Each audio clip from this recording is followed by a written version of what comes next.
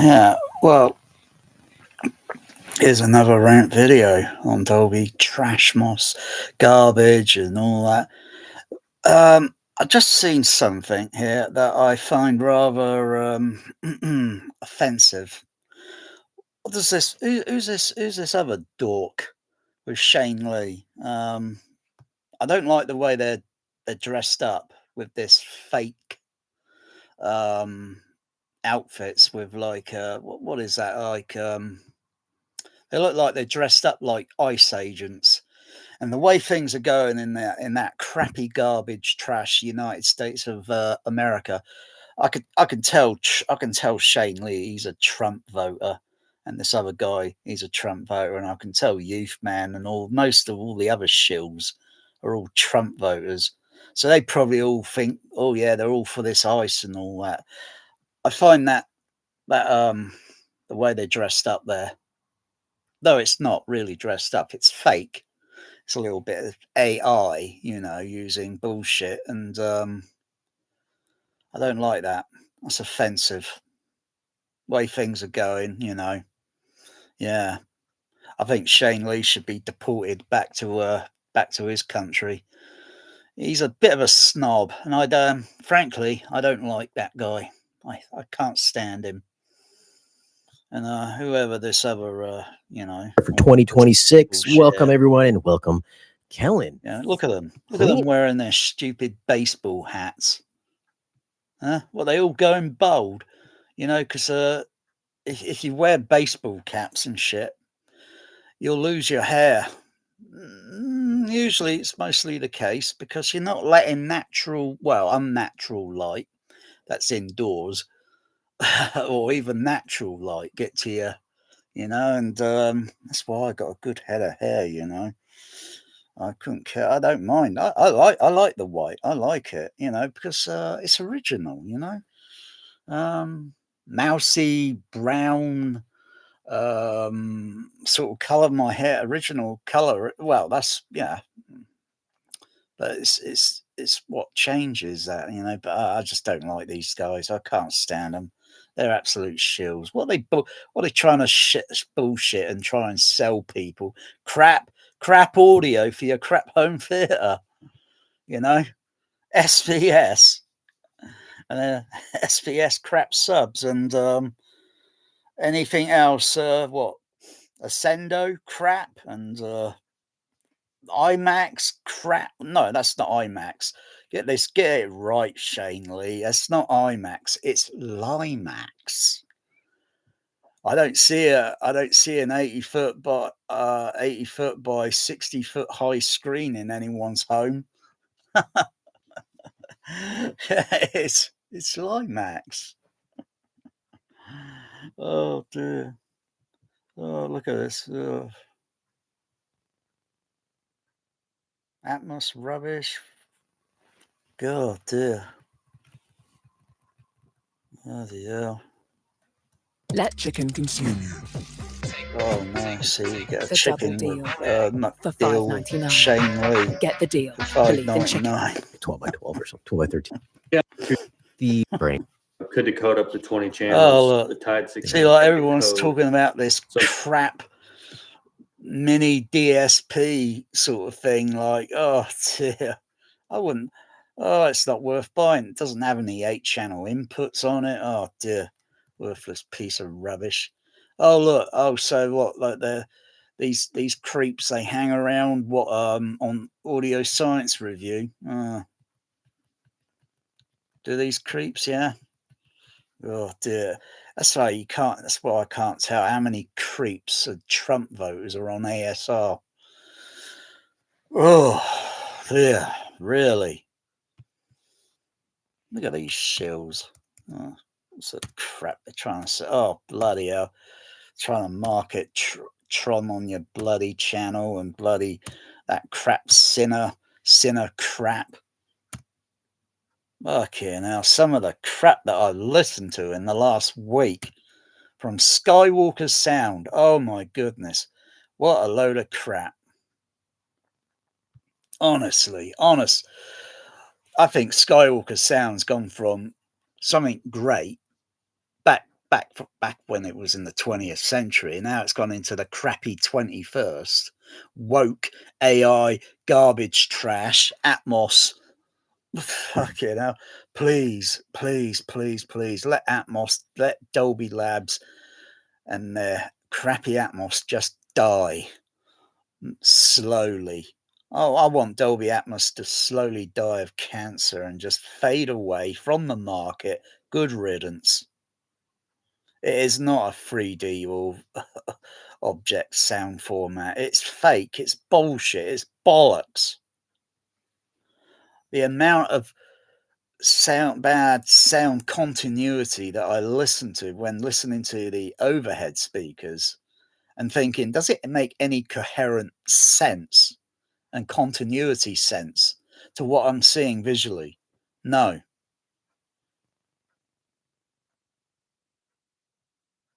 It's just like throw random sounds up there and try and, there's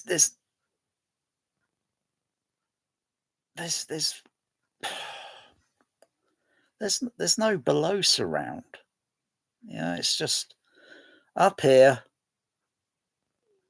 and then up to the ceiling and then back down there, and that's it. It doesn't go any further. It doesn't go any lower, and then move around the floor area, in-floor speakers. Oh yeah. Yeah, a lot of people will start laughing and thinking, in-floor speakers? Oh no. But that's what everyone was saying. Go back less than 10 years, and everyone thinking, oh, in ceiling. No. Go back a bit further than that, I think. Oh gosh. Yeah, go way back further.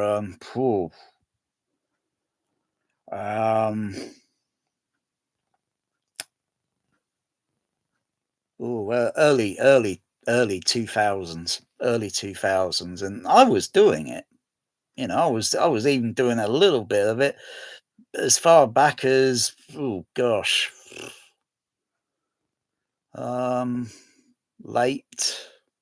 1990s.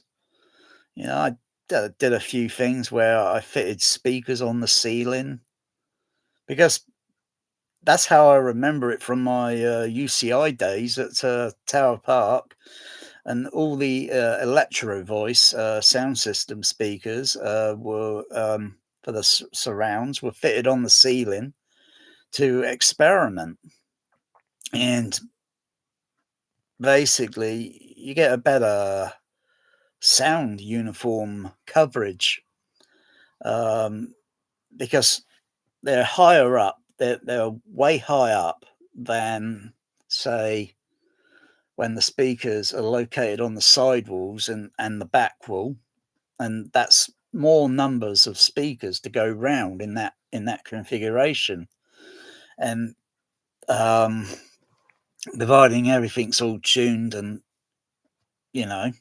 everything, you should get a uniform sound that you wouldn't be able to tell whether it's because it would be diffused.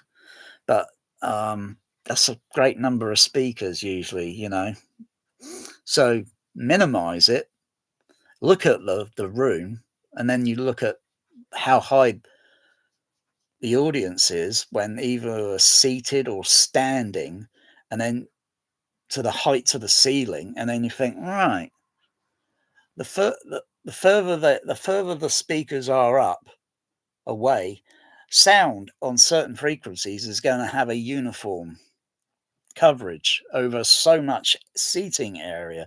Then you put another stack up on the ceiling, and then you just get this complete uniform sound.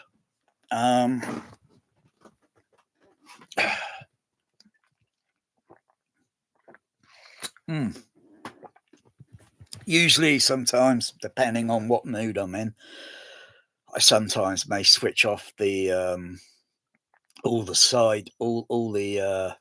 sidewall, back wall speakers, switch the amplifier off, and then just turn on the then use my switcher box, switch over to channel B on the switch box.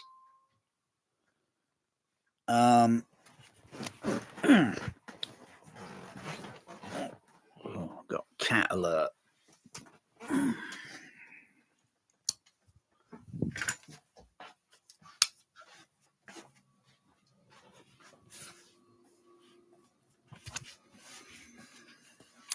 I feel so bad.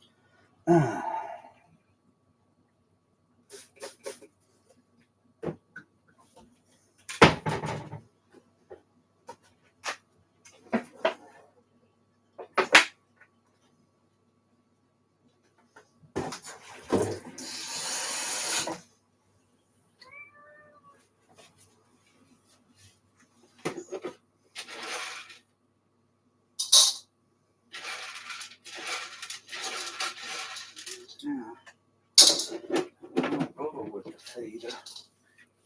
I don't know why I bother with it. You alright? Yeah? You alright?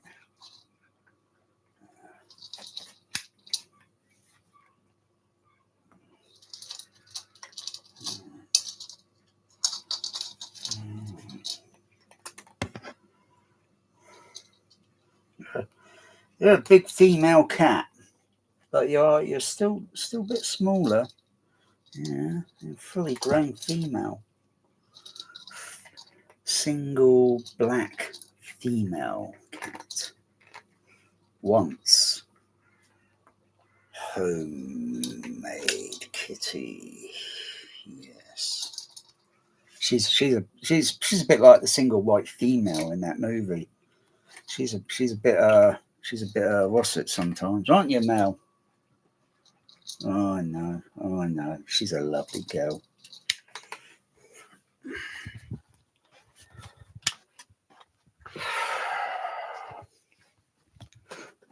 Oh dear.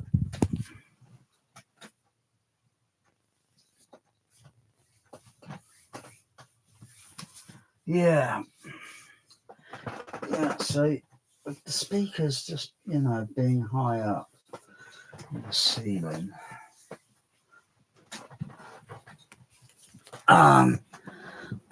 You only need a certain number depending on how many seats are in the room. Most atmos most people have got rubbish AVRs, rubbish trinnov, rubbish stormaudio. Shane Lee, well, he can't even do it. Well, you got to know how to do it. You got to know how to exactly form, but he's never experienced UCI Tower Park's experimental overhead sound, so he wouldn't know. He wouldn't know if it fell on top of him. I have to say again.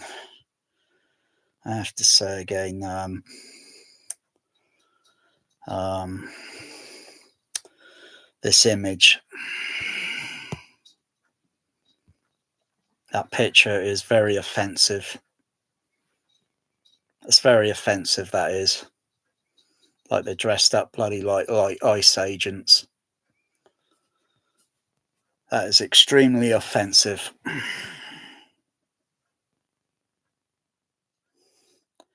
You know, I bet those two guys, you know, if their home theater lifestyle and all that was going down, I bet they would each sell their souls to the devil of Trump and join ICE.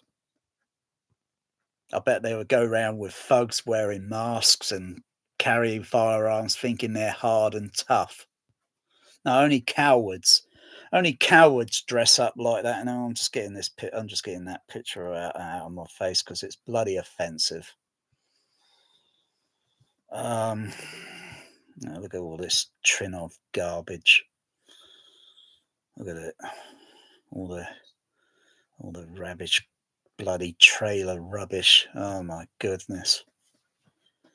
Doesn't create. See, you get images that seem to be like, oh wow, immersive, but the sound doesn't even match. And it's not really possible that in that sense, because a bubble is the one thing all this rubbish cannot really do is put really a sound that's within just a few inches, or maybe 1 foot, maybe 12 inches away from your head, you know. So it's going all, you know, it can't do that. It's not possible. Unless you put little mini speakers near surrounding you, and then you literally from below round, literally like a spherical sphere. And then you think, what the fuck? It just looks intimidating, you know, because if you move forward, you're going to bump into the speaker, and and a speaker, you know, oh yeah, what sort of speaker do you use? Yeah, do you use one that's sound is going direct, or do you use a spherical speaker so that sound is going upward, downward, down, up, back, forward?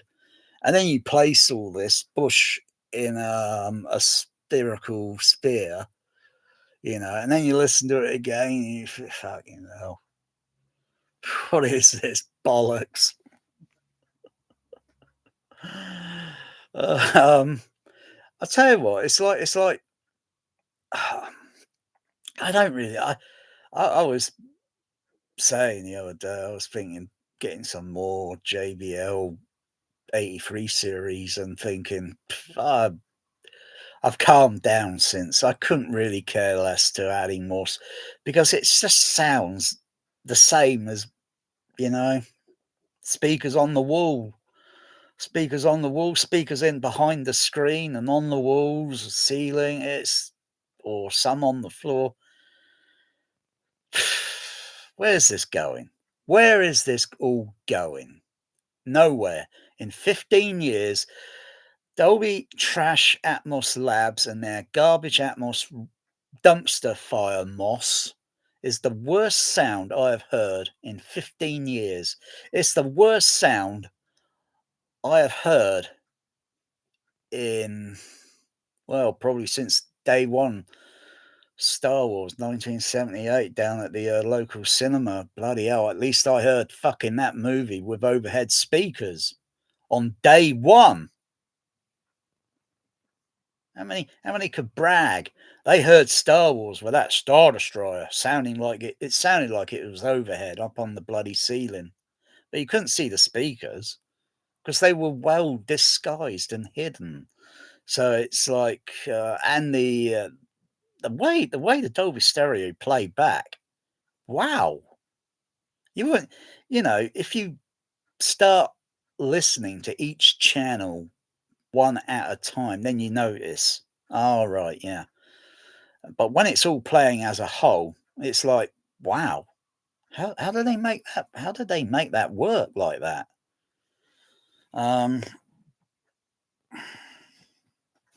Because when you listen to sometimes on some optical soundtracks, like how much surround effect is used. I'll give an example. I got a pan and scan edition of Star Trek 2. I think it's an early edition, USA pressing. And when I played it, I thought, well, picture quality is not too bad, for pan and scan. It's got no laser rot. And I thought, well, I was surprisingly, I was surprised considering the disc was pressed. Oh, gosh. Way back in the, late 90, early 80s, I think. I think it's an 83 or an 84 pressing when it was released on laserdisc. I'm not too sure. I think the VHS tape might have came out first and then followed by the laserdisc. But anyway, I was listening to the opening where it's on the bridge simulator, and when Captain Kirk comes onto the screen, onto the stage, this you got the viewing screen opening up, and then the audience are surprised. Oh, it's a simulator. But when the camera's looking at the Savick character and it's looking out into the bridge area, and the viewing screen's behind, but you can't see it, then you hear this clunk clunk sound, and then that's the what's it things opening up the viewing screen. And then the camera, the editing, it changes round to looking forward, but there's no clunk clunk sound on the surround channel. It's got surround, or it's got music, because it's only picking up or maybe some other sound effect, but that's only something that's coming from the front, left, right. But it's got no what's it? And I thought, wait a second, I got the pan and scan PAL UK laserdisc pressing, which, mind you, has got a little bit of laser rot on it. It's analog audio. And I listened to that again, and it's got the clunk clunk sound in the surround channel. And I was thinking, that's weird. So how come they haven't got it on that early USA pressing? And the prints that I'm looking at are totally different. They're totally different prints. It's like the print for the UK was probably done in the UK for mastering and distribution back in the early 80s. And plus it's got all Q dots and such on it, and it opens up with more or less like scope almost, and then it closes on the end credits with scope, whereas the US pressing is totally pan and scan, literally from the start to the end.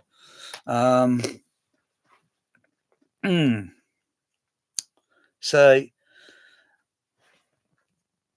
point is, listening to these Atmos mixes, and then I think I tell you, the worst fucking one I've heard was fucking F1 the movie. That was the worst fucking I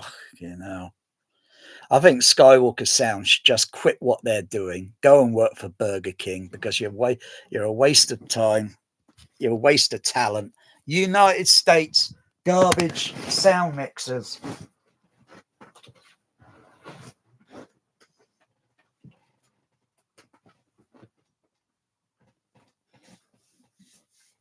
That's all they are. Oh, Skywalker Sound used to be the creme de la creme in the in the start round, probably in the 80s, and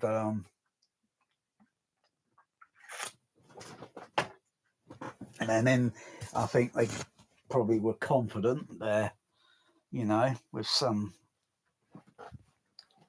confident, and then in the 90s and that. But Skywalker Sound now is absolute trash.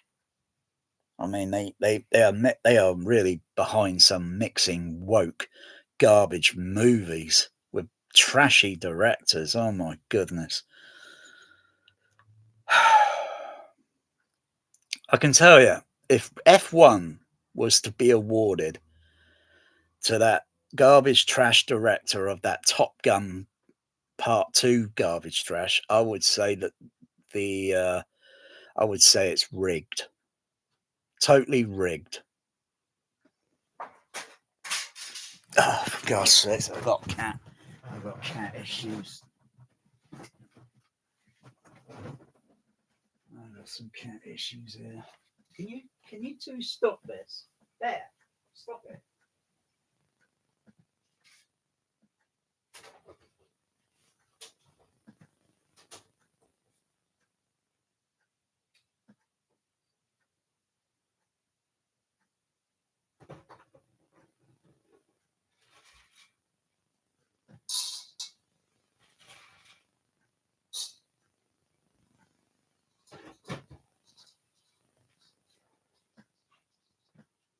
Oh.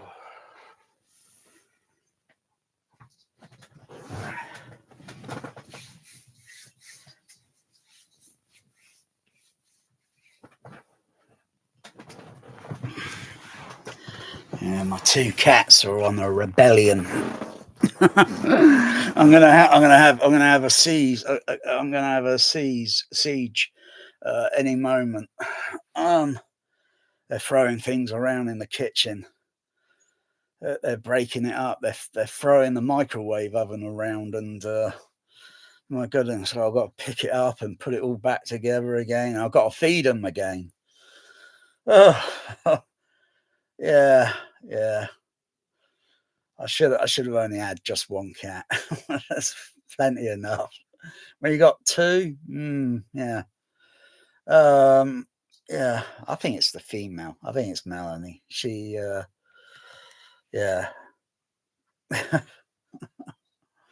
She is, if I give her the tools, she'll probably try and, I don't know, she only has to figure it out and work it and look at it and study it to open the window. Yeah. Just as I study Atmos, and I study it because I've done college. At college, I've done sound mixing course, and this is bloody hell.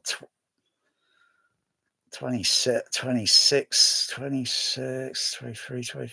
It's about 23 years ago, for goodness gracious. And I was thinking, when I was doing it and I got a little bit into it, using, what was it? Because we were shown what the Pro Tool looked like, but we were mostly using, a different program on the computers, Apple Macintosh G4 computers,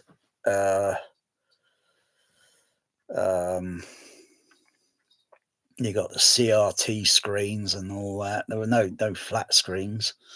You got a keyboard and you got the computer next to you, and it's all linked up to the whatever. And you got a program that's running. I forgot what the program's called. They still make it today, I think. It was just basically a mixing suit to assemble sound,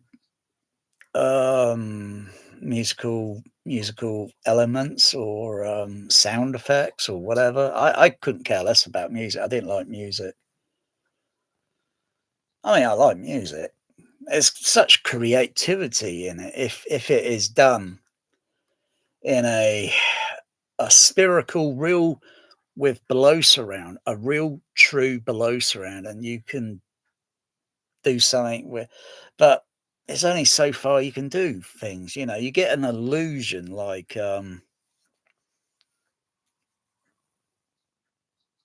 but there's nothing there you could really see. And really, the say something coming diagonal from a speaker, and it coming diagonal down towards the floor, floor below surround speaker. It's not like a beam of light.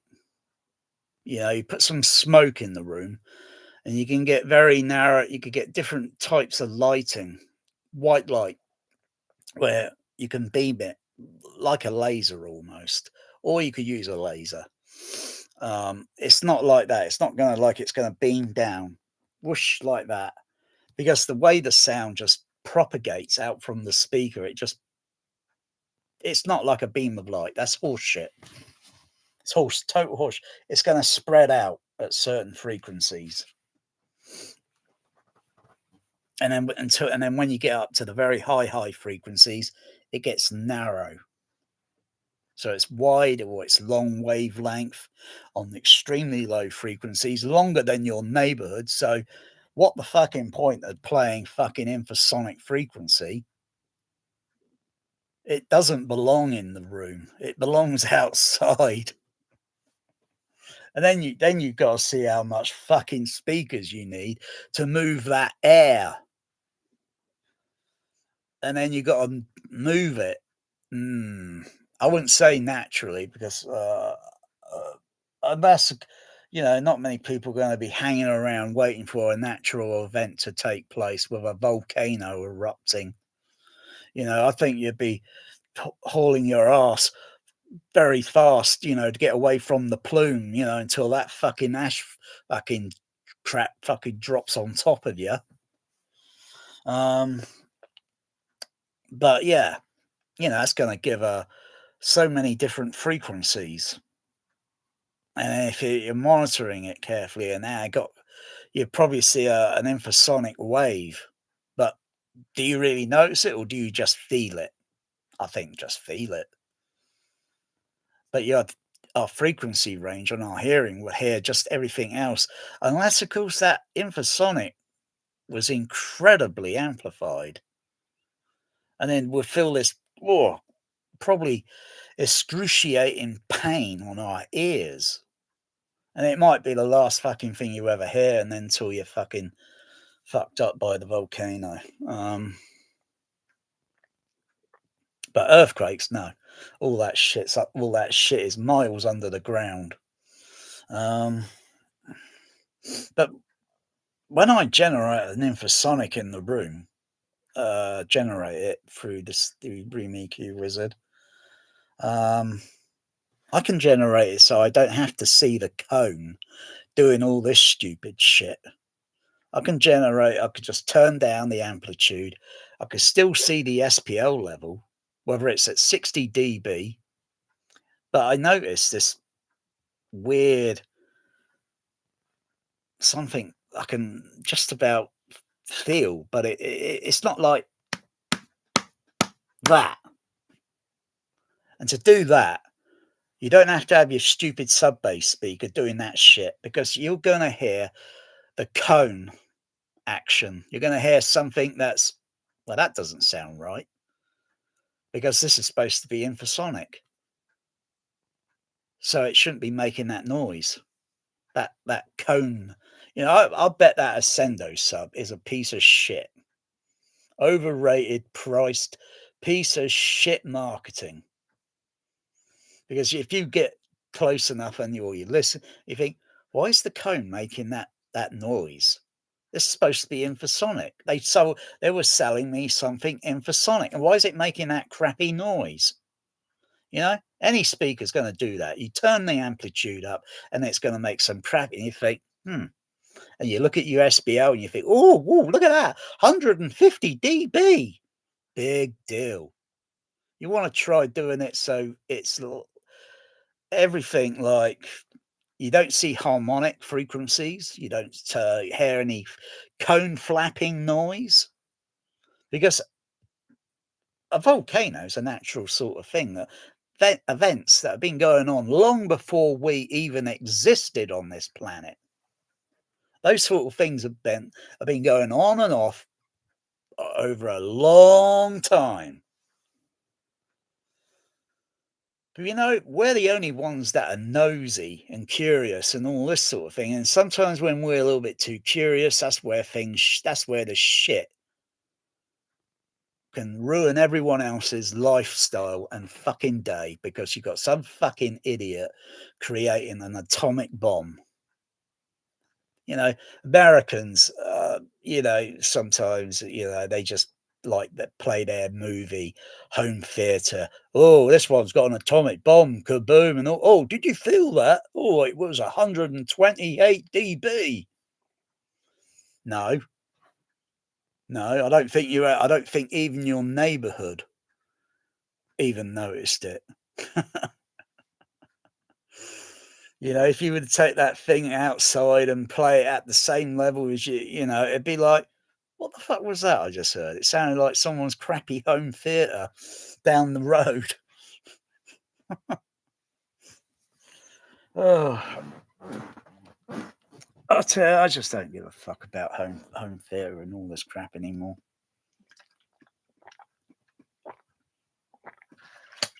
I mean, look at this image of this trinnov, this image thing here.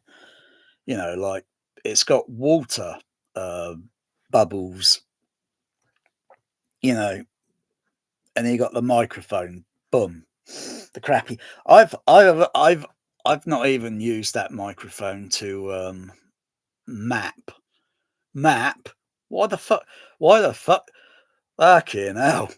You know, they've been doing, like, say, like overhead speakers in Tower Park UCI back as far as the late 80s. They didn't have those stupid microphones back then. I think the microphone's just bullshit. You can't use the FIR filters on the trinnov until you use that stupid microphone, and it's mapping, you know. And then I'm thinking of a way to rig that microphone so it basically talks back to the trinnov direct, or I make connections that are direct to the input of the microphone. So I probably don't use the microphone, but I think it's a 5-pin. I think it's a 5-pin DIN. Or was it 4-pin? I think there's one probably one for a ground, and you got a 9-volt battery that goes in the microphone, and then you got four individual element microphones or such. I would need a schematic diagram to see, you know, and then think, yeah, you could rig it to the outputs on the processor. So basically, once it gets the information, all the FIR filters are all activated, and everything, the frequency response should be flat. No, they say a flat frequency response is not perfect, because that's not how we hear sound. Because if you have it flat, how the fuck are you supposed to hear the high frequencies? You know, our hearing range curves off on the very high. You know, it rolls off when you're 16, 17 or so years old. You don't notice it, but it rolls off. So if you're really hardcore into audio and sound and you're maybe 13 years old, I always start monitoring your hearing through headphone and doing very thorough, calibrated sine wave tone tests and frequency graph as well, and monitor your hearing from the age of 13 to at least maybe 18 or 19 years old, to see how much it's curved off roughly. You never get a thorough, you know, there's no way to put a microphone down your ear canal or in your ear canal or in the cochlea or whatever it's fucking called. You know, that's behind the eardrum. There's no way to get there and monitor it. But in the little tubes and all that in our ears, they're little hairs. So our ears are hairy. I don't mean in the literal sense of hairy, but these hairs react to sound frequencies, and if you punish it with extreme SPL level, they go from that to that. They just die. It's not like grass and it's going to grow again. Once they die, that's it. So you got to be very careful not to be too big on your stupid car hi-fi crap ego for your stupid sub bass, because that's what your videos all sound like. And I would have thought people like you Americans or British or whatever, or Germans, all you rubbish car hi-fi people out there, I would have thought you would have known something about sound recording. Yeah, use filters, put the low end, so it's a little bit low down on them, so when it's recording, it's almost, picking up like, without the stupid because that's just noise, that's distortion and crap to show how crap your system really is.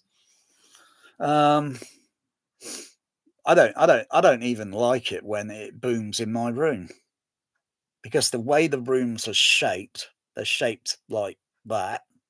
They're not shaped with a like this, like, where it's kind of elevated at the front, and then by the time it gets towards the back, the floor and ceiling are a little bit narrower. Thus, you don't get the boom shit. But most homes, you look at, even the basements, it's not possible. Otherwise, you're going to be crouched down like this at the back of the basement, and that's when you're standing up because it's so damn narrow. That's the way that's the trick. That's one of the tricks. But you do see some other auditoriums where they just look like the typical multiplexes. Oh gosh, I'm trying to think which ones. No, I don't think which ones. I think even the boothless ones. I've never been much into to watch a movie, and I don't care to watch a movie. Well, it's not a movie; it's a DCP, isn't it? Piece of rubbish. I don't care to go into a boothless auditorium and watch any crap in it. I've been inside and had a look at them as they are, and that's before something's playing. And I think, oh God, it looks like a crappy USA home theatre with a bloody projector mounted up on the bloody ceiling. And I think, no fucking way would I be seen dead watching some fucking shit in those fucking auditoriums. Okay, now they're just like the fucking home. What's the fucking point going out, huh? Just to spend, some watching woke, fucking worthless. Anyway, I'm gonna give some Skywalker ranting roast again. Worst fucking next fucking Formula One, F1. A few shitty little crappy dialogue pans I noticed in it. Wow, that was groundbreaking achievement in sound. But fucking hell, the overhead speakers, the first fucking 10 minutes of that movie, or maybe, where it's racing car and all this shit. And then when it cuts to the interior, the exterior, and you got some voice PA announcement, and he's going around the corner, and then he's bolting it, you hear this echo sound, and it's in the middle overhead. Sometimes it pans a little bit stereo, but really poorly.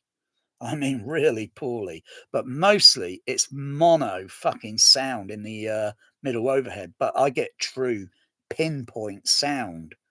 and it's coming through my dog number 2 channel right directly above me. And I'm thinking, fucking hell, you know what this reminds me of? It reminds me of that crappy Top Gun Part 2 crap movie.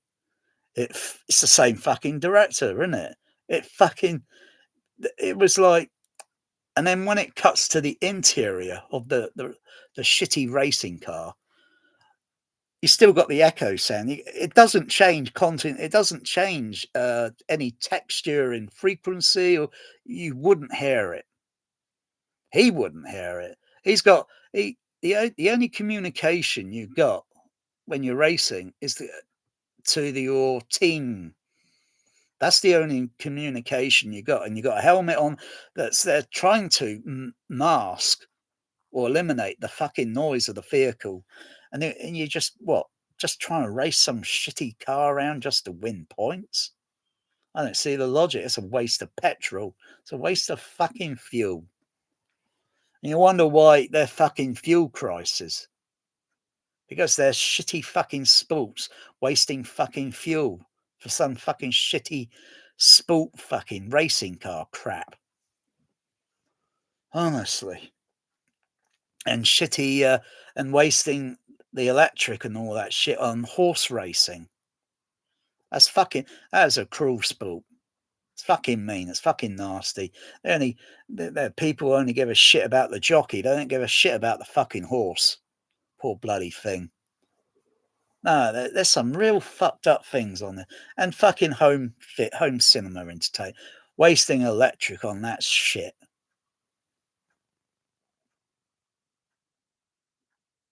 I don't see the fucking logic. Unless, of course, France, what are they going to do? What are they going to do with that fucking fusion fucking thing? Are they going to fucking turn it on, fucking give it to the whole planet for free? Because that's what it should be. It should be for free. The sun gives out energy for free for billions of years, and there's only about approx 4.5 or so billion years left, and then that's it. One and all plain curtains.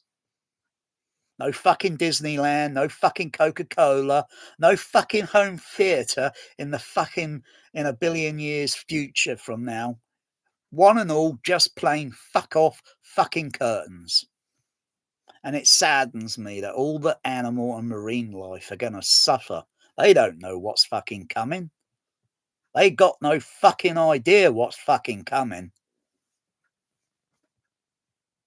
And we're the only snowflakes that fucking cry and fucking, oh yeah. You look at all the tough, hard fucking tough nuts that think, yeah, you watch them fucking cry like snowflakes when the curtains are about to close.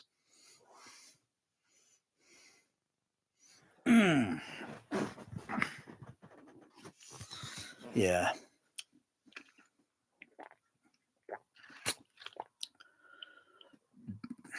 A little bit of liquid. Well, it's all flavoring, and there's a little bit of orange squash in there, but mostly it's probably less than 10%. I don't know. It's hard to say, really. It's just an extra little bit of flavour. It tastes like an orange that's been washed under water or something, or maybe you pierce the orange, pierce it, put it in water, and then take it out, and then you put the pieces in your mouth to taste what it tastes like, and you probably think, oh, it tastes less sharp. Okay, when it's always got this citrus sharpness to it, and you probably diminished it, watered it down, so to speak, and then you get one that you just peel and you think, oh yeah, it's a bit sharp. Versus, so it's just like, you just put more water in, and it just you got a bit of flavour there, but it's mostly water there. Well, water that's got to come from the clouds, it's got to go to the reservoir, it's got to go through filtration process and that, and then it's all then bush pumped in through the water pipes, distributed out to all the homes. And yet we got to pay for the fucking thing. Really, it's fucking bollockle. You could just come off the fucking system and just harvest fucking rain. But you still got to put it through a bit of filtration and such, because you don't want something there that's going to cause you to be in hospital. But animals and nature, well, they just drink it as it comes down, goes into the rivers, the lakes, whatever, or big puddles, whatever. And their immune system's a little bit different to our immune system, because they've been at it for billions of years. We've only been at it for less than 1.2 or whatever million years. Bloody hell. Fucking hell. It's no wonder we're so fucking weak. But we learn things, we do things, we think, oh wow, how the fuck can someone do all that acrobatic stuff, So what is the point of all that? I don't think Michael Jackson's that great. I think he's pretty crap. I mean, all he could do is some moonwalking shit, But you look at all the other performers that, they're doing all this acrobatics, and you think, fucking hell, can Michael Jackson do that shit? Because if I would have think, fucking hell, when was the fucking last time I'd done one of those? Oh, for goodness gracious! It's like you lean over, you put your hand down, and you do a cartwheel. That's it, a cartwheel. I haven't done any of that shit since fucking days in school. If I tried attempting to do that now, I probably may have forgotten some of it, and I'll probably break my wrist or finger. I'll probably cause an injury. Because my weight is not what it is used to be, so I'd have to get my weight down, and then I'd have to go to someone that does that and then train me so I can do that cartwheel. Just one cartwheel would be enough. I don't care to do a second or a third or a fourth, just one. And I think, wow, I just had a flashback to like the 1970s. And then you learn and go and progress, and then you do all other acrobats, and it's like, wow, the weight of the body and everything. It's to lift and push and pull, and we're not like insects that can do these things that have been doing it for billions of years. And it goes, it's like, how the heck do they get the training? Where does it go? How do they learn? One insect is born, and they do these incredible things that you're like, bloody hell, how can we do? We study nature. We study nature. That's where all these shitty re-recording mixers don't study nature.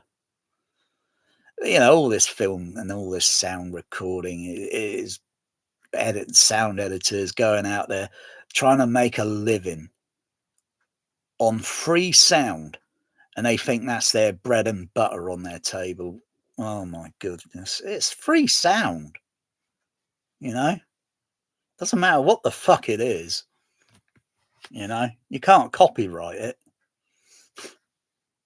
I think it's a lot of bullshit. It's just so some greedy motherfucker can just, oh dear. Maybe I should have had my idea patented years ago. And then Dolby Labs, would have to pay me to fucking use the fucking thing. Use the idea. But it was just something there. Just boom, one day I think, how the fuck can you make the sound on the stereo like have something different at the back? And it was just staring right at me in the fucking projection room. You just take it's just like the CP processor, the CP55, that I was looking at and monitoring on the monitor booth monitor on monitoring the surround, how the mono matrix sounds on the optical tracks. It just boom, it clicked. You just take the same thing used for the front and just put it on the back.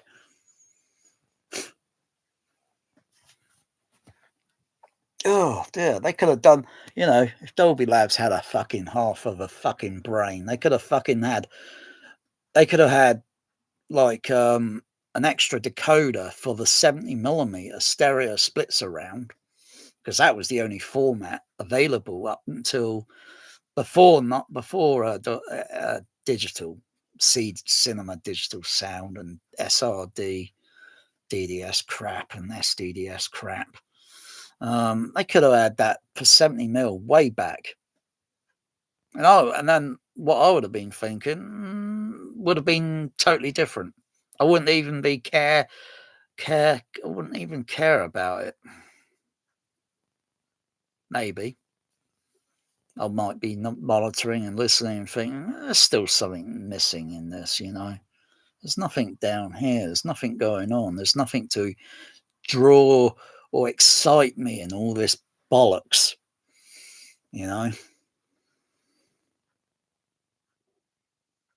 I think back in the day of projection and cinema, fucking waste of time, fucking waste of electric. I mean, most of the time you look at some auditoriums and then they're not even half full because the movie apparently sucks big time, and it's not like it was probably woke. It's just like, crap. What's the fucking point? Go and see something that's going action packed and all this bollocks. You're looking at like not even a half full auditorium. And you think, fucking hell, it's a waste of fucking electric. Fucking xenon lamp, fucking rectifier, fucking everything else, fucking waste of electric.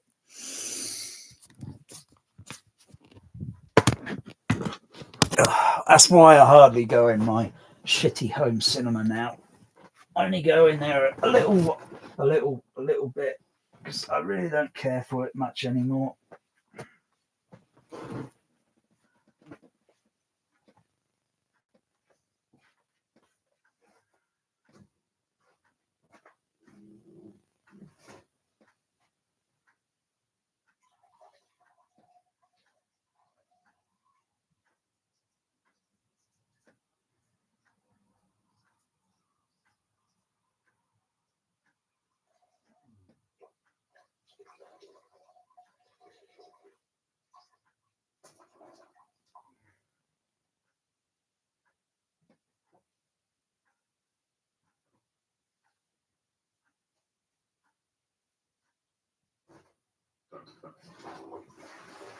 What are you doing now?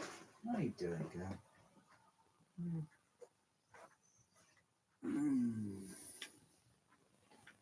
Oh.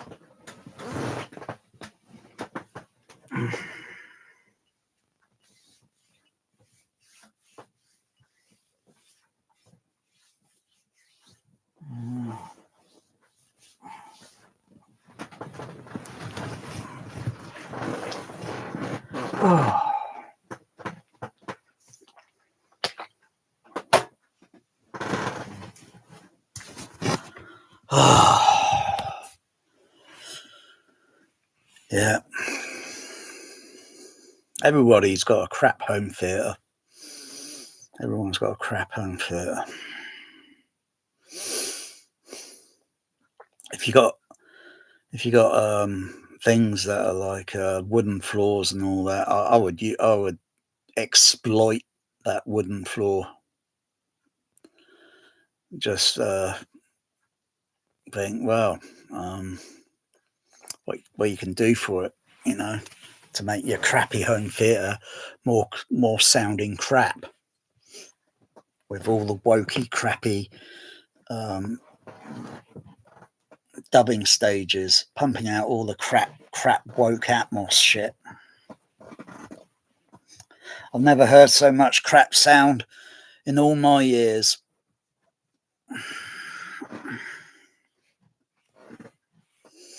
And all the crap music, you know, all the crappy community of YouTubers and whatever else doing crap music in Atmos. Yeah, it's just going there, up there, back down. That's all it can do. That's all your crap system can do. Can't do anything down here.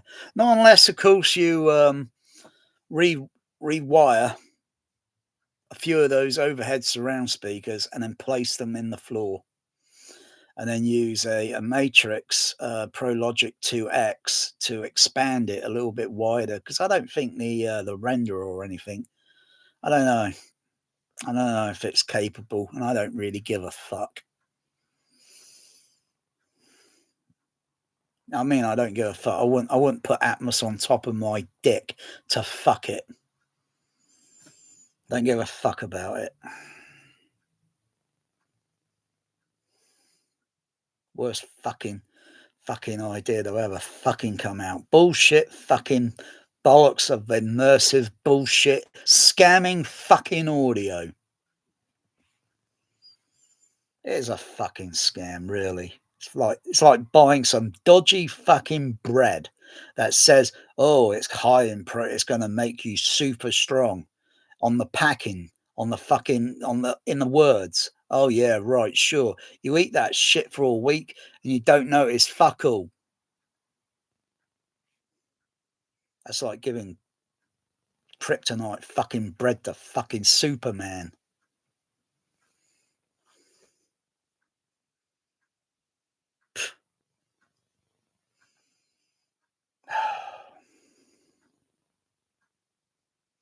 I'm not just being hate of Atmos. I'm being sincerely honest. But a lot of other bullshitters, no. You know why they don't? Because, oh, they got this new technology and it's bread and their butter on their table. What? You can just give it up and just go back to simple shitty stereo sound for all I care.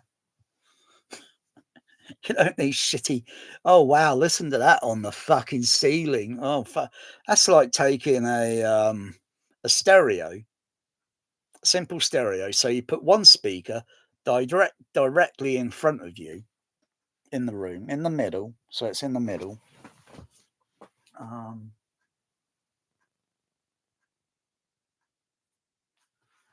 And then you take the next speaker and then you stick it directly in the middle on the ceiling.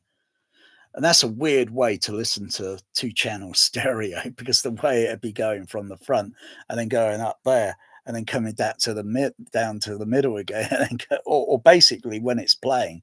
And you got, of course, the distance and all that. You got to balance it. You know, maybe move your position so you're halfway between it, and it would just sound very weird.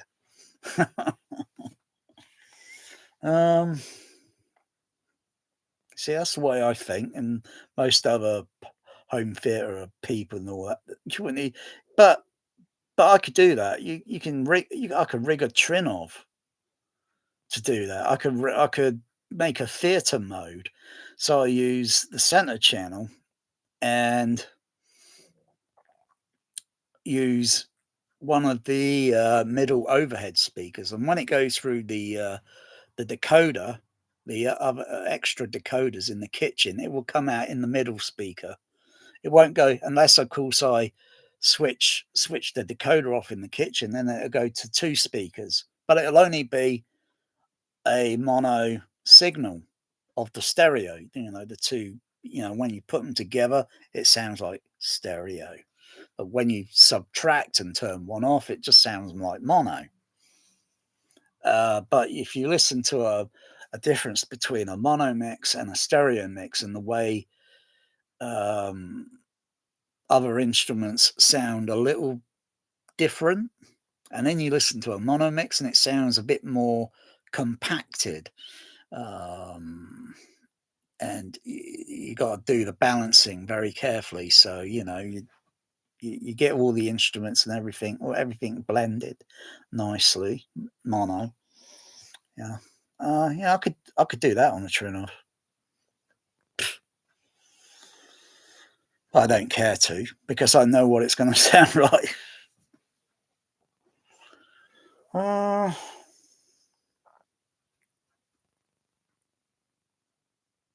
Oh yeah, you could do the same again. Have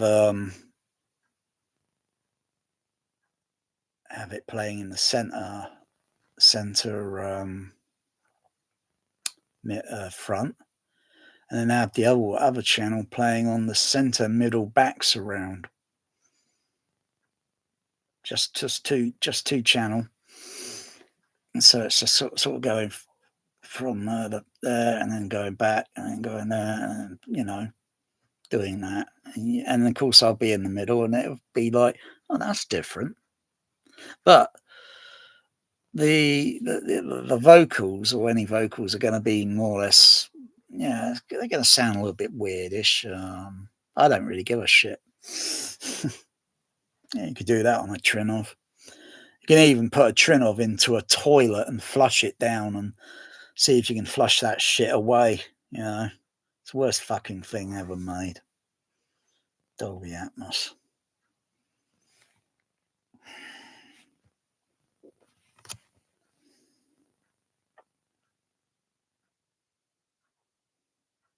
Some really crap sound nominated movies in the Oscars this year. I don't care to watch the fucking show. Probably come across it maybe in a few months' time. I don't care to watch the fucking crap, because if it's on YouTube, you got to probably pay for it. Likely, no one's gonna care much. I don't want to watch a pedophile show, for fuck's sakes. A fucking academy of predator fucking pedophiles. Fuck off. Fucking everything, even in the sound community, it's fucking pedophile. Don't fucking care for that shit anymore.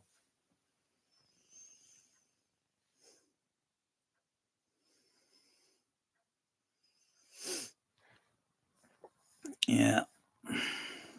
One day the academy will just collapse. It's like fucking overrated fucking Olympic Games. I don't even watch that shit anymore. I used to, but the 21st century is shit. It's crap. So I don't really fucking care for it. Too much fucking pedophiles fucking running around today. Fucking creeps. Ugh.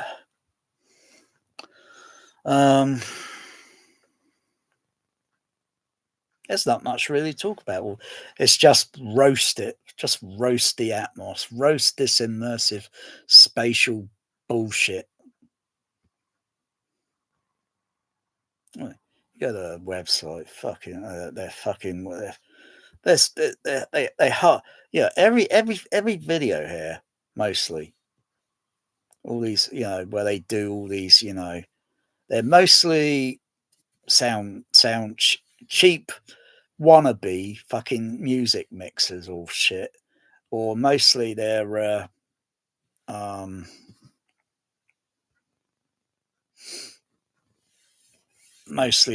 rich snobs, millionaire snobs. See, I don't see one video here where Trinnov is catering for people like myself. Yeah, I've got a pretty shit hot fucking little room. I don't need all the aesthetics and shit just to make it look fucking fancy. I don't need stars on the fucking ceiling and shit, because that's trying to say you're in an immersiveness with your star ceiling shit. That's not how you see the stars if you're in outer space. They'll be fucking in every direction that you will look. There's no up, there's no down, there's no side to side. It'll be just fucking everywhere. So if you turn around this way, they're fucking stars. You orientate your position another way, there's just fucking stars. Or you see partly some of the of our solar system, the Milky Way, and then you're seeing what's beyond what your eye can visibly see. Because there's only so much the eye can see. But it will be a lot better, a lot different than what it is when it's on ground and you're looking up through an atmosphere and you see this flickery effect. Hence the music song lullaby, twinkle, twinkle, little star, how I wonder what you twinkle. That's why it flickers and twinkles, because of the atmosphere. Most people should fucking know this. Even flat earthers should fucking know that shit.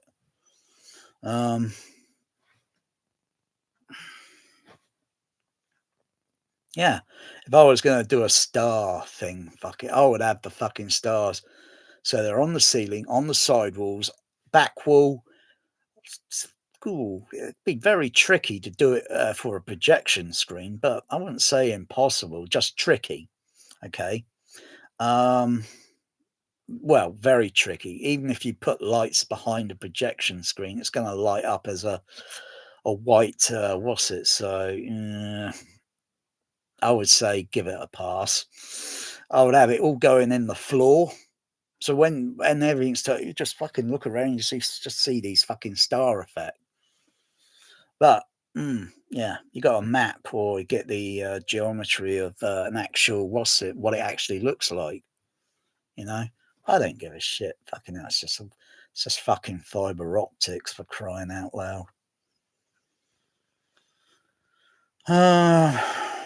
Man, I don't give a shit about the aesthetics. Make the room look fancy, look like a Batman or a fucking Star Wars fucking theme. I don't give a shit about any of that.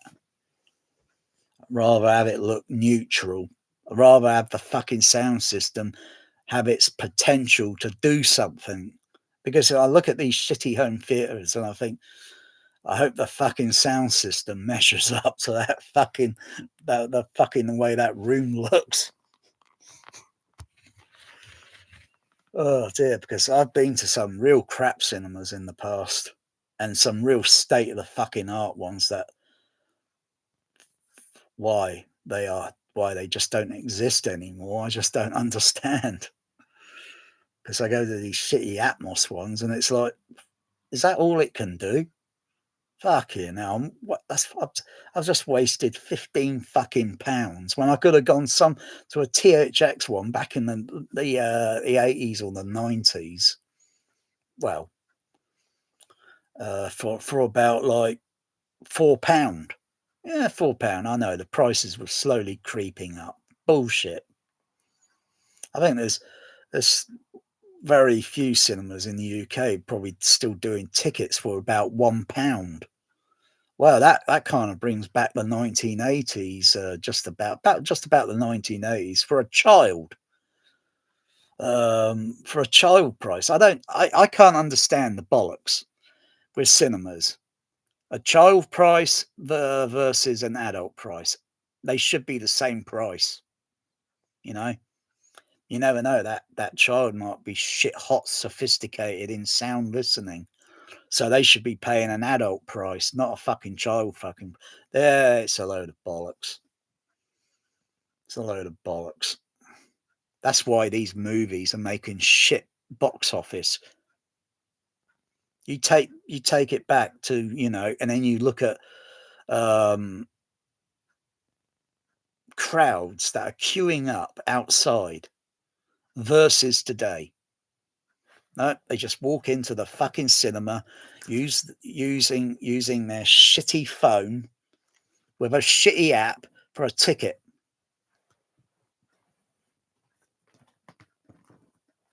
That's what it is today. Or you go to the machine and you're pressing buttons and you get a ticket. And the one thing I tell you, the one thing with the shitty Odeon downtown,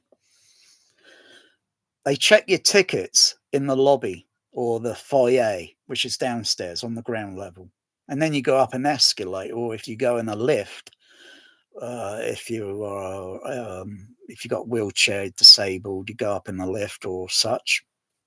But the thing is, you can go in any order. You don't have to go in and watch that movie. You can go into any auditorium. So you could watch the movie you want to. And then when you leave, you just slip in to another auditorium. No one there to check your ticket. It's not like what it was back in the 20th century. You could just go, you could watch fucking 10 fucking movies for fucking free. You're not exactly catching all the movie. You're getting little pieces and you think, yeah. I did that shit, was it a couple of years ago? I got so fucking bored with fucking Dune 2 with its fucking shitty sound mix, so fucking deafening. I just couldn't bear that shit. That wasn't cinema. It was shit. So I just left my friends to get their hearing perforated, went into other auditoriums and thought, fucking hell, this movie's shit. This one's shit. This one's shit. Fucking hell. I didn't want to go to the cinema that day. I was hassled by my friends. And I didn't really want to go out. I didn't want to see a fucking cinema movie. Shit. So I didn't really, catch much of Dune. Fucking hell, there was no fucking point. Fucking psychoacoustics. What a load of bollocks. But the fucking end credits. So I've got a video and I'm just ranting, just how fucking deafening it fucking sounds on the surrounds, right at the back of the auditorium. Fucking hell. That's not in there. So that's just like taking mid-range and up so high, and then the bass mid or whatever it is coming from the surrounds wouldn't even be enough to literally vibrate, like this. Wouldn't even be fucking enough. And you're thinking, that those frequencies are on the soundtrack, but they just haven't got any other speakers or system in those shitty auditoriums.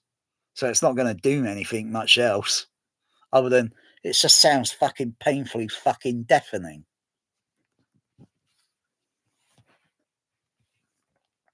Yeah.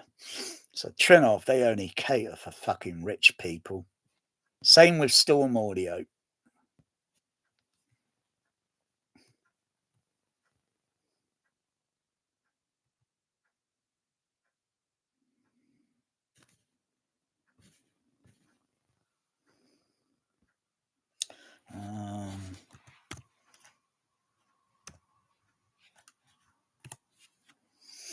They're not been doing much on their marketing. Look at this guy. He's a bloody shill. He's a bloody shill. Bloody, what's it? AV Nirvana. Bloody shill. I thought it was a shit hot processor at first, and then after I think maybe about less than a few days later, I started to notice, all these shitty Atmos mixes for what they are, crap. And it's like going through a catalogue of what I got and thinking, fucking hell, this one's terrible, this one's awful, this one's absolutely atrocious. Because I can spot that I'm listening to the flaw in the mixing. It shouldn't be detectable. It should be undetectable. But there you go. I can hear like suddenly, sound like there in some shitty F1 movie where it's like you hear the echo of the announcer, and he's going around, and Sonny's and Brad Pitt's coming around, and Brad Pitt's voice is in the center middle overhead. Blah, he's going around, and he crashes, and he blows up, and that's Brad Pitt out of the fucking movie. Fucking hell, 2 hours plus of that, 2 hours and a bit of that crap. Fucking hell. It doesn't make fucking sense. How can the fucking echoes sound on the outside, right? And get this. When the racing cars are going around, now, I don't know where, do they have high pylons or something in the middle of the racetrack that are going up and then put PA speakers up there? So they're aiming out in a kind of 180 degree. Plus, there'll be additional PA speakers located around the racetrack, where the seating area will be, so everybody hears, because everyone's got to be yelling and screaming, not listening, and shut the fuck up. Yeah, they're screaming and yelling because they're ego for that shitty sport. It's the same when you go to a music concert, screaming and yelling and shouting wolf whistles, and then you come out wondering why your fucking ears are ringing. It's not the music, it's the fucking crowd. Your ears can only take a certain SPL level. You go over that threshold, you're entering the tinnitus zone. Welcome to the Tinnitus Association. Because idiots, I wouldn't be seen fucking ever dead at one of those shitty music concerts. Not once. I don't care.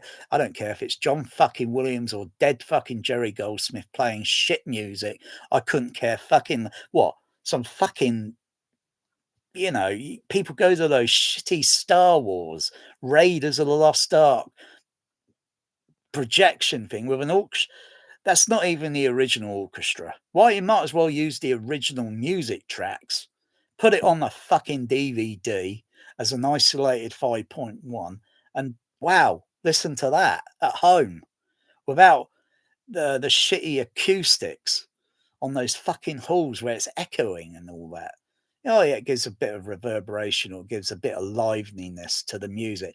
If you take that orchestra, stick it out in the fucking desert, it's not going to have that echo. It'd be a very dry. It'd have a total different musical sound to it. You don't want to hear fucking, all this fucking echo shit in the fucking home or in a fucking auditorium.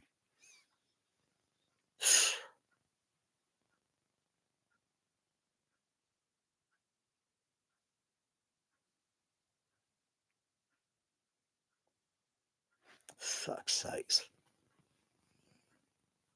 I take it back on the what's it? I'm really ranting. I'm just so fucking pissed off with all this fucking sound mixing and load of bollocks shit it is today. I'm just really fucking disappointed. I could just sell it, because there'll still be some gullible people out there that will want that shit. I could just fucking say, fucking list it, fucking sell it, get it out of my fucking home. There's not anything more I can fucking do with it. It's like a useless lemon.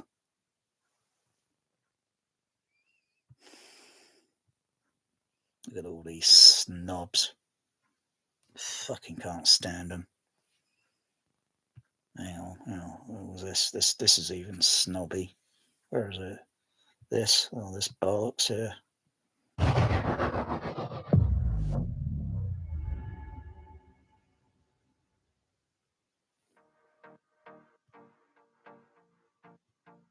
Hi, my name is Richard Charshan, and I'm with Acoustic Smart Home Theater Interiors. And I'm a huge fan of Storm Audio, to the point where I've had many processors come through my showroom. But as soon as we put on the Storm Audio unit, as soon as we put that into our showroom, and after that room was calibrated properly. Why they always go in with all this bullshit like calibration? I'll tell you what, everybody, it's fucking overrated. It's not fucking. You're adjusting frequency bands, and if you're trying to get the frequency curves to look like.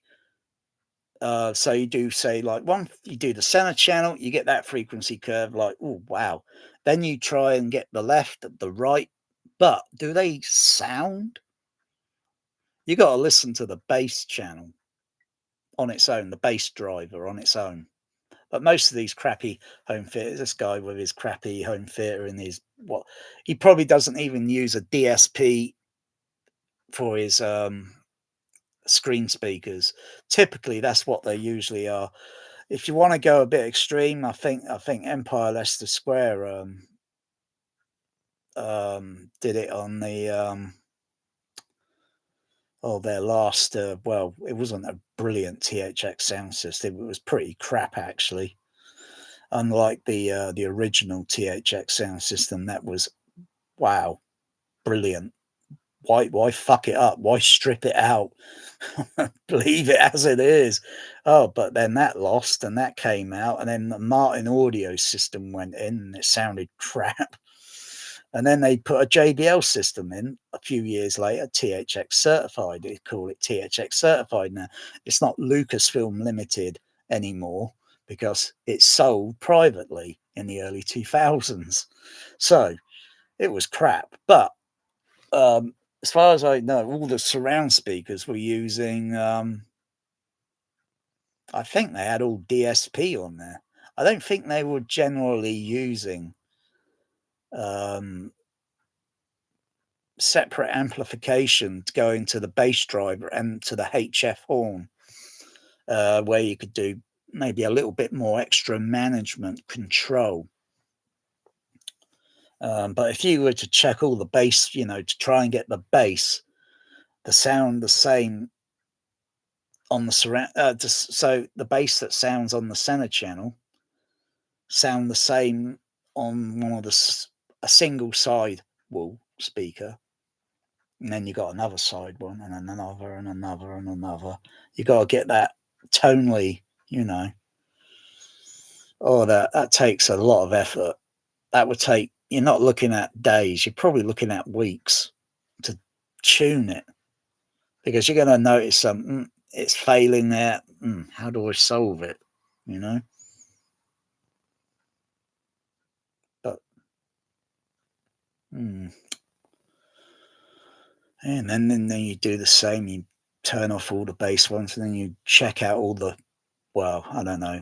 He's probably using tweeters in his shitty home theater. I'm using tweeters. JS Cinema's been using tweeters for fucking decades, and then they changed, the model of the speaker for the surround channel. It's a speaker for the surround channel. I wouldn't say it's a surround channel speaker. I would say it's a speaker used for the surround channel. And then you just got to get that tweeter to sound all tonally the same. So it's all the same, not going. You think, oh, what's going on there? Look at the frequency response on the RTA, and you think, got to adjust it.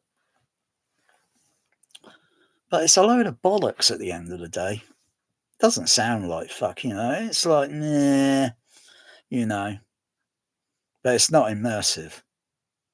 It's not immersive, all this calibration bollocks, really. The immersiveness of what we heard. Oh, shut up. And after that room was calibrated properly, the immersiveness of what... Typical American.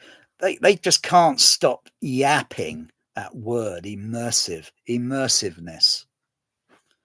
You go back 20 years, I don't think anyone was speaking like that.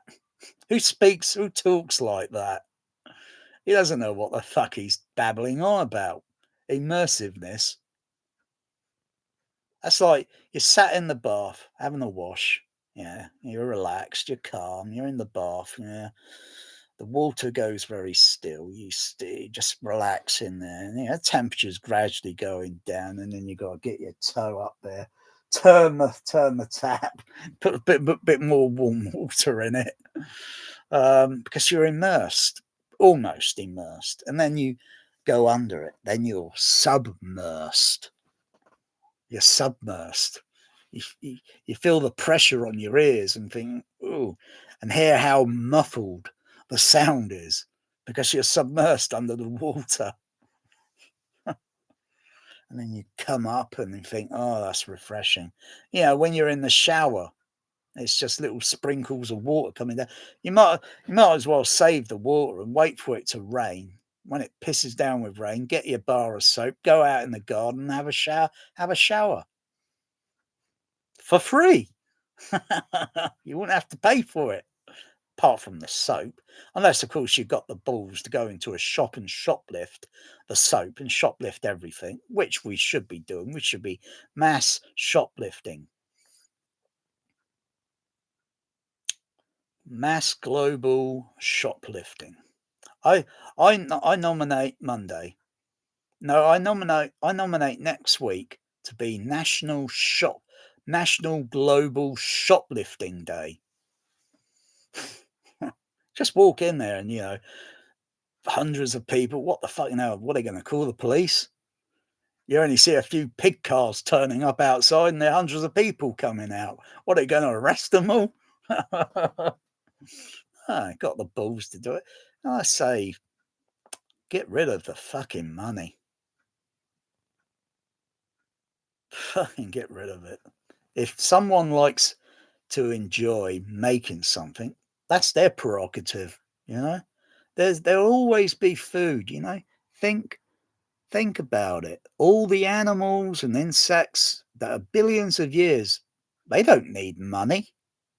How the fuck do they get on? I'll tell you, we're the only ones that are going to see our own demise. And the animals, the insects, the marine life and all that, they're going to be laughing their asses off.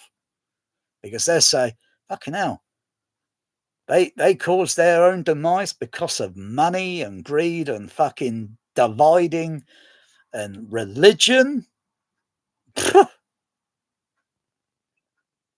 Animal kingdom and all that, they don't know of gods and all that. They don't know any of that. Yeah, we're the only ones that are going to see our own demise. It's going to count. It's going to happen. I'm going to shuffle off this planet long before fucking the demise of everybody. You know, you can watch it slowly, painfully, like a fucking cancer, until you finally, you know, you hear that fucking missile coming in at your house, and then boom, that's it.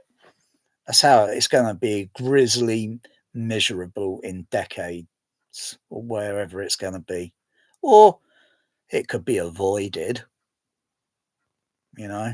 But we've been watching this shit in movies and thinking, fucking hell, that movie's fucking depressing. You know, this fucking, all these bloody movies like showing death and fucking destruction of the planet.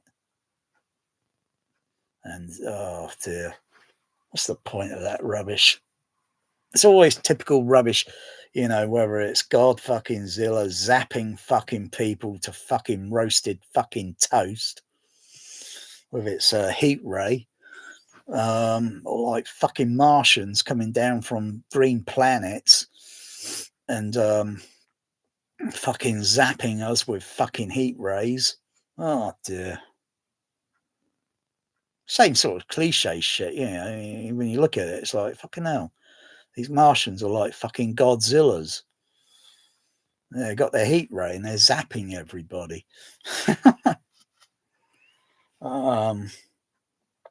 It's always depressing shit, mostly coming out of America, because you look at how depressing that country is. Bloody hell. Why is he wearing a shitty t-shirt there?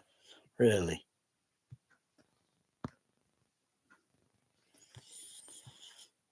Fucking hell. What we heard, I mean, it has to be heard to be believed, because no, it doesn't have to be heard to believe, because it's a load of bollocks. The storm processor is a load of crap. I've still only got maybe 6 XLR leads connected to that storm processor, and not yet connected them to the trinnov. So there's a few. I just don't really give a shit.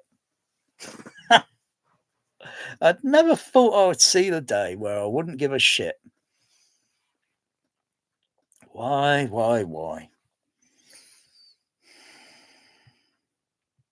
It is unlike anything that we've ever put in there before. And it's be heard to be believed because it is unlike anything that we've ever put in there before. Yeah, you probably haven't even got it configured to do a proper Dolby stereo playback. Yeah, you got all these you got 32 channels, and yet, yeah, you probably waste most of those 32 channels for stupid sub bass. Huh? What? Unless you could do something stereo or something bloody supremely unique. Otherwise, it's what? The LFE? You don't use the whole fucking processor to fucking use outputs for LFE. That's just a waste of the full range. But it's a mixed shit bag of atmos. You don't know if all those speakers along the sidewalls are going to be fully utilized in a shitty atmos mix. I've heard some, and most. No, I'm only hearing the middle speakers. There's nothing. There's no pan through. All that promised Dolby Lab bullshit from San Francisco bullshit pan through sound. Most mixers, I don't even hear that shit. Waste of fucking time.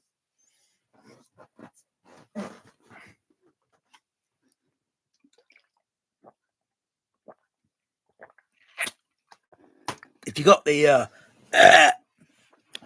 surrounds all set up like, so you create different theater modes, one for Dolby Stereo, and use a proper Dolby Stereo processor connected to the stupid shitty stormaudio or the shitty trinnov 8-channel inputs, and then when you play it back, it's to a trained listener that can still recall some of that, all that Hass effect, all that movement.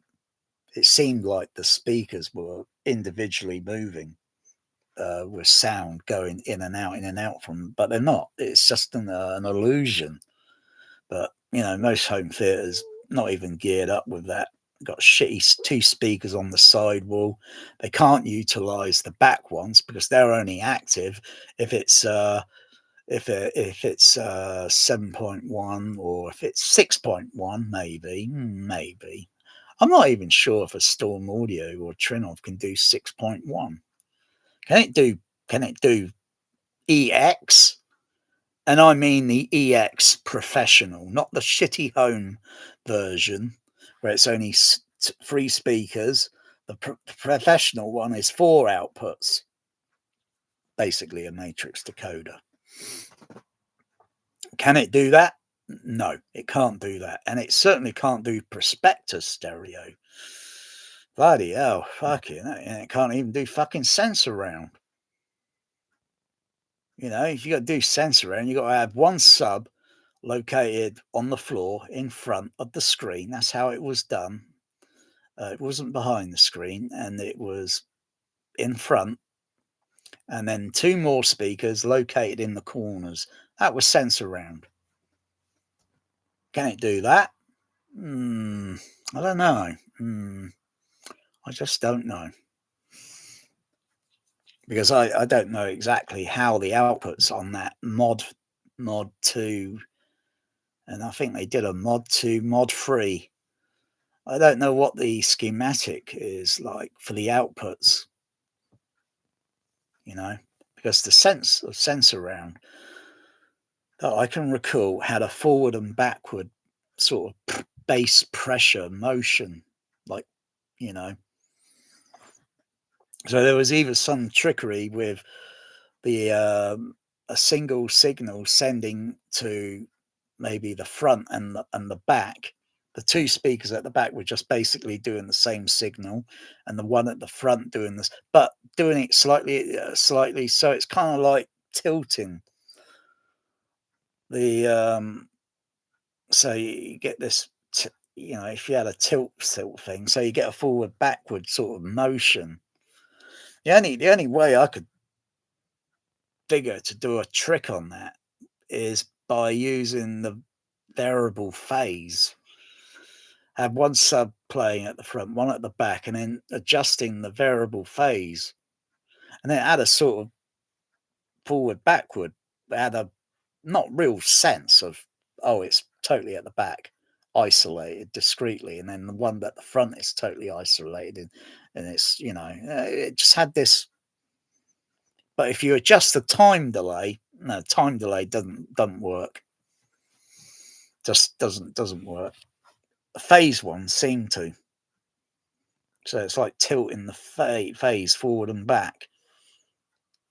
But there's no actual product. Well, you could probably buy a DSP box, 1U frame for an effects unit, and they got different, I think, pitch shifting, I think it is. So it's shifting the pitch of the frequency. But if you put a mono signal into it, I don't know what it would sense. It's probably got to be a stereo signal, and it might do it, but I just, yeah, you got to have the actual sensor round unit and then wire that up for the home. So it's not monitoring for, you know, the optical track, like, you know, like a pilot tone that comes along, beep, and then it activates and then starts doing its process, whatever. Yeah. And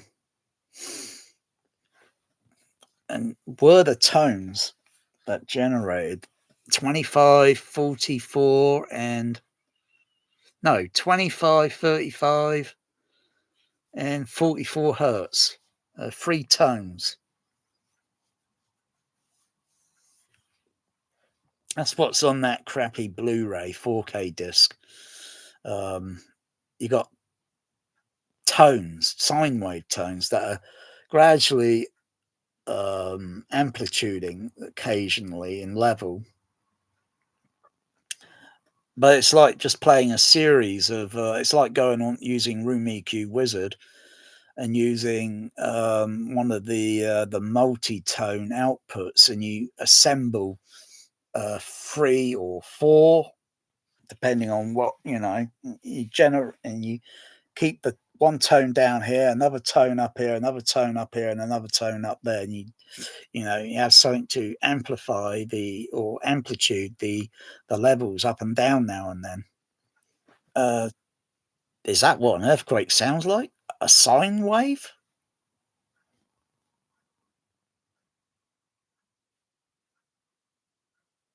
I'm kind of baffled. Earthquakes, they sound like sine wave. Well, they do say sound and sounds like sine wave, or is made up of multitudes of sine wave, which makes the sound. Like I can make a tone like ah, ooh, and that could say be like a sine wave tone, not entirely like the electrical generated sine wave tone, and ooh, and I can hear it wobbling and oscillating.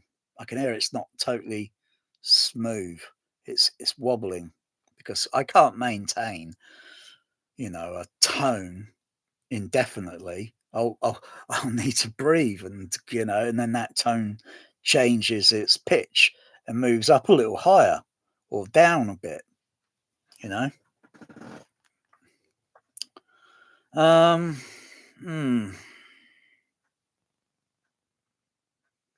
think it might as well just play sine wave tone. That's probably the best sort of thing you could play. Crappy atmos. I mean, you gotta, because sometimes if it's overhead and it's immersive, it's up there sort of thing, yeah.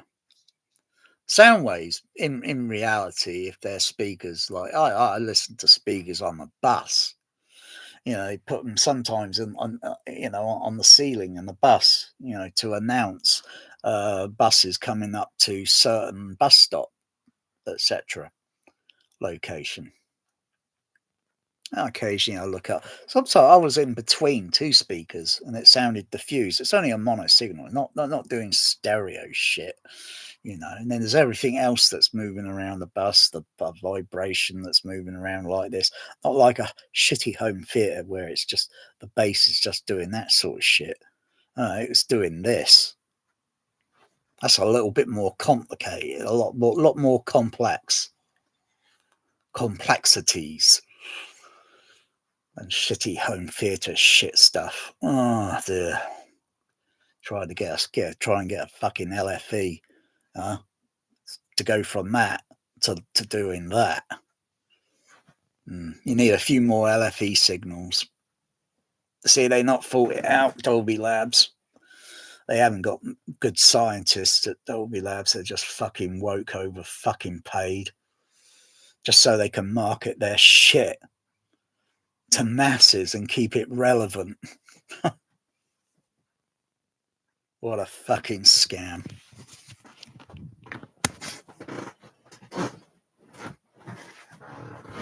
And for breedy fucking home theatre integrators, so they can get snobby fucking greedier.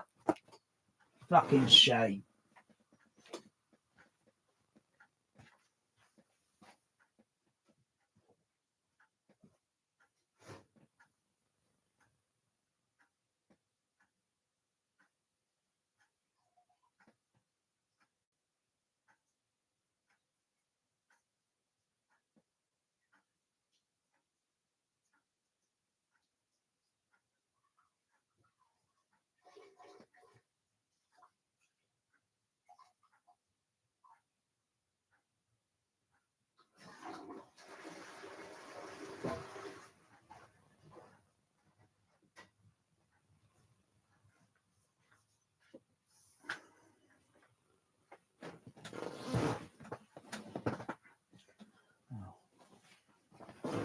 It's pitch and grass, yeah. Could be feeling cold. Yeah, I'm not noticing it.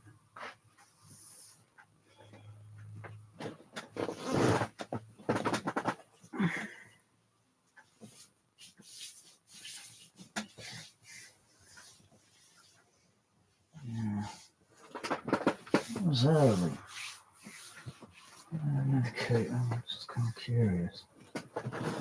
Sometimes my legs or my arms, or they change colour. They kind of go a little bit reddy, purpley sort of colour. And I know it's my condition and that. They're okay now. My skin colour and that is normal. But when I took my medication, I think it was about 7 o'clock. I just got up. I think I had I don't know. I think I had about 5 hours, maybe 6 hours sleep. I'll have a little nap during the day. That's basically I'm relaxing.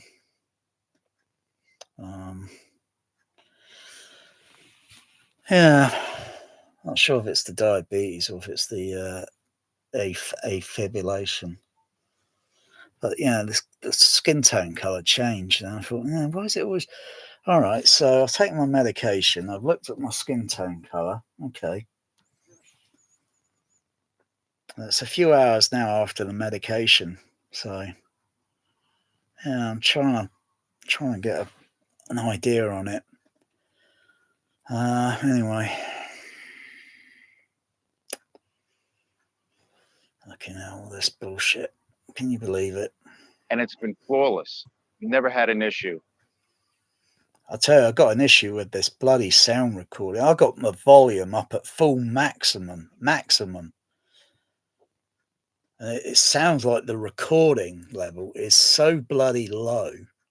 It should be a little bit more higher. It's like I try to keep telling this guy sometimes, you need to turn the fader up on your mixer for your microphone because it sounds too low. I could come across other ones, where I might need to turn the level down a little bit. It's not as if it's got a problem. I just, it's just the recording level is just too damn low, and the laptops have only got a certain wattage output. So if I were to verse laptop versus that to see which one's got a better modulation on the sound output. But this one, fucking hell, fucking, I could see that he's wearing a microphone, and bloody hell, yeah, the bloody recording. It's not like they've done a sound check test before they do the bullshit fake video, and he's probably reading the script or he's just making the shit up. But it's bullshit. I wouldn't buy a home theater from this guy. No way. Never had any hiccups. Never had to reboot it. Even if we never had an issue. That's a load of anything that bullshit. we've ever put in there before. I mean, it has to be heard to be believed, because it is unlike anything that we've ever put in there before. And it's been flawless. Never had an issue. Never had any hiccups. Never had to reboot it.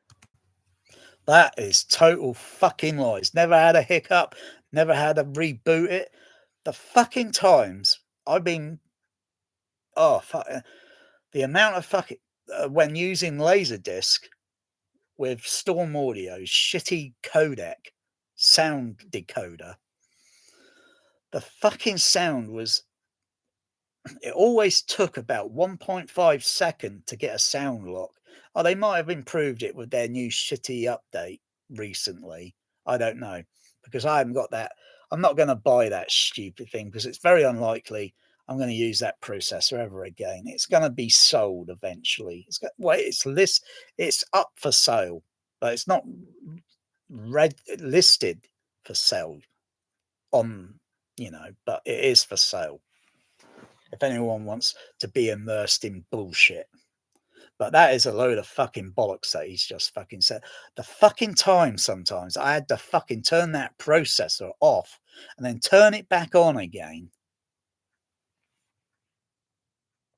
Since I've had since using the trinnov, I've had to maybe turn the trinnov off maybe a few times. It is got flaws in it. It's got flaws in it. But the one thing is with the trinnov is Dolby AC3 Laserdisc. It locks on within, oh gosh, maybe half a second.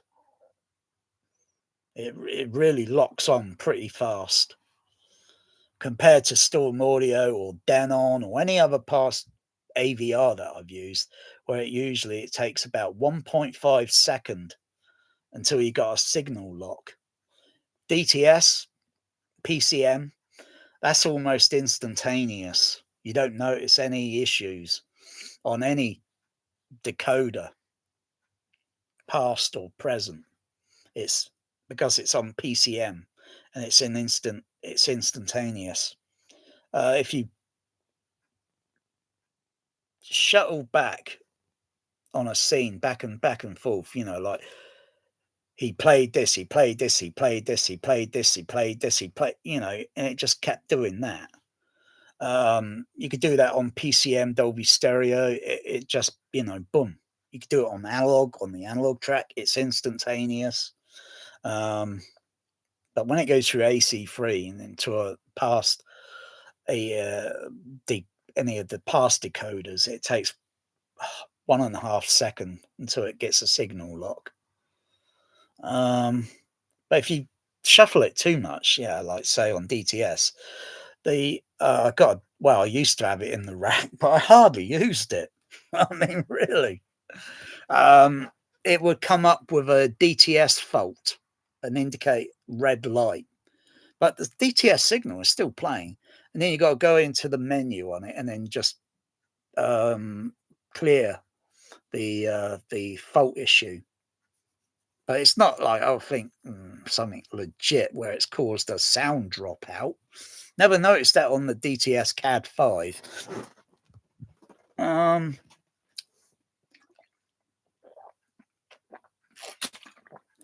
But so many other flaws with stormaudio that I noticed. And that's why, they get these reports and all that. And I doubt stormaudio even test their processor with a Laserdisc player. So it's not, nah. Storm audio. No. Thumbs down.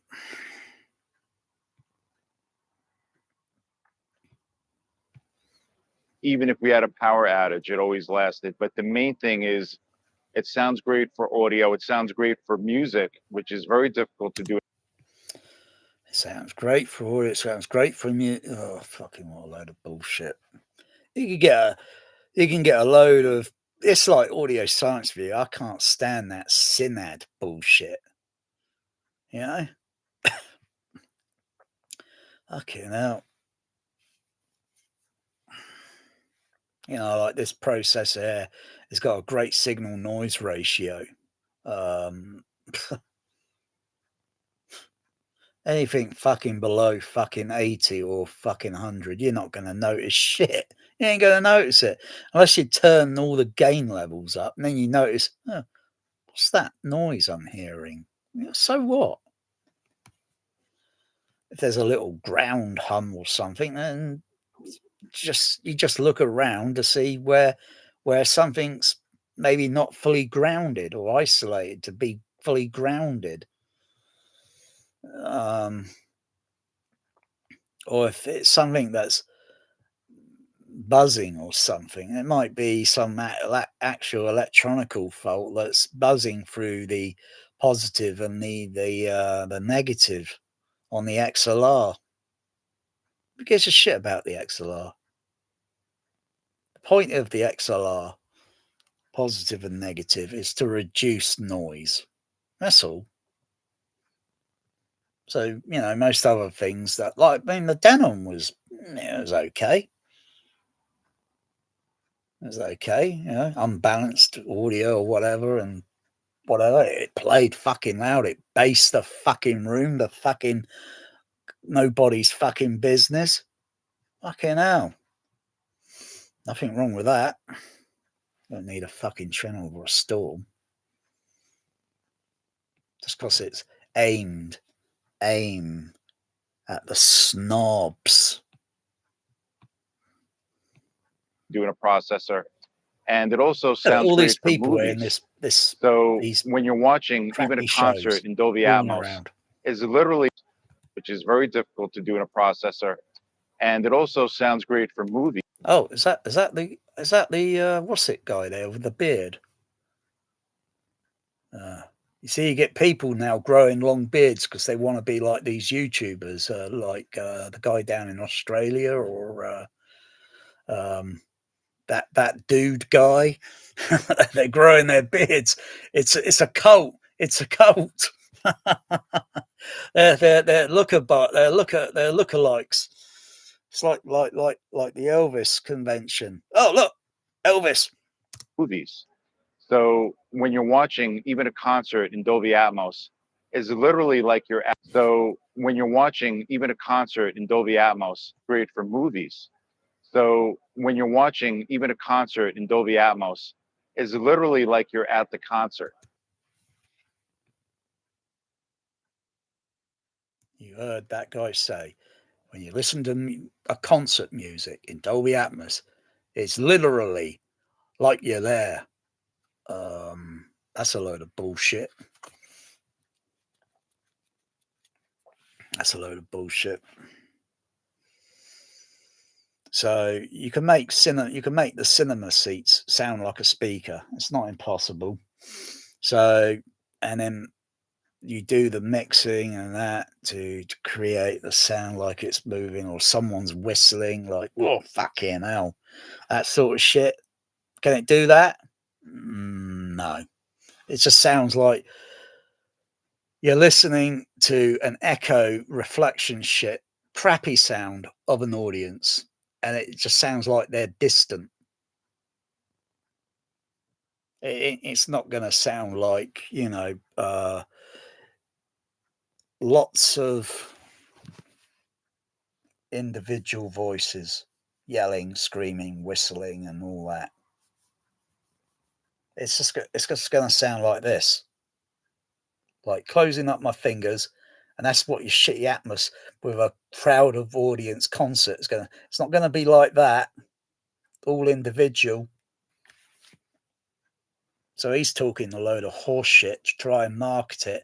So he'll get customers coming to him to do some shitty home theatre in some shitty basement in the USA, or maybe overseas, some real snob rich people. Don't bullshit me, please. I can't even tell you just the chills that our clients get when they come into our. Can't even tell you just the chills that our clients get when they come into our room and they see this thing kick into gear.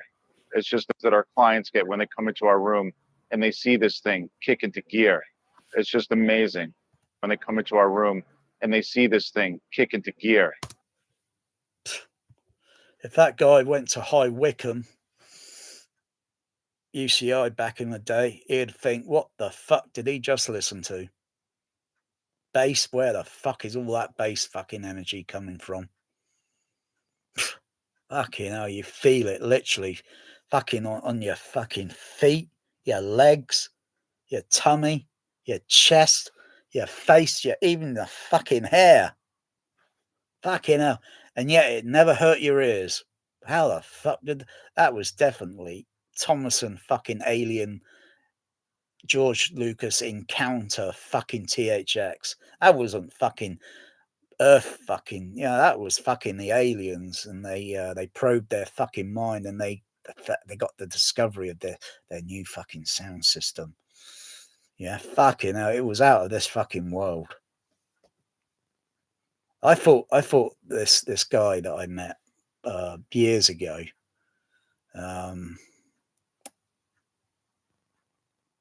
there's an art graphics designing course or whatever the fuck it was back in the early 90s.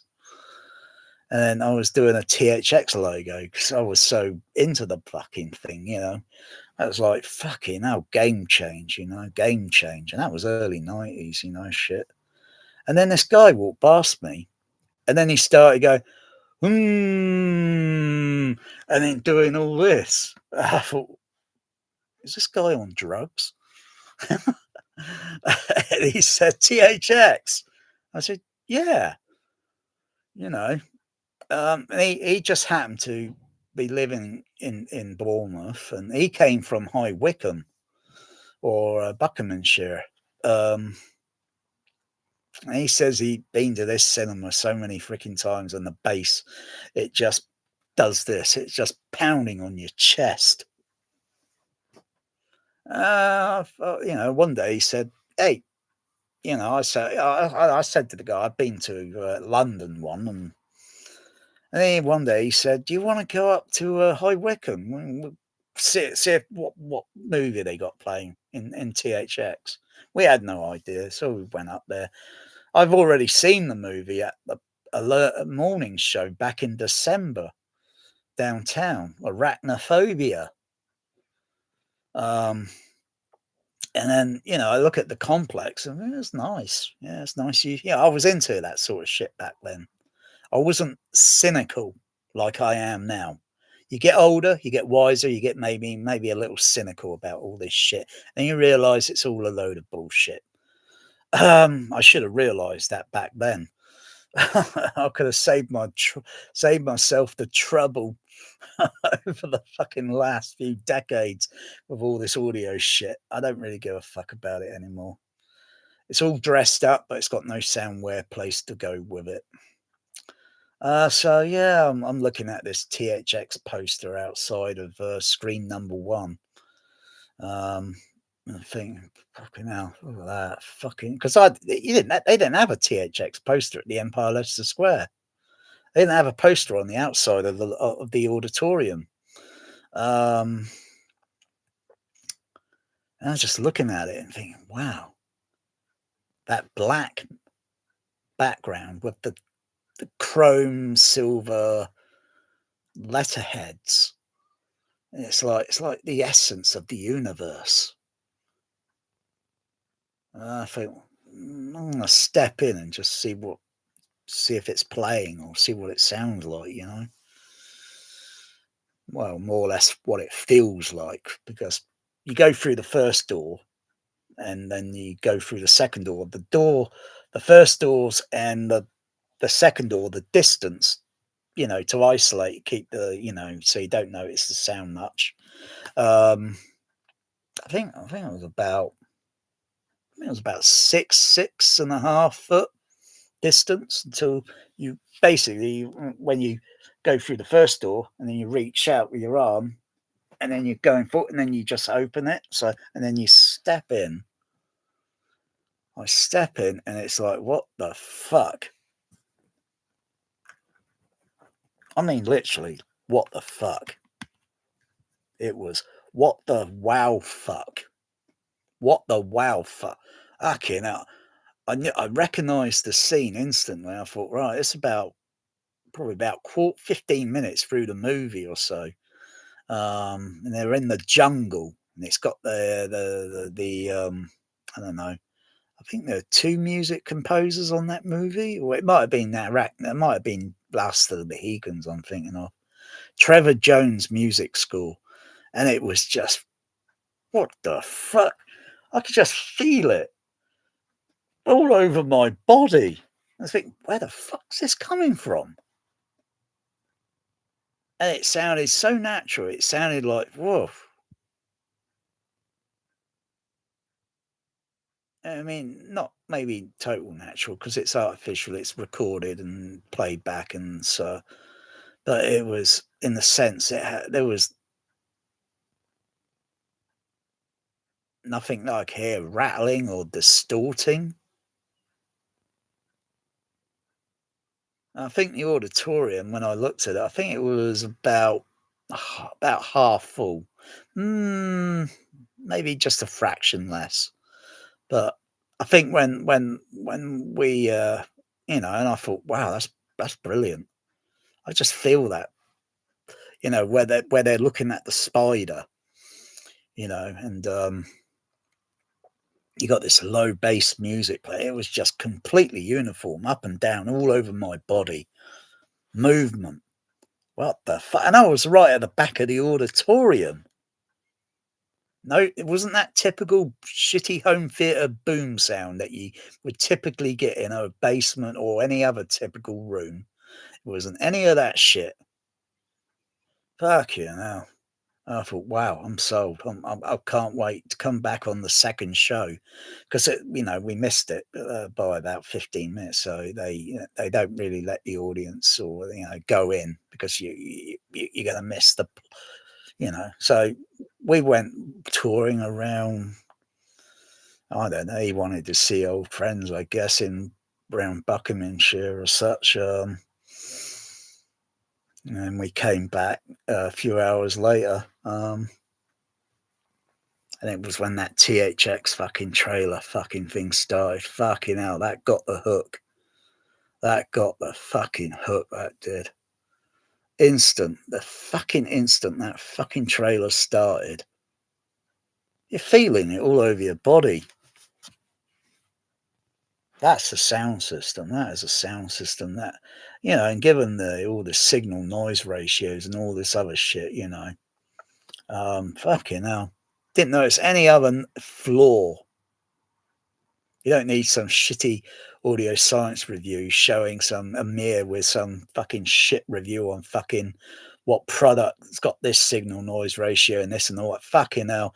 I was feeling and hearing that fucking shit fucking back in the early 90s.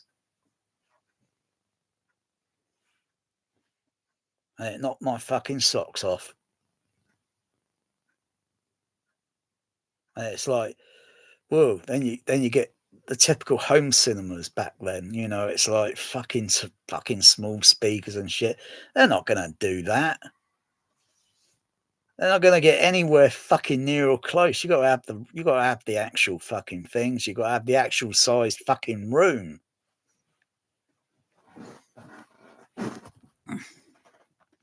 Otherwise, there's certain frequencies where, if you play a sine wave tone and it's pretty weak there, the energy on that, say 44 hertz, should be pretty hard.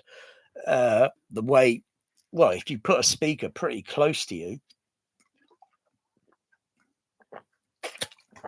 or even in free air, and you hold a bass driver against your chest, which is very uncomfortable, mind you, and you play different sine wave tones, and the way they react, one's kind of a bit like that, and one's kind of really tight and hard, at a certain frequency. It's like you can only bear just a few moments of it, and then you just got to move that driver away because it's bloody uncomfortable, especially when it's it's only going against your chest, but it's not going against your stomach unless you put another speaker there and another one on your bloody leg and a little bit lower down on your leg and one on your bloody foot and then one on your head. Fuck yeah. Now, where the fuck that energy was coming from? And the acoustics, not too bad, not too echoey.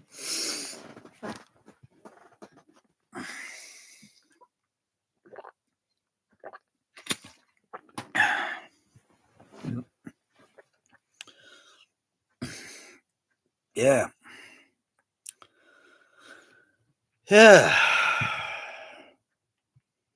It's just amazing. So I'm a huge fan, and the main thing is it works. So I'm a huge fan, and the main thing is it works. No, it doesn't. It's flawed. Doesn't work. Fucking amount of times I had to fucking turn it off and turn it back on again.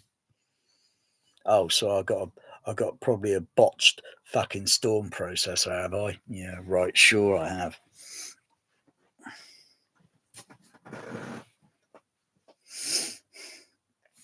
I don't even like the Trinnov and Storm. I mean, let me see now.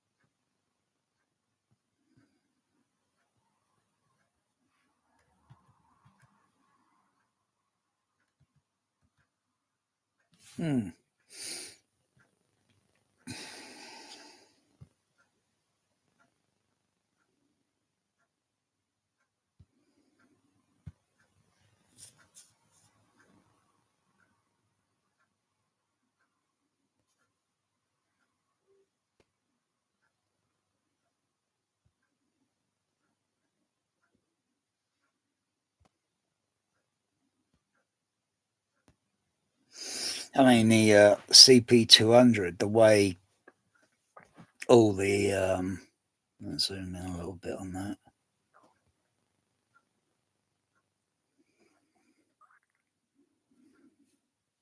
The way all the controls are laid out on the CP200. So if I wanted to, so you got these buttons in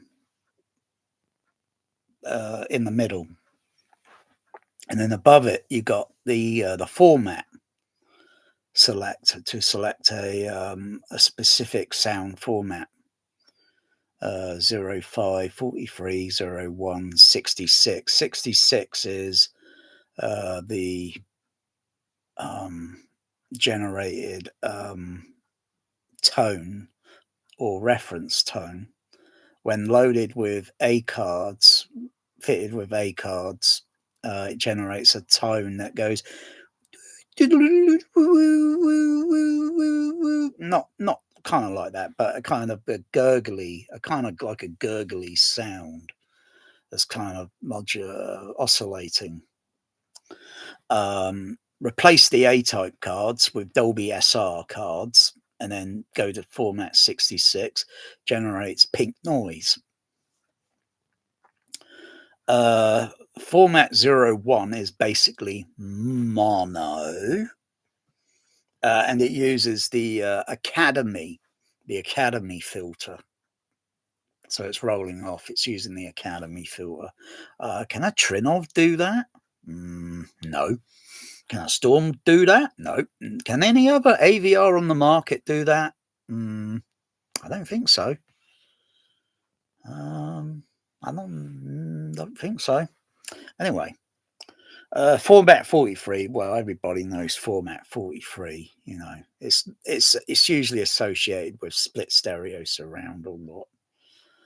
And then 05 would normally be associated with Dolby SR, but since it's a bit of a pig really to get the SRA5 decoder module loaded, and then you got to connect the wires up in a certain way. Then I've got to solder a wire hard to the back of the CP200. So I'm not sure really why, because I'm not using anything on this thing to do automation. Fucking hell. Basically, yeah, I mean, a CP200 used as a, it's not impossible. Not impossible. Even if optical soundtrack inputs, you bypass the optical preamp, and then you just go in and you just route the wiring in to go in a different direction, and it's still, wow, you're getting a soundtrack that plays through an actual CP200, and a little bit more. But it's so quick and instant. When you press a button, boom, you're there. You look at a trinnov. So, try and familiarize everyone what the fucking trinnov. So,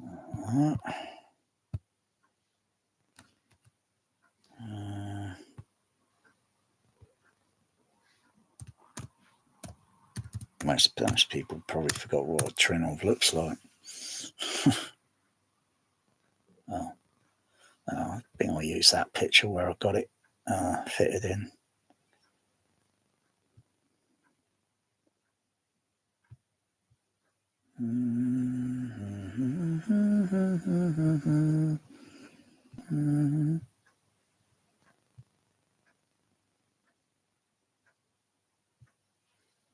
Just zoom it up a little bit.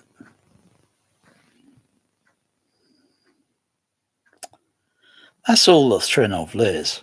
You got a few buttons on it. You got to press. Mostly you got to turn the control over on the right side, which is the selector, and you select. Okay, now the amount of seconds I'm wasting my fucking time with that. Or you got to use the computer, the laptop is basically the remote control, because there's only so many things you can control on the front of that process. And secondly, I think the trinnov is a shit design compared to a Dolby CP processor, where you open the front panel and you've got all the cards there, all the circuit cards that are plugged in. That's how they should have done the trinnov. They should have designed it so you can open the front panel, and if there's an upgrade or that, pull this out or whatever. But it's, you got to get the right at the back of the core of the fucking thing. If you wanted to change the HDMI board to an upgrade, I did notice when I turn if I got something playing on the OLED, and I got the OLED speaker on the TV turned up, when the processor is turning on, it would output sound to the OLED. It shouldn't do that because it doesn't have the latest HDMI board, the audio return. I was not familiar with the audio return that was on earlier HDMI, you didn't have an audio return. Unless you want to get audio to the TV, you'd have to do it by some other way, but you couldn't do it through the HDMI. You had to do it some other way, which is not impossible. But I was kind of, why is the sound going to the OLED? But when the processor fully turned on, then the audio going to the OLED through the HDMI, it turned off. So there's something like a little back door, something on the circuitry that would allow. But, you know, you got to pull this fucking thing out the rack. It weighs fucking heavy. You got to be careful when you got to take all the cables off of the back. It's a fucking it's not a nightmare. A nightmare is like when I lose a cat and, you know, you're in the vets and it's like, that is a fucking nightmare. A fucking nightmare if a trinnov was on its last fucking legs, I wouldn't give a shit. It's just a pain in the ass to pull that shit out the rack. You got to undo all the fucking connections and everything. Fucking hell. And take the fucking lid off, unscrew all the fucking HDMI board and put another shitty HDMI board in. And then you just fucking found out, latest news announcement, another fucking HDMI fucking, oh, for fucking shit fucking movies. Are you kidding me? Oh, fuck the processor. I'll leave it as it is. Couldn't give a fuck. Couldn't give a fuck. If there's another way, maybe I could pump it. Yeah, no. I don't know. Maybe he could. I don't give a shit. I could take a fucking. I think the Trinnov's got an optical output, so I could take that optical output lead and plug it into the OLED, and then it'll send a signal. It'll send an audio signal.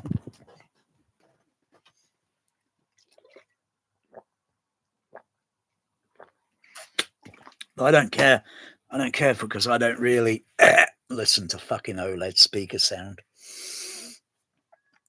What's up, Bear? Bear's probably trying to tell me. My cat Bear's trying to tell me, can you shut the fuck up with your ranting? All right, Bear. All right. Okay. I'll try and I'm going to come to the kitchen in a moment.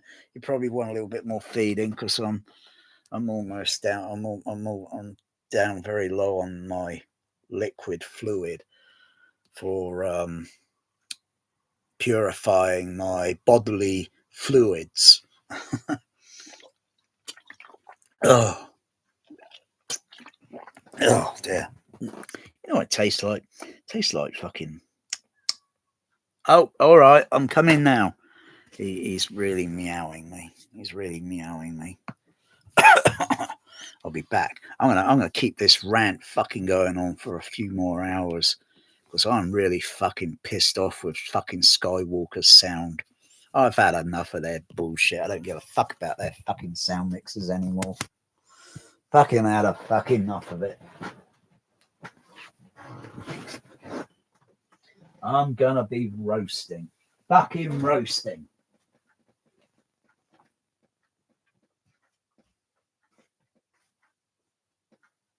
What's up?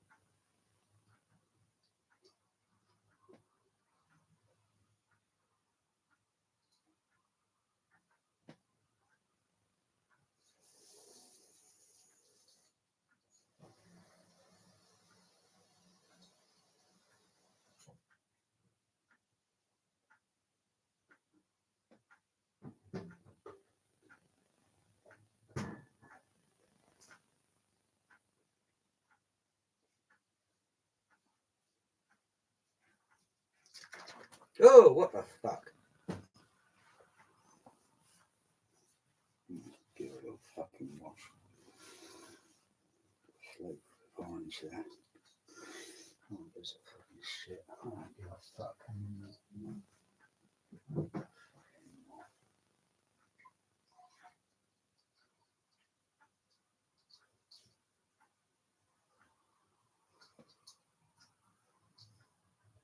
Bullshit. Fucking lies. Fucking marketing. Fucking lies.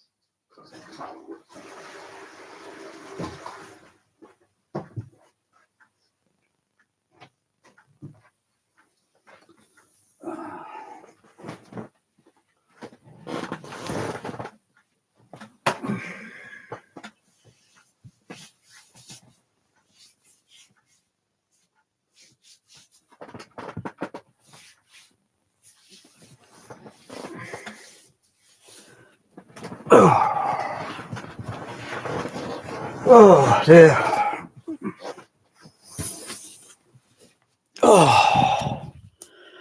Oh dear. Yeah, so that's the crappy trinnov. Yeah, one thing it can't do is send a video like see, you see the image here, you see a large image and you see the video thing down here. It can't do picture in picture. The RTA, the frequency analyzing, it needs to show what the frequency soundtrack is looking like. So you can, a trained ear would know that, oh, that sounds a little toppy for the size of the room. And it's in that frequency range. Okay, I need to cut it down a little bit. Because that's been mixed or such for whatever, room size, whatever. You know, but it's not seemed to be, sounds a little bit harsh, you know, harsh sort of thing. So I need to cut it down a little bit. Otherwise, our ear sensitivity says, turn the volume down. No, you need to turn the frequency, need to adjust, but you need to monitor the whole fucking movie, you know, so you get, you know, other sound effects sounding clear, not too, say, quiet because of our sensitivity on our hearing, and also the range on the speaker, and oh dear, there's a lot of parameters, gain levels, and angle of the positions and all that. So your hair, you know, takes a bit to set up and test over and over and over and over and over until leave it there, you know.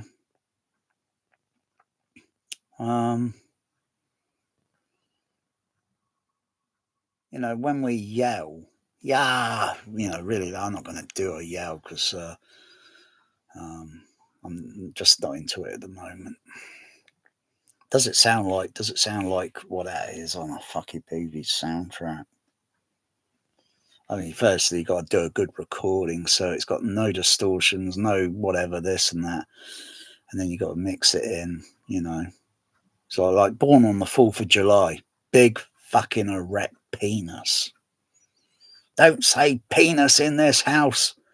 Penis, big fucking erect penis. You know, you got that Tom Cruise weirdo fucking yelling out penis. Fucking, and the audience are trying not to laugh because, you know, the scene looks a bit disturbing and like, but the SR sound of it, I don't know, the A-type versus the SR, it's a little bit hard to tell sometimes, you know, unless you got the two playing side by side, you're switching A-type over to SR, and you're monitoring the frequency response on RTA and SBL level meter to see and actually listening to see whether there's a kind of actual tonal pressure difference. You know, because SR give a little bit more noise reduction, so less noise in the noise floor, greater a little bit extension in the dynamic range. But I projected Born on the 4th of July. Well, everyone had a go at projecting it. It depends. You look at the your sheet of paper, and what film coming on, what film's on, off, what time, and all this. And then sometimes you might go through the foyer and you see the control panel, and when it's got something indicating amber, I think it is.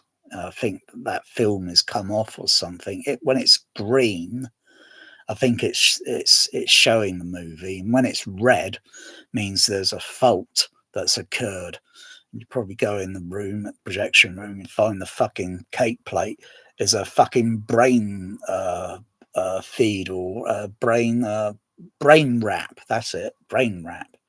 Fucking films all over the fucking. It's like fucking concentrated fucking active fucking foam, and it's just gone all over the fucking projection room. Fucking film everywhere. Like something out of the fucking Blob. beware of the celluloid. Fucking hell. Or maybe the xenon lamp exploded, or the film got jammed in the film gate and melted. Yeah, can only be 3 of those worst things that could, you walk into and you think, well, the show's off. If the xenon lamp's blown, the show's off until everything's repaired and back up and running. If it's a brain wrap shit or whatever, the film show is definitely off for the day until that film's been all checked and not creased and then chopped up. Oh, fucking hell, it's a mess. Seen that shit. Fucking hell.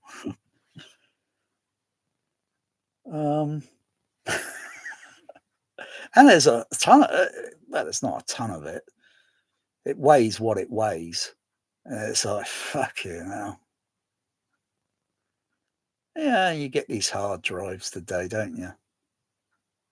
But they can go faulty, and at least it won't be fucking sorting through fucking film and then trying to edit and cut. But if it got something, it was always impervious to getting corrupted, and then you think, fucking hell, you got to order another hard drive,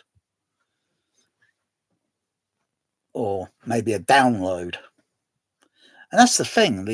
I don't know too much, but I think if I understand it rightly, when you get cinema films, they only show at certain times through the server, through the it's not like, well, it's 35mm, it's totally analog, and you can start that film up anytime you want. I think that's what my understanding is, that these things start at a certain time, and it's all probably going back to main office or to the distributor or whatever. I don't know too much about it. I don't really care for it. I came out of this cinema game shit just by the time it was just going to this digital bloody George Lucas shit. Because that's where cinema died and fucking ended. In 1999 with that George Lucas shit Star Wars and DLP, digital projectors going into... That wasn't cinema. That's home cinema. That's home cinema. That's not cinema. And that's where it fucking ended. Because you can see the rest of the way down there. You're going to be made fucking redundant. At one point, you're going to be called into the office. We're laying you off. So you might as well just quit right now with dignity, rather than just fucking being laid off just for the sake of this fucking shit, fucking corrupted, fucking pedophile, fucking Hollywood pedophile fucking industry. God, I can never stand fucking cinema project. Fucking hell, I tell you, Warner Brothers, fucking hell, I'm just going to say it out. I'm just going to say it. there was a few queers, and there was one technical manager who happened to be queer. And, he's just supervising me, but the way he got too close to me, I was almost thinking I want to turn around and smack this guy on the fucking chops, because he was breathing down my fucking neck. And always when being interviewed, and he was smiling, he's looking at me, fucking hell, what's this guy smiling, staring at me? I want to go in, do that shit, get paid, go home. I don't want to have fucking queers fucking standing behind me.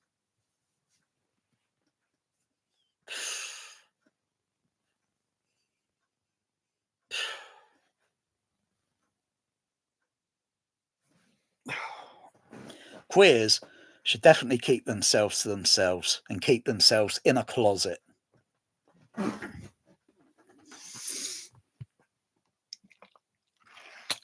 Because the way I see it, they're just they're little fucking molesters. Fucking Hollywood fucking crooked, the fucking cinema fucking industry's crooked. Fucking hell. Never known anything like it in all my years.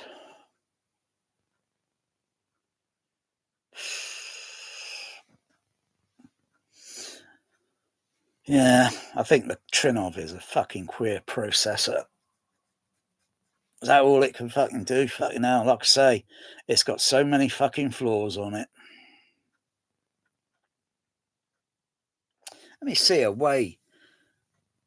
So you wouldn't have to pull out, but that's you could do that from the inside of the processor.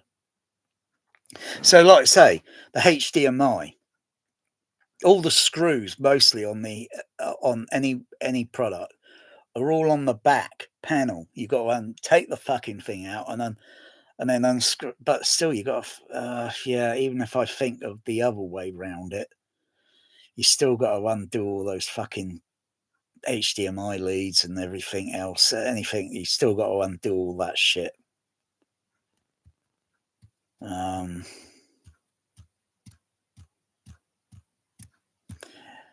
Is it better going for a single lead than goes into a network and then? But what can you do with that network, that Dante? Can you do anything elaborate? Can I add on extra matrix decoders to do something a little bit better? Because Trinnov is shit. Storm is shit. AVRs are shit. They're only designed to do certain decoding, and that is it. And I'm thinking, why am I listening to this shit? It's always doing the same shit. Why? I want it to do something. I want it to do some other shit.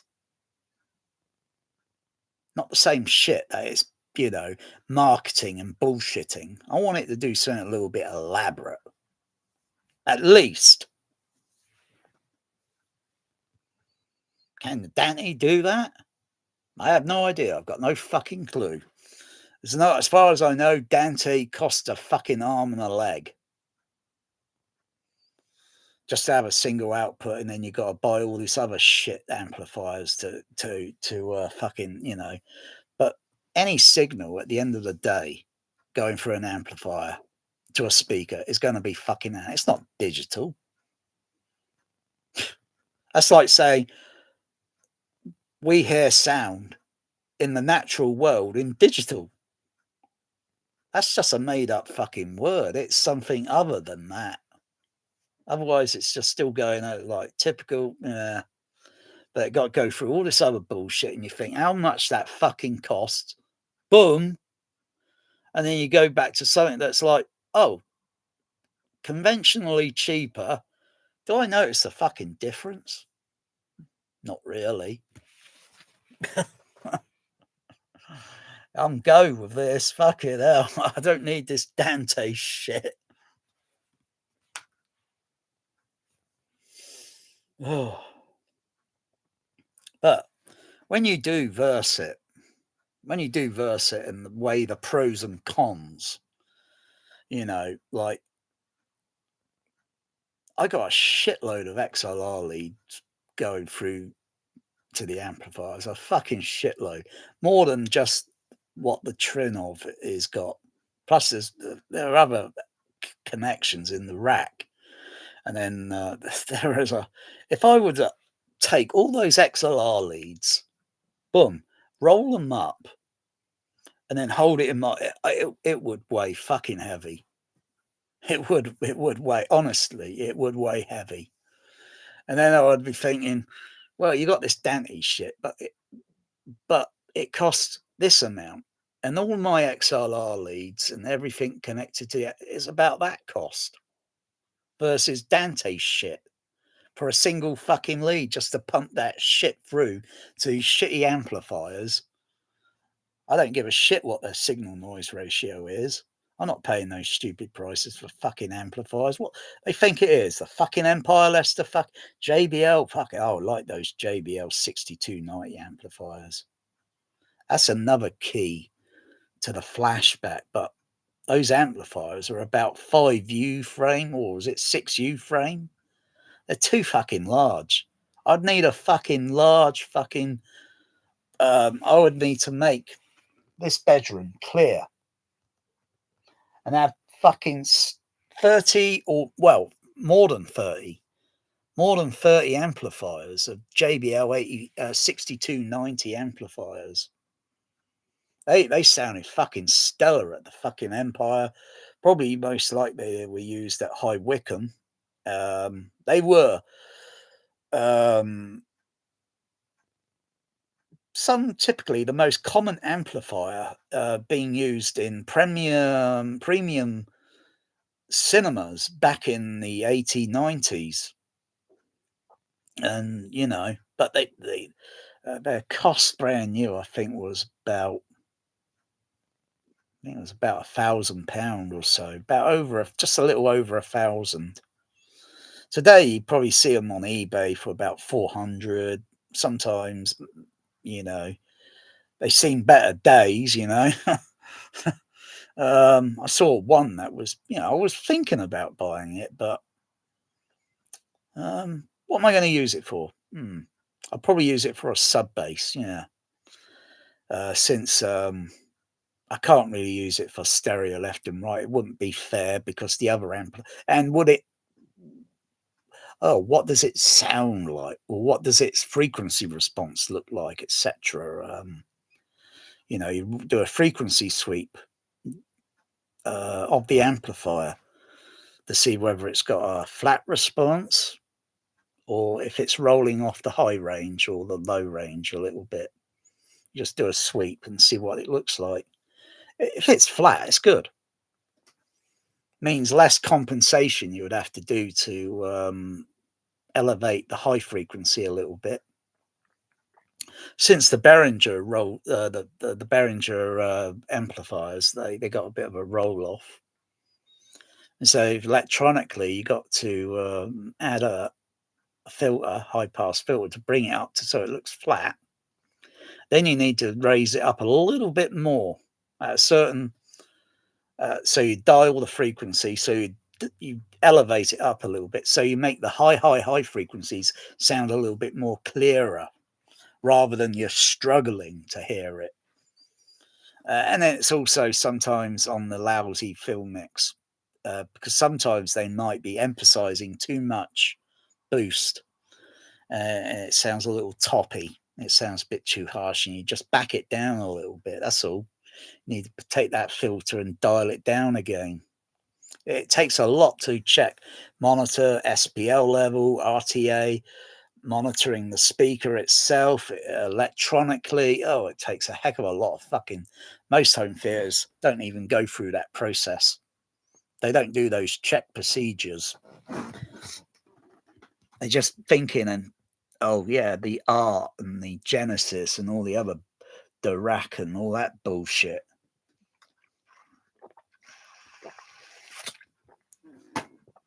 And they think, oh, I'm going to roll off the high frequencies in my fucking. Now that just proves they can't fucking hear high frequency.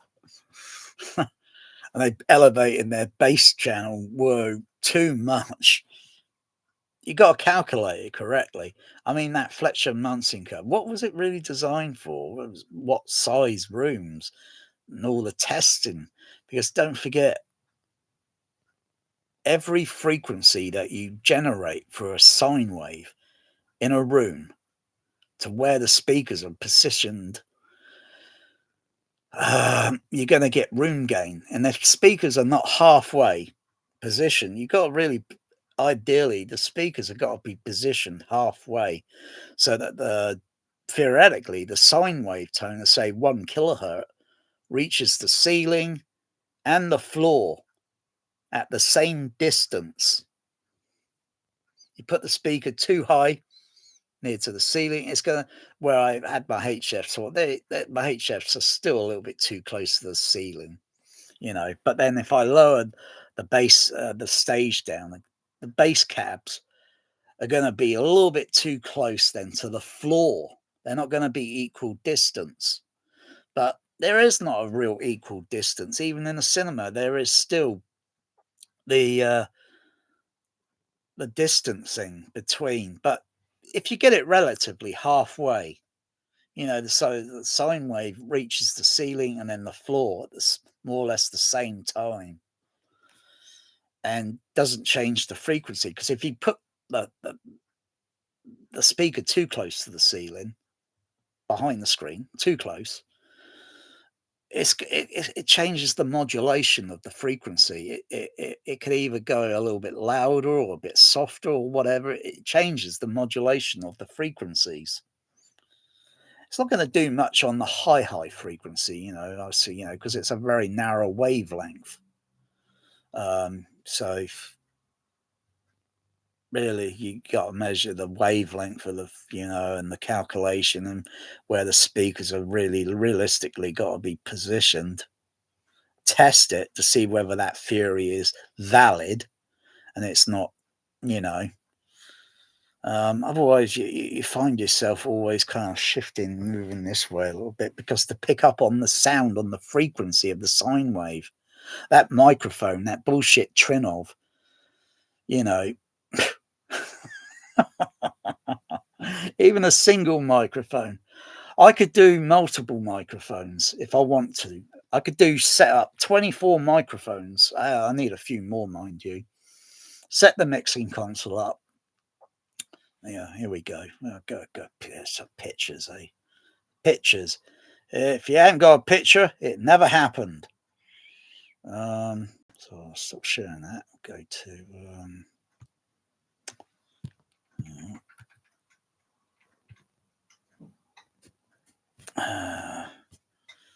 I think it's this one here.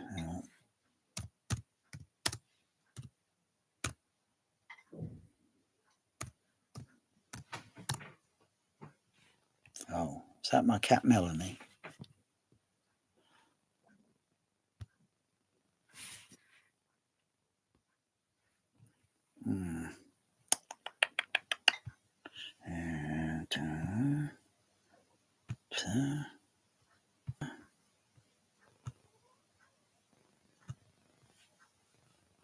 And can I zoom in a little bit? Just a tiny little bit. You see my dog channels on the ceiling there in the middle. You know, while everyone's else worrying about their shitty voice of God for their shitty, what's it? That shitty sound format called Aura 3D. A single what? Like God is up there? Huh? Yeah. Well, I got three gods. That's like the Mount Olympus, Zeus, and all the other motherfuckers up on the fucking ceiling. Right? But that's where I get pinpoint sound. And the other sound moves there or whatever. Yeah. But there's a Behringer mixing console. It's a little bit skewered by this video bloody thing here. I can't move it up. Can't move it up any higher. You can't see the what's it? Can't see the well, you can see most of the plugins on the microphones. You see some microphones placed around the room. I think I've only got about 15 microphones at the most at the moment. I kind of gone out of the idea of doing the project. Morale is very low. Well, after listening to the fucking shitty Skywalker F1 this week, I think morale's gone down very low now. So if I theoretically have up to 24 microphones, because where the XLRs are plug in, then it goes all along the what's it? You got gain control on the microphones, you got fader control, you got EQ control. I could place the microphones underneath the cinema seats and another microphone more or less where the chest would be, sort of thing. Another microphone up a little bit higher where my ear height would be. I could place microphones in those positions, so many of them. That's like 1, 2, 3, 4, 5, 6, 12, 13, 14, 15, 16, 17, 18 microphones. And then plus I could put a few more microphones elsewhere, 19, 20, 21, 22, 23, and then plus another 6 more microphones placed elsewhere. I could do configurations like that. Can any of these home theater calibrators like Anthony Granani and all that is bullshit. I wouldn't have Anthony Granani touching my system. Oh, he might have been great in the THX day, and he was at Dolby Lab bullshit and whatever. But no, I wouldn't buy a speaker from that guy. Not when I see him holding a speaker and then him moving it around in his art. I'm thinking, what the fuck's that thing made out of? Bolster wood? There's a saying going around. If you could pick a speaker up, it's crap. If you can hardly pick it up, it's a very good speaker. Meaning PA speakers, those things that Anthony Granani's trying to sell. They're not even lightweight PA speakers. Come on. you got lightweight reinforcement, then you got the hard reinforcement ones. Even the surround speakers, or the speakers for the surrounds in the room, fucking hell. I struggled to put those bloody things up. They were a pain in the arse. They're all mounted to the wall. I could have gone 2 ways around that. I could have, 3 ways. I saw one other guy, he used a technique that seemed, wow, bloody hell. It looks like you could just put the speaker up there in just a few seconds. I was struggling for a couple of minutes to get the alignment on the TV wall bracket, the flat screen TV wall bracket mounted to the wall, and then trying to get it to slot, trying to line it up. And I'm making little lines down the wall. So I need the speaker in this position. I've got to wiggle it and I've got to get this like to slot. And then once I feel it going in, I think, it's mounted. It's anchored. I can take a 5-minute break and have some water. Fucking hell, it was fucking exhausting work putting those things up.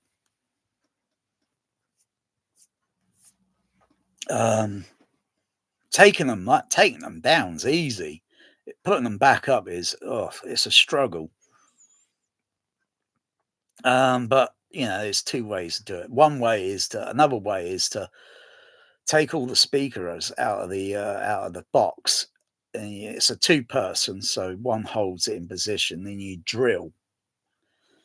So you drill. Well, basically, first you drill the speaker cabinet. You got to put 2 holes at least, and then you got to line it up, and then drill again, and then put in someone. Well, if it's brick wall or something, I would pump in a little liquid nail so it goes hard with the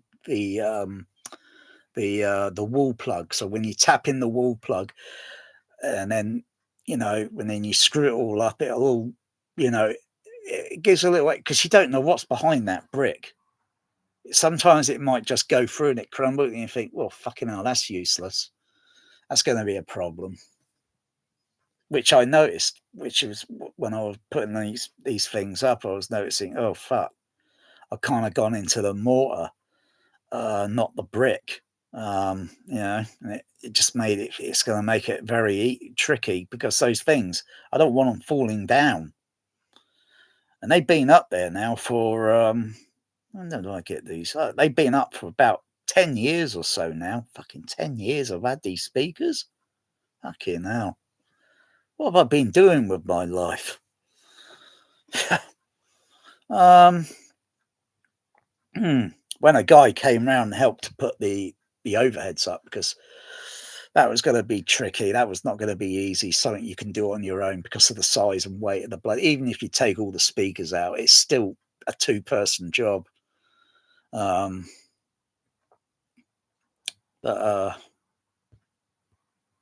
Yeah, he used these. This guy used these wall plugs that you are specifically designed to go in plaster or in ceilings and that, and they open up very, you know, and they're up there.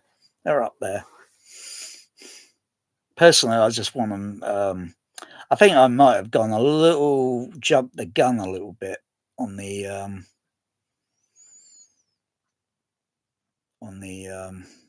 positioning on some of the speakers, but that's not really much of a problem because the other ones are so close over. I still get the sound movement, and I can sense it's like up a little bit higher than where the other speakers are located. I still get a sense, but the other speakers they need to be a little bit lower down. But I don't have to. I could leave them where they are. I could just get another bunch of JBL 83 series and put them a little bit lower down, and then put maybe, say, through a PL2X decoder, connect it to the, I hate saying bed layer. I really fucking hate that fucking word. This is a fucking bed. I'm a bed layer, right? And here's the fucking object floating around. The object. I'm on the bed and the object's floating around. See? Fucking hell, it only took me a few seconds to fucking do that, mix that shit. Fucking hell. Anyway, the bed layer, I could put extra decoders on it and have it going a little bit, elevate the sound going up a little bit, or the steering of the sound going up to the next layer of speakers. And I could do all sorts of shit. I could do all sorts of shit with that. Fucking hell.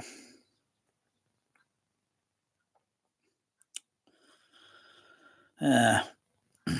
But I just can't be asked to get the other microphones. The morale has gone down, and I haven't used the mixing console, therefore.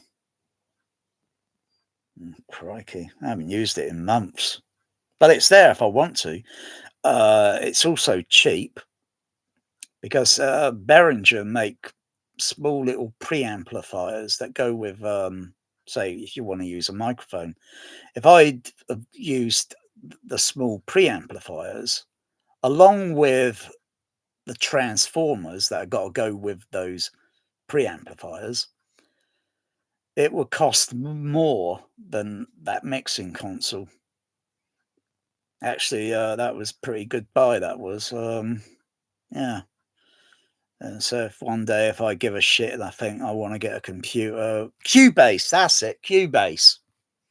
That was the name of the fucking program on those G4 computers, Cubase.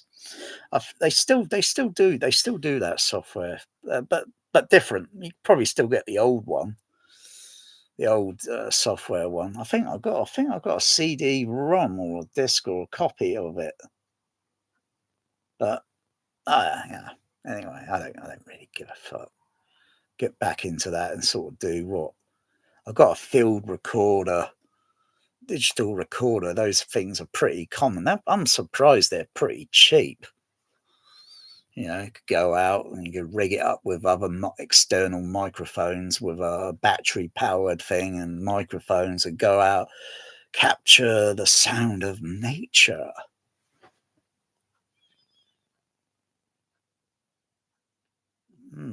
How to mix rain and make rain sound like it's raining in the room.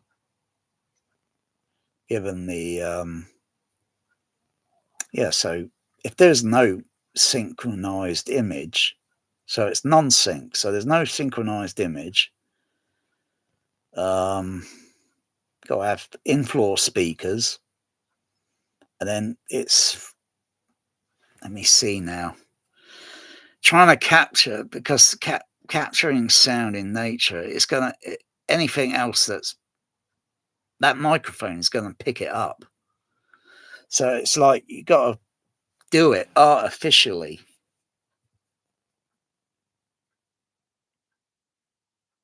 So you got to have, say, like the sound of if you're walking through a forest or something, you got tree, you got the branches, you got the leaves, depending on what season it is. Because if it's winter, there's no leaves. You can do different tests, A and B test, one with leaves, one without, and the what it sounds like, and you got to be in the exact same position. You got to have a good memory recall, and you think, yeah, it sounds open because there's no leaves, even though it's not fully open because there's all the branches. They're all this way, that way, and the water's going to land. You can't hear it, but it's up there. But you can't hear the raindrop hitting that branch because it's many meters above you and you can't hear it. You get audio masking because all you're hearing is the rest of the sound, but you can't hear the water landing on a bird, depending on what altitude, and it's way up. And the first water drop, boom, hits that bird. It's seconds later or so until it comes down and you notice, poof, hits the tip of your ear or on your head. You might notice on the shoulder. And you put your hand out like that, oh, it's going to rain. And that's very light at first. You don't notice it landing on the ground because where our ear is located. Where our ears are located is what we hear. Now, if I were to crouch down on the ground and put my ear close to the ground, it's different. It's like putting your hand near your ear. You create a boundary, and it magnifies certain sound. But most people don't do that because they would consider you unnormal if you were doing that. I think, what are you, a fucking weirdo? Oh, what the fuck are you, a nosy motherfucker? Fuck off. I'm doing science here. What the fuck are you doing? Have you done any science this week? Fuck off. I'll be doing science. But then again, you could do the same thing of any object outside. You know, you got to use your imagination. You know, that's where a lot of these sound mixers and all these editors and all these field I think, how the fuck they record this and that? They do this, do that. Don't you do anything else that's different? I mean, really different. I mean, you take that U571 movie and all those stupid sound effects. What a load of fucking rubbish.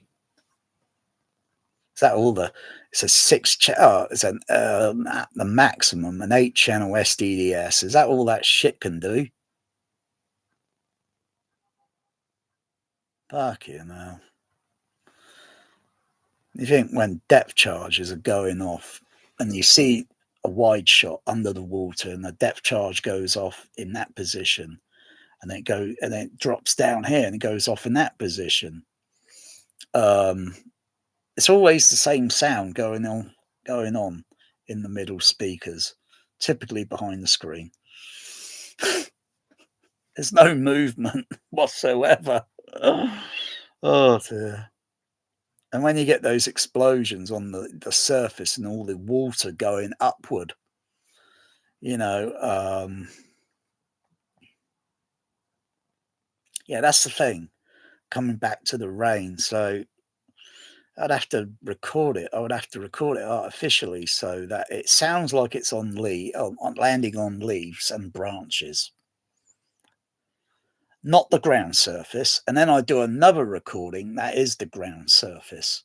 And then it's timing, the sequencing a little bit, not too much, because when you listen to rain, it's like this. Do it again, like my fingers. It's doing that. I'll try and balance this laptop here. It's doing that. But when you listen to rain on shitty soundtracks, it's doing this shit. You gotta remember every single little tiny little raindrop. So if you had a 12-inch square, 12 inches, 1 foot, and you look at all the raindrops you generate it through fake. You use a shower head, you know, and it just comes out like rain. Yeah, you see how it's radiating, going down, landing. That's individual sound. Atmos can't do that shit. It condenses it, and it sounds like fucking plastic to my ears. It's like someone, like some shitty Hollywood Skywalker sound, recording rain sound effect using a frying pan and frying eggs. Doesn't sound like fucking rain to me. I'm not looking down at the floor. If it's a hard downpour, then you start noticing the sound at ground level. And then people think, because you think you hear it overhead or above, whatever, in, you know, when they're outdoors in the real world. It's not. It's landing on rooftops or any object that's elevated above your head. It's landing on it. And it just seems like it's up there. It seems like rain is, but rain, it free falls, totally, virtually silent until that water lands on an object. Thus makes a sound. Thus makes a sound. Thus makes a sound. It won't make any fucking sound in free air, free falling. It's impossible. I wouldn't think, maybe virtually impossible, but for a raindrop to accelerate its speed and then fall into another raindrop, would it make a sound? Well, it'd be fucking meters above, it'd be many hundred meters above your fucking head. You wouldn't notice the fucking thing. But you get all these bullshit Atmos trailers, and they bullshit with such fake bollocks of fake news.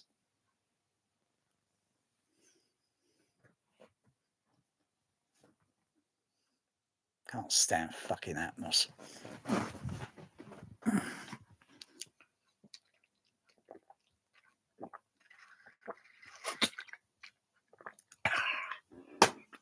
Bah.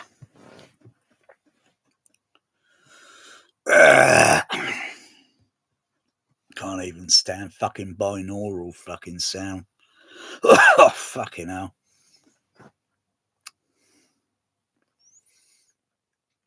I think some people now, maybe like myself, will become cynical about fucking sound on fucking TV, movies, music and all that. I think it's like probably what some of those earlier, you know, the pedophile fucking Hollywood industry, you know, shit. The early days of fucking cinema. Oh, fucking sound is going to kill the movies. It's going to, you know. I think they were right. It has. I don't really give a shit much about it much anymore. Because you think Hollywood being a pedophile industry, monster fucking, they haven't got just billions, they got fucking trillions, if not zillions. They are fucking sleaze. And yet they got all this, and yet you got shitty Dolby Labs with their shitty encoding, decoding shit. And you got DDS with their shitty encoding DDS. You got SDDS with their dead you got dead Oro fucking sound encoding shit. Fucking hell, they're all copycatting the same fucking thing. Overhead speakers. Where is the other competition out there that's going to say, knock Dolby Labs out the fucking what? But no, they'll just come back, because then they'll say, yeah, we're going to do a blow surround now, because, yeah, but they haven't got the balls to do it right now. They haven't got the balls, because everyone's going to be saying, why the fuck you didn't do this on day one? Because literally everyone would have to change their AV receiver. Trinnov, well, let's see now. How the fuck they get around that? You got 32 channels. Well, yeah. It's like it's like Tom Holman. He came out with a shitty 12-channel thing, but you know, he's throwing in these wide channels. He's throwing in these height channels and shit. So he's not really listening. I thought he was. I thought he was a true listener. No blow surround, no sale.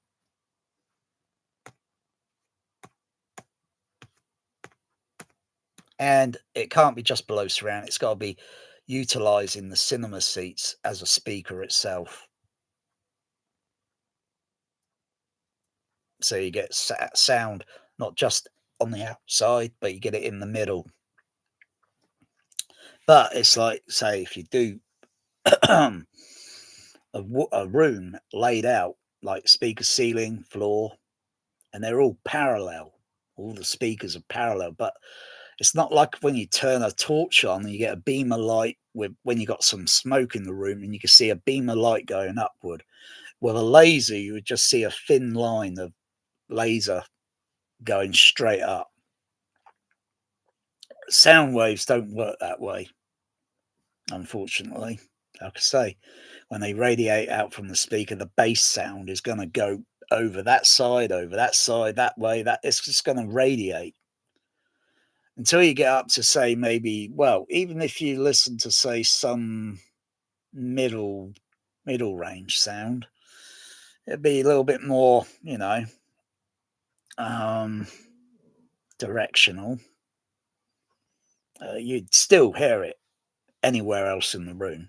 So if a mid-range sound generates out from the speaker in the middle of the ceiling, you could stand over in the corner. You could still hear it. You stand a little bit more near it, it's a bit more energy direct. Like if you had speakers, floor, ceiling, theoretically, when you do pannings or mixing, you could create maybe a phantom sound. So it sounds like it's at seating ear height level. So you could get voices moving around, sort of thing, as well as on the sidewall speak. But trouble there being is the speakers for the seating are not going to be the same for the speakers or the drivers or that on the sidewalls.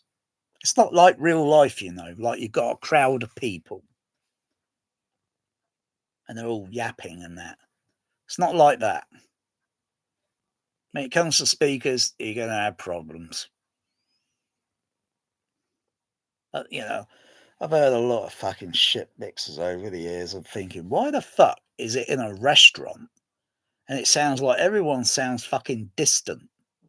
They sound like they're across the road. They don't sound like they're mixed. No, because it's a library recording. It's not like they actually did it, you know, boom, boom, boom, you know, you film this, blah, blah, blah. And then we'll do another thing where the sound guy comes in. You yap, you do this, you talk this, these lines, blah, blah, blah. We'll capture the sound and then we're going to mix it in.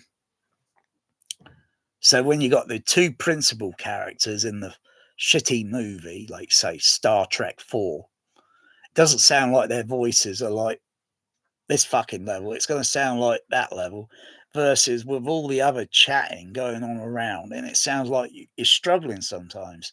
You know what they're talking about. You're trying to focus. You've got to struggle with focus, because that's what you do in real life.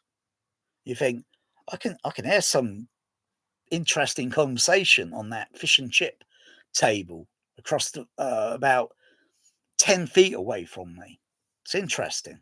I'm trying to focus on it, but I've got all this other reflection and other modulation of voices in the restaurant. That's what it should sound like.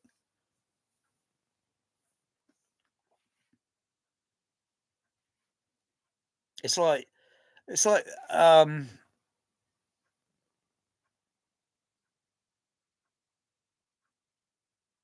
oh yeah, I think I've got the License to Kill versus Hamburger Hill.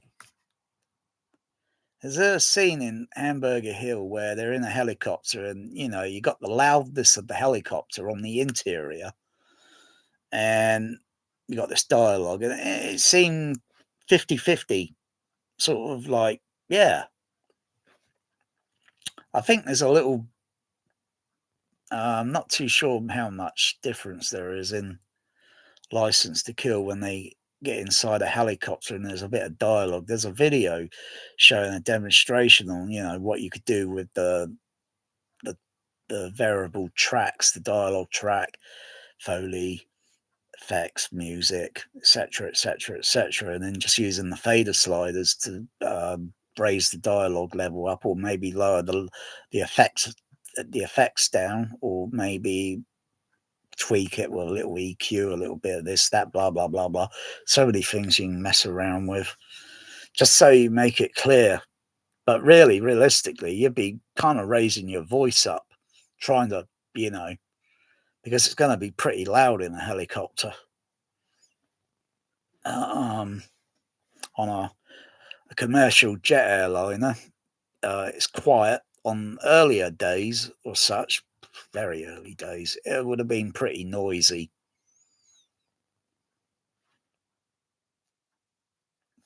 It's like versus early days of air commercial airlines to modern day ones where they get quieter. Comparing that to a bus and a coach, two different things. A bus is very loud. A coach is a little bit more quieter, because you're going to be on it for many hours. But then sometimes you could be on a bus for about an hour. I got to travel just to get the fish and chips. I haven't been fish and chips since last year. I don't think I'll go till maybe spring. It's too cold. It's too cold to go out at the moment. For me, at least. It's too cold. It's about an hour. Now, driving directly, it's less than that. If I was physically okay to cycle, I could probably make. I could probably, if I was physically okay, no issues with my legs, no blood pressure issues, circulation, etc. No getting faint or dizzy. I could probably make it moderately, sometimes cycling 25 mile an hour, maybe 30 mile an hour, but the most I can only do is probably 15 mile an hour now. So that's going to take me almost about an hour, where in the past I could probably do it in about 40 minutes. And the only problem is when I get there, I am dripping with fucking sweat, and I don't want to go into a fucking fish and chip restaurant dripping with fucking sweat. I gotta lay down at least for about half an hour to cool down with some ice cream before I have fish and chips, because I need to cool myself down. Otherwise, I'm going to feel fucking lousy. But I feel physical, but not now. I'm not feeling physical now for 2 years because something has got the best of my health. I can't say I'm really fucking pissed off.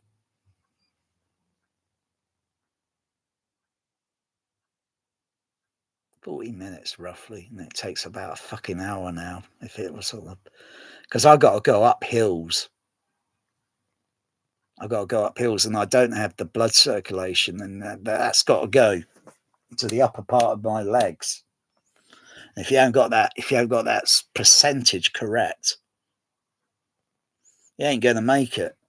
You're going to be demounting and pushing the bike up the bloody hill. There's one steep hill in this fucking area. I mean, it's more like an elevation like that. If I could match my speed when I'm approaching on flat road and then just going up to it, I could get into the easy gear. So it just seems like, and I can just counterbalance myself and cross my arms like that. And I could just coast up that fucking hill. I still feel a little bit of stress, but I'm in the right gear and I could just coast up it. And then I think, fucking hell, that's a relief. But it's a bit dangerous to do that, because if I misbalance my counterbalance, I will fall backwards and I'm going to have a fucking injury. It's a bit careless, really, to do that. But, a couple of occasions I've done that. And that's on one of the bitching hills around this fucking area. Now, I can't even make it. I can't hardly fucking walk up it, because I've got the correct blood circulation. I'm okay on flat land. Maybe I should move to fucking Amsterdam. Is that where they got flat fucking hell? And they can have some of that Edam cheese on toast. Fucking everywhere around this fucking crappy fucking fucking area. Fucking hills are alive with the fucking elevation. Fucking sick and tired of fucking hills. It's okay when you're going down on a bike, yeah, sure. It's going back up is a bitch. They should have escalators on these fucking hills, so you can go up on an escalator. I'm serious. They should have escalators. Okay, now.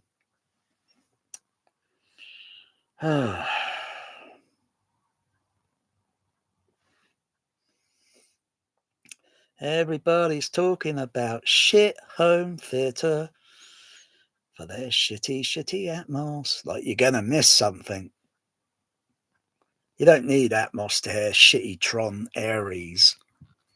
You can hear all that shit in the regular channels, and if you use a PL2X decoder on it, you could create your own overhead. It won't be the bullshit legit atmos, but it will be active all the time, not as and when in the mix.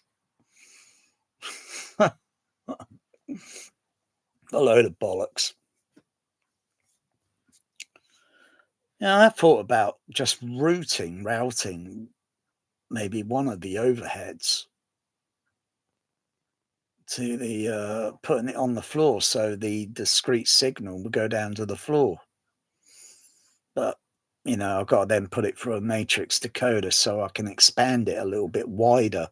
Otherwise, it's just two speakers on the fucking floor. Yeah. Or you could do multiple, and it's just the same signal, but going left to right.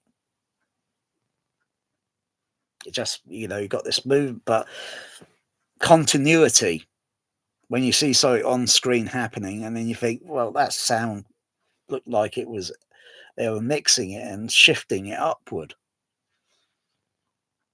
So it's not going to make fucking sense now, is it? It's got to be something that makes sense. It's got to be cohesively continuity, making fucking sense all the time, not random fucking. That's what they were doing with fucking F1, throwing random sound effects up on the fucking ceiling. Fucking shitty Skywalker sound.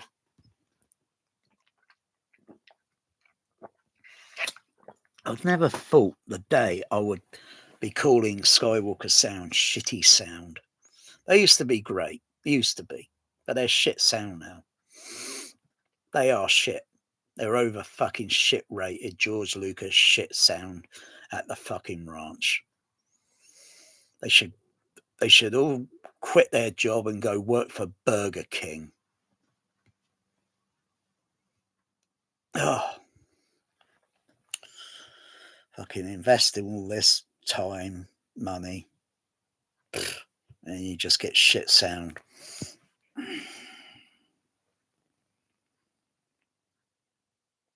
The Dolby CP 200, I think, yeah, I think the morale on that, I've had that processor now for what, 6 years?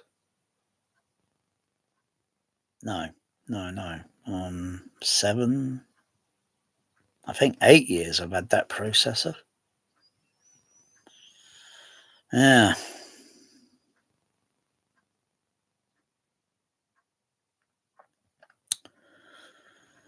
You can have all these AVs and all this and all that, processor this, processor that. The more things are mixed, the more things sound and remain the same. I'm not hearing anything different. In 15 years of listening to this shit, I'm not hearing anything that's totally, supremely unique. And it will never be perfect. I'm a sound, I could say, yeah, I am a sound guy. But how the fuck do you put fucking, all these bullshitters, they just want to keep in their relativity. They want to keep their bread and butter on their fucking table. Stinking bread and butter, I would say. Because whatever they're getting paid is stinkingly fucking outrageous. They just sat on their ass. You just sat on your ass in a seat playing around with console. I could get a chimpanzee trained to do that shit. Really. Sometimes I can mix the sound in my head. I could see a music playing and I think, oh, I can hear that musical element. I know where it's going, but it sounds boring. It doesn't sound immersive. Because music should be imaginary.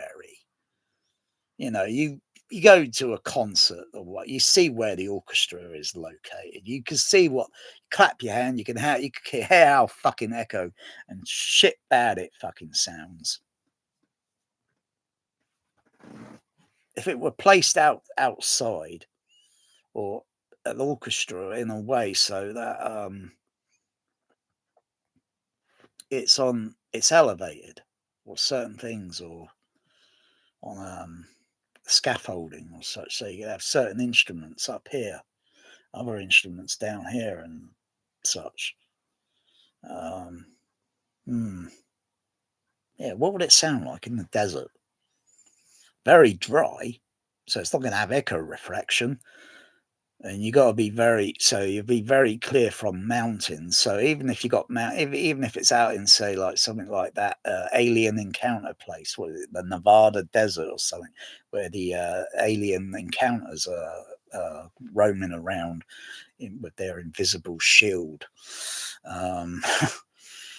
Yeah, there are mountains or such in the background, with the dry desert such, but that dry desert is going to be a bit hard. I think some of it's going to be a bit hard, so there will be a bit of surface reflection, but not too much. You could absorb it a little bit by putting some extra sand, that you pick up in the sand. You can throw it up in the air like Carl Sagan and say all those individual bits is like the universe or some parts of a galaxy. Within that galaxy is maybe possibilities of solar systems or with life, that sort of thing. Carl Sagan, when he does that with the sand. So you put extra sound, so that would create extra density in the reflection on the hard surface. And the orchestra recording will mix will sound totally different. You're not going to get any reflection because the time it takes for any sound to travel probably over 4, 5 miles, 6 miles, and then the reflection to come back, it's not even going to be picked up by the microphone. So yeah, you're clear to go, and it will sound totally different.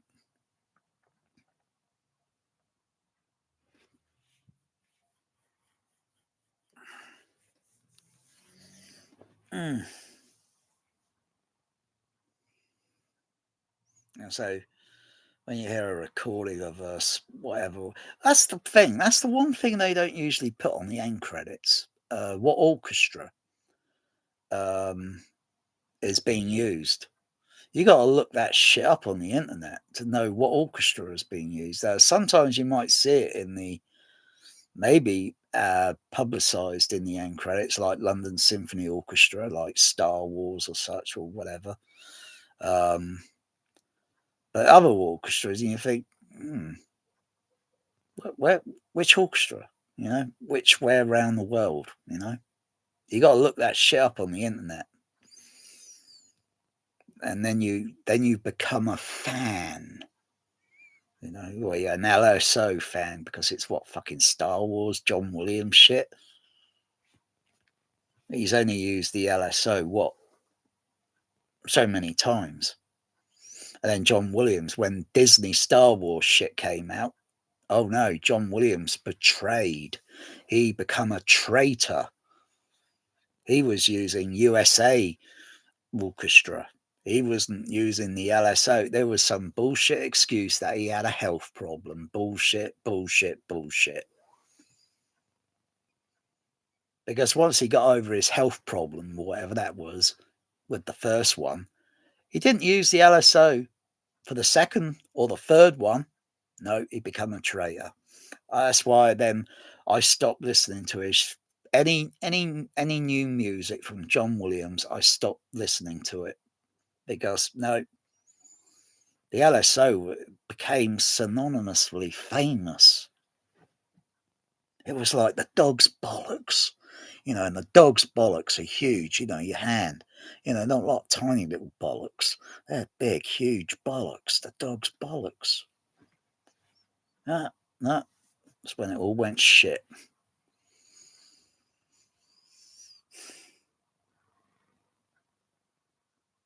And that wasn't the sound of Star Wars with that shitty jar jar fucking A-rounds. It sounded shit when the music started. Damn, it just sounded fucking weak, thin. On the first one, it was big, bold, boom. That was the LSO. Yeah. Then you get some shitty American orchestra. Fucking hell. They can't fucking play shit. I think even Skywalker Sound's got its own orchestra. It sounds crap. I've got a compact disc. I think it's Star Wars music shit, but it's with the Skywalker Symphony Orchestra, and it sounds crap. It's like I'm listening to an imitation, a clone, copycat, whatever the fuck it is. Okay, now. Yeah, I don't think John Williams used the LSO for Last Crusade. I think that was an American orchestra. Raiders, Temple of Doom, yes.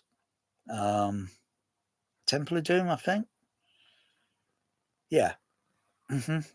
Superman the movie.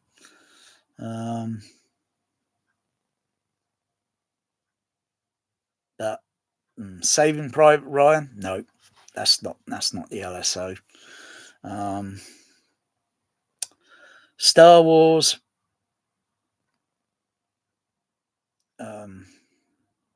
New Hope, Empire Strikes Back, Return of the Jedi, Phantom Menace, Attack of the Clones, Revenge of the Sith, That was all the LSO. And it's got a certain, I suppose if you listen carefully or hard, right, you'd probably hear maybe, if it's possible, if you could notice it, maybe the echo or reverberation or something in the music. But crikey, that would take probably fucking days of fucking listening until you probably notice something. Or maybe it's just indistinguishable. It's hard to tell. But it's not the LSO, for fuck's sakes. What the fuck's wrong with? What's the fuck? What wrong? What's the fucking wrong? I don't understand.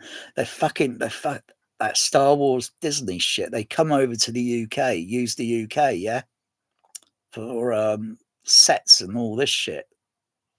They don't use the LSO. What the fuck's going on? See, that thing pisses me off, and it makes all this home cinema shit fucking meaningless. It just fucking kills the fucking thing.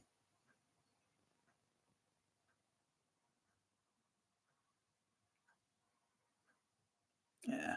But, the LSO can't be always the LSO. Some of the musicians, some are not here anymore, some retired. And, I think it's just I think it's just overrated. Just don't give a shit about it anymore.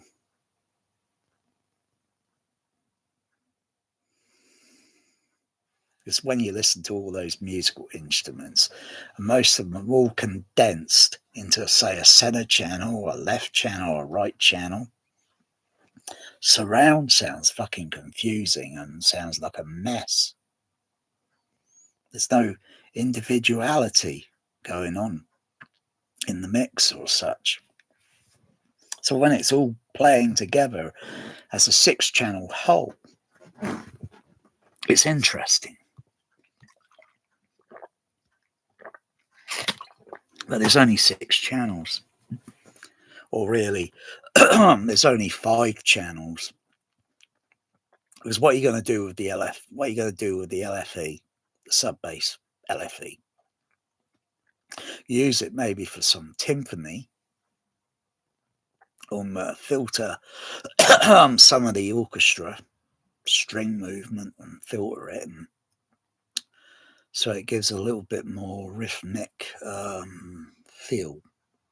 That's totally unnatural, because you wouldn't notice that in the reality of an orchestra playing. Because your ears are going to be detecting, oh yeah, sounds very bright on the string instruments because of the frequency.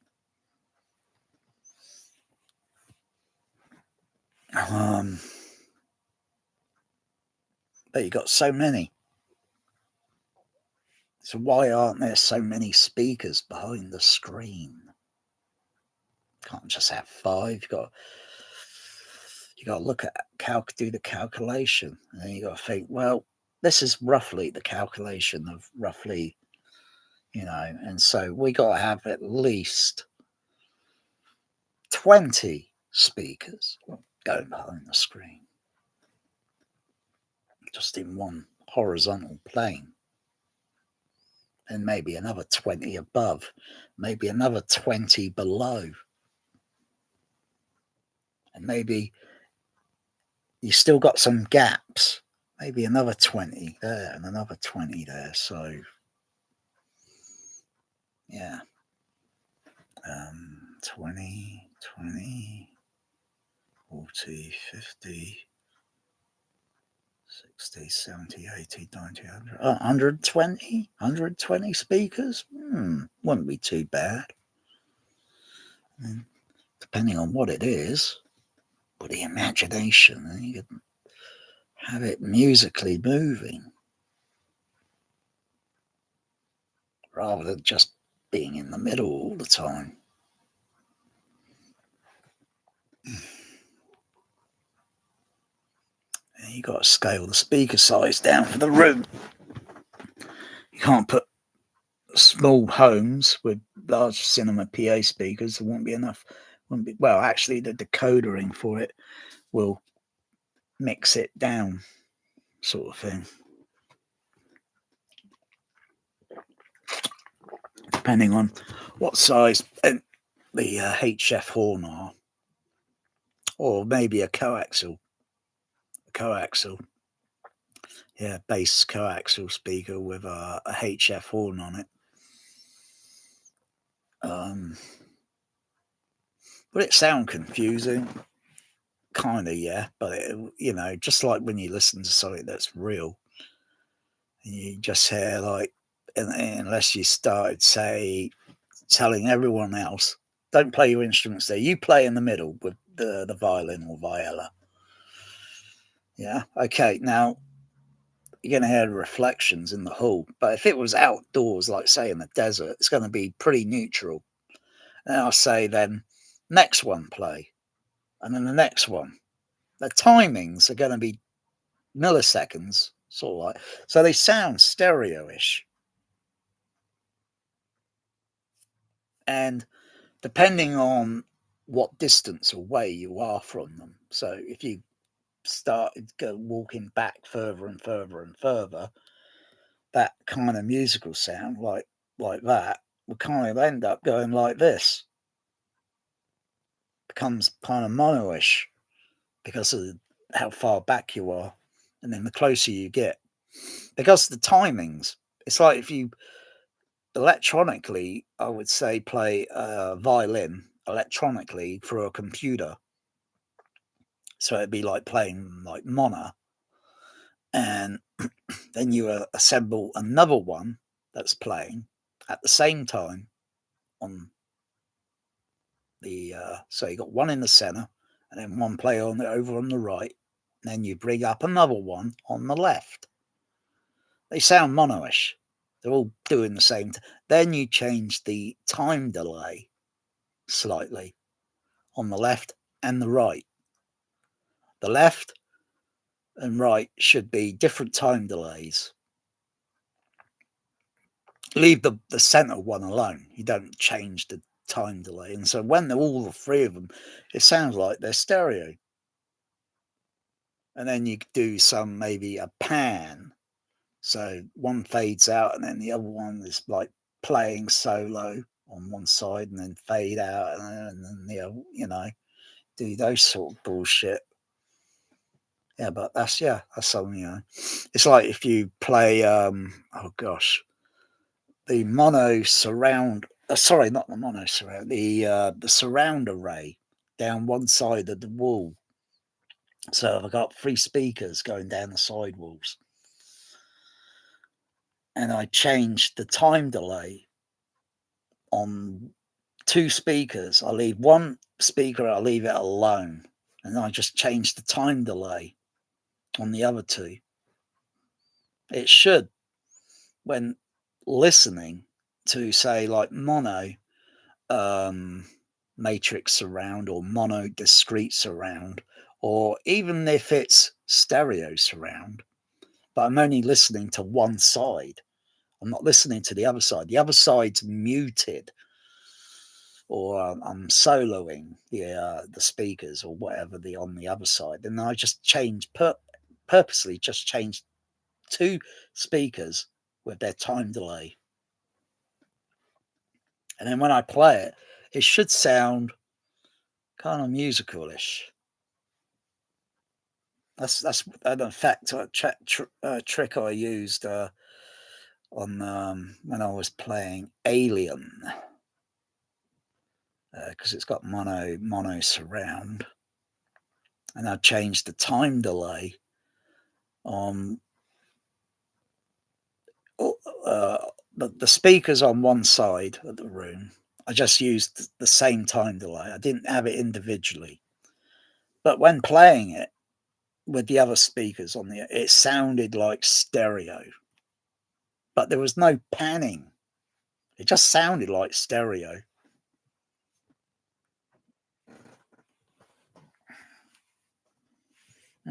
So yeah, I could piss around with the bloody thing.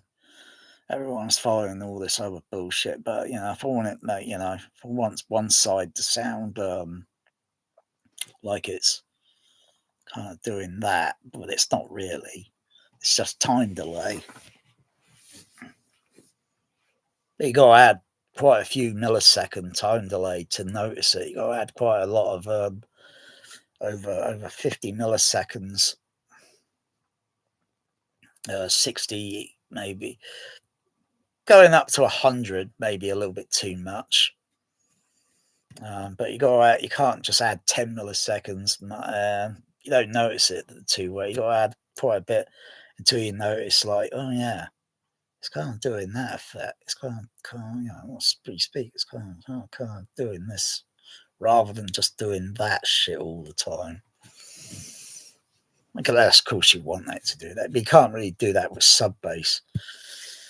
I tried it. It just doesn't seem to work with low frequencies. It's a bit of a mess because of the way I think the low frequencies are propagating through the room. You can only do it with phase delay and phase adjustment, variable. Is there something that I could plug in that's got a variable automatic phase?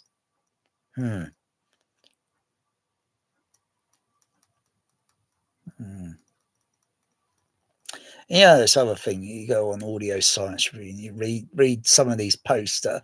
Can you detect phase time or phase delay or phase frequency?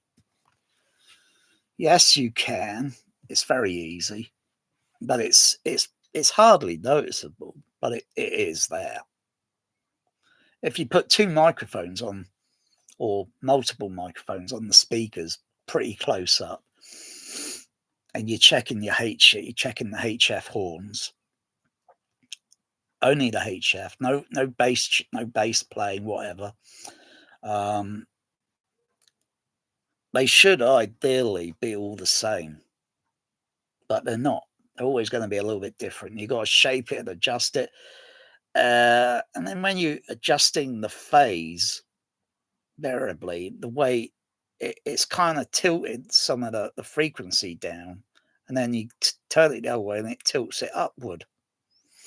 I can see that, and yes, if I listen, I can notice a very subtle, and that's just, adjusting. But you got to have multiple microphones. One's got to be listening to the other, and one's got to be listening, put it on the RT display, and you'll be able to see it tilting up and down slightly, and you think, that's weird. Then you adjust the other phase on the other speaker, and it's not doing much. You think, that's weird. So what's going on the other side? There's something going on there. Shouldn't be doing that. Everything should be adjusting, because if you do it electronically direct, you would see the adjustment. And of course, when you use the time delay, you just see the frequency kind of going up a little bit, and then it dips, and then it goes. You just see that sort of motion because of the what frequencies are kind of getting, maybe say, time delayed, or what frequency it creates a kind of dip and peak and dip sort of motion.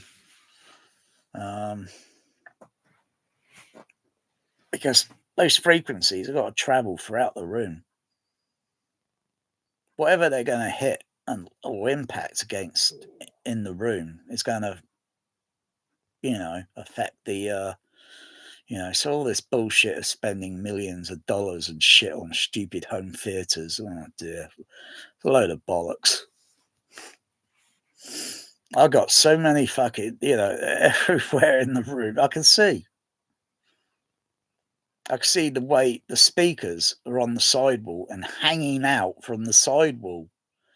Sound coming from the front speakers or any surround speaker in the room is going to impact on the corner of those speakers, because they're hanging out like hard pieces of material, and sound is going to impact putting speakers flush into a wall, you don't know what that wall behind it has got to be the same dimension, the same volume. Otherwise, I would say use just ordinary speakers and just build a barrier so it just goes around, because then the speakers are within the enclosure of that speaker. But even that right at the very back of the room, it's going to sound distant. It's going to sound, also the bass level will be a little bit elevated. And then you equalize it by bringing it down a bit. You can do it other ways by, say, minimizing the bass. It's tricky. It's not impossible. It's tricky. That's like trying to make the cabinet box less of a box.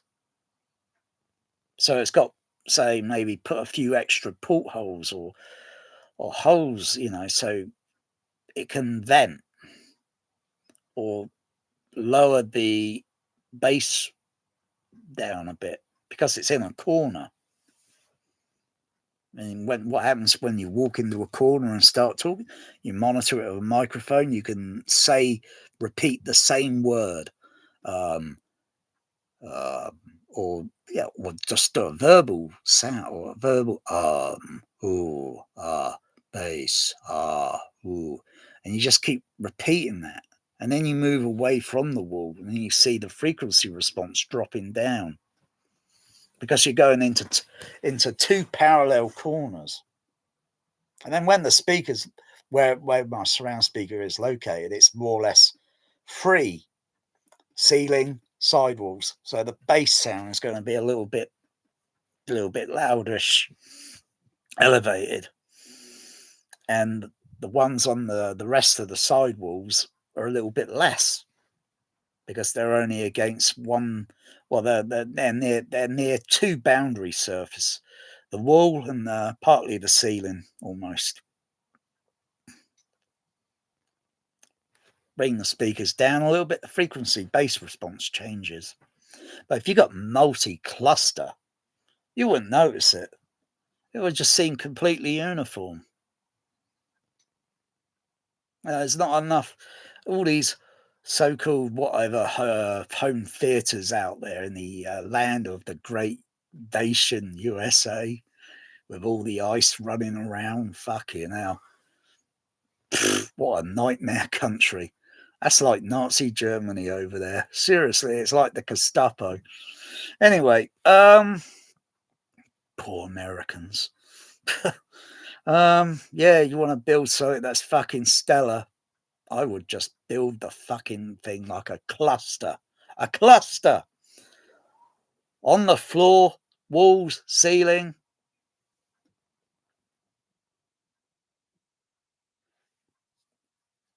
And then it's how many speakers do you want wired up to be parallel or series, and then run off an amplifier, because you can't run shitloads of.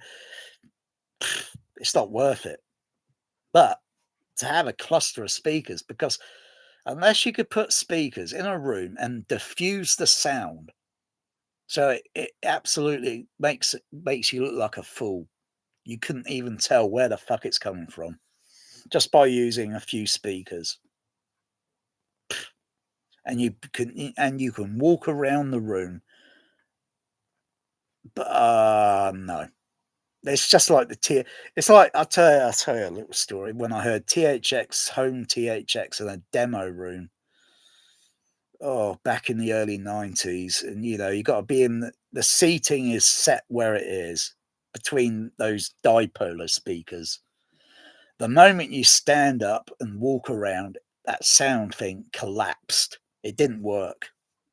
But it was just a cheap way to say cut corners, because no one in their right mind, even back in the early 90s, were going to put proper surround configuration in their room. No one's. But you get to now, oh, everybody's doing it. If you got a processor that does that bullshit. You know, if you haven't got a processor to do that, you can still do it. Because how the fuck do you think they were doing it with a 6-channel or 8-channel STS, whatever? How the fuck do you think they were doing it?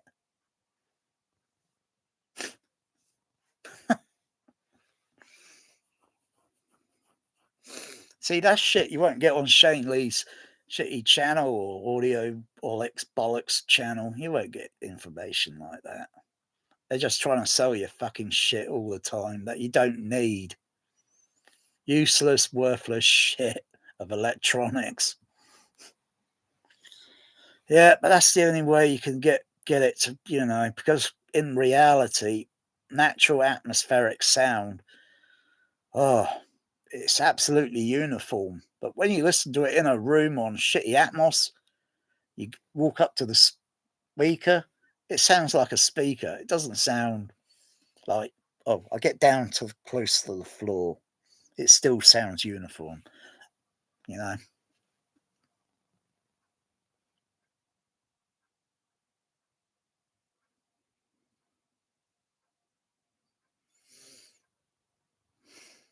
You got to put a sound or low frequency in the room that is not going to hurt your ears or feel discomforting. And you can just feel it. But bloody hell, the effort involved in that.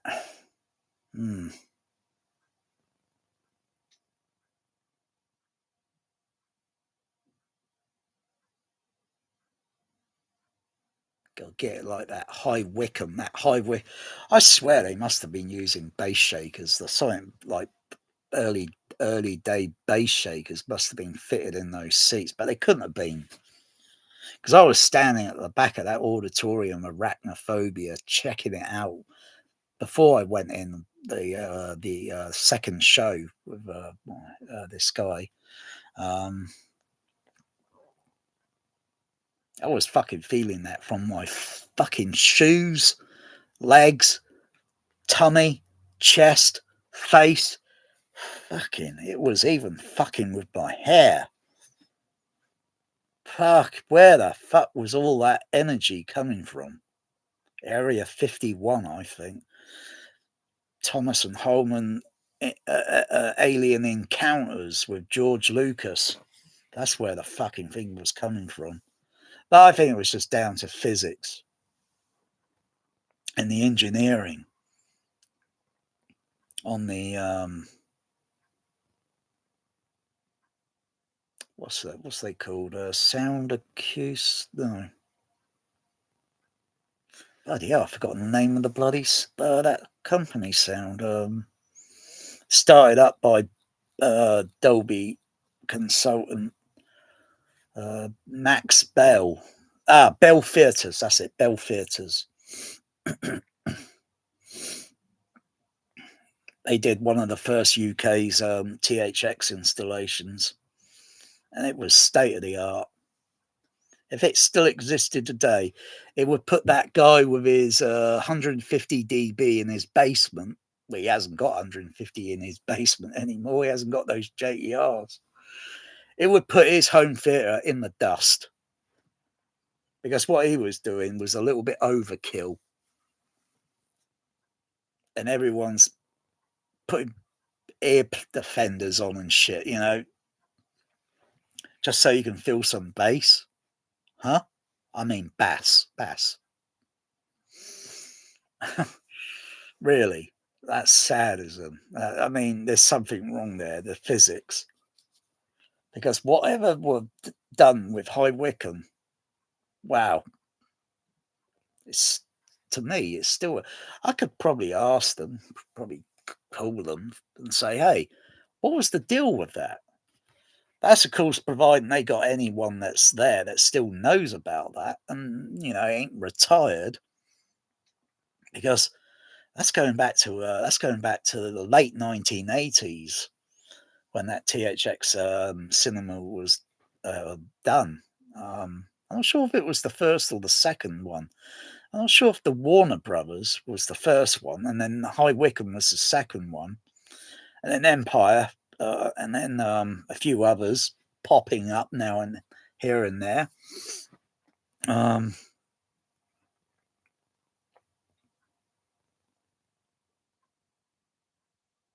You know, what speakers were involved, where they were specifically, because they'd have you would have blueprints to where the auditorium design and such, and where things would be located, electrical engineering diagrams and so forth. But to me, it's like an enigma. It's like, how the fuck do they do that?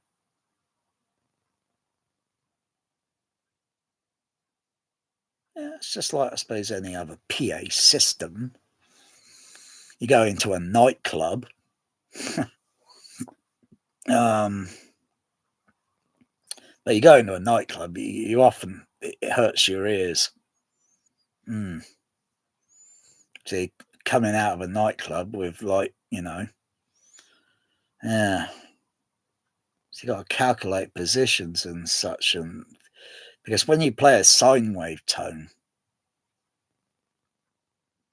in an average home theatre room, it's probably going to boom in certain parts of the room. It sounds a little bit unnatural, and you're just hearing that tone. But can you feel it? I mean, honestly, feel it. I mean, really feel it. Well, you know, so you feel so what you normally hear is like that loudness on your ears, and the energy that you feel is only about there. What the fuck? It should be 50-50. You know, it should be doing a lot of mechanical vibration. You know, as it's waving. You know, because when you look at if you set your SPL meter to fast weighting,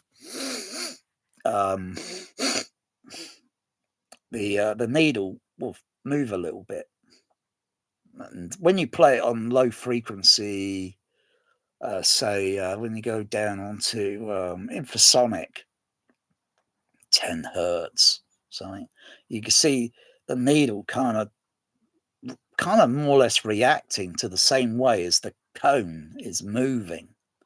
Of course, when you go a little bit higher up, 30 hertz, 40, 50, the signal is going a lot faster. It's not slower. It's not lower down. It's not going, you know, because when you look at it even on an oscilloscope, and you can see it waving like that, it's a very straight, almost like a straight line, because of the wavelength is very long. Unless you adjust your oscilloscope and then make the wave look like a curve. But when you go up a little bit more higher up in the frequencies, you know, those waves are going to get those curves are going to get a bit too tight, you know. So you know, you got to have that set right, so it looks like a long, you know, it should be waving, like moving, like, what the fuck, like ocean wave. But it's not going to do that. It's not going to really do that. You got to make the fucking floor do that shit. And then what? The floor's going to fucking break apart because you got to make the floor so that then we're talking simulator, like at a fucking theme park. Like, you make the floor elements of the floor are all individual, so they got hydraulics underneath it, and they're pumping up and down, and it makes it seem like the roof is going like this, like you're on ocean waves.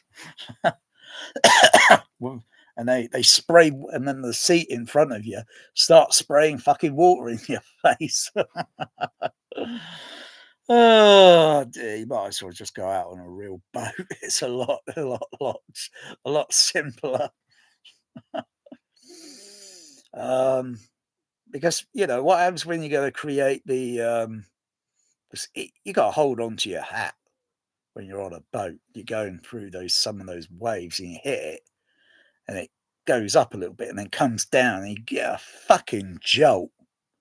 And if you haven't got your fucking life jacket on or anything like, and you're holding on, you could get thrown out of that fucking boat. It will fucking elevate you.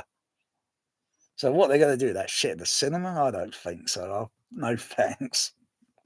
I find it interesting because it's the best sub bass that I've ever fucking felt. You know, is when you go on a fucking boat and you fucking hit a wave and you fucking hell, you don't expect it. You ain't gonna get that shit in someone's basement at 150. You just get everyone painfully hurting with their ears. You go on a boat, you hit a fucking wave. How loud is the SPL level? No, it's not about the SPL, it's about the kinetic energy.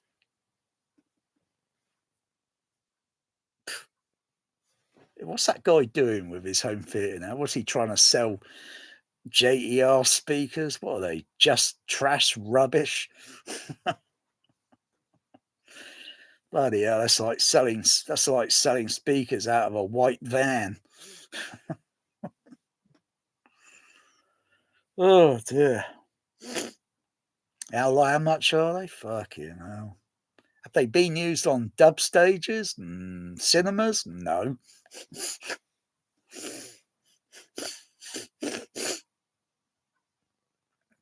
Now I've heard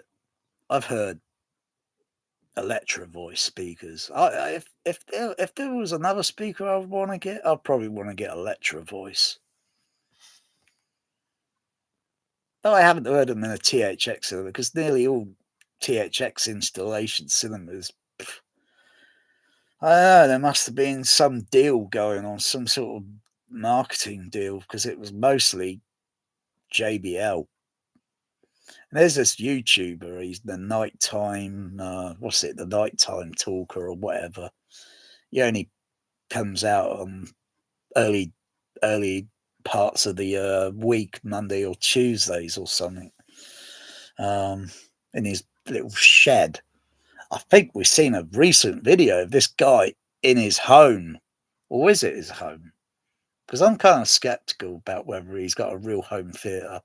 I'm not talking little tower speakers and little dinky centre channels. I'm talking proper JBL like what I got. Proper JBL. But he said he was cynical or he didn't like JBL. But he's talking shit. He's been to a cinema, hasn't he? It's most likely got it's JBL install. If he didn't like JBL, then he wouldn't go to a cinema now, would he? No, he's just like, it's probably out of his price range because he's thinking like, oh, he's not thinking cinema speakers, secondhand, eBay. Not that you can really get one really secondhand ones on eBay anymore. Fucking prices are fucking in the thousands.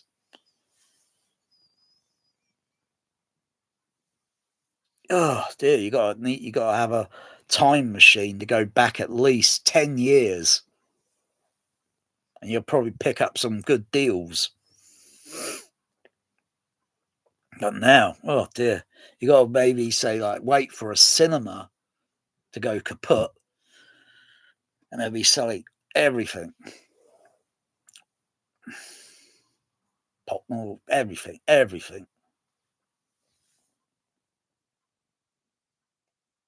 No, if you got a lottery ticket, blah, blah, you might as well buy it and then keep it and reopen it. And have it all THX sound system. There are not many THX sound systems installations in the United States anymore. It's kind of gone from that to that. No, actually, a little bit more less than that. It's terrible. It's terrible. And you think, how many are really that good? You know?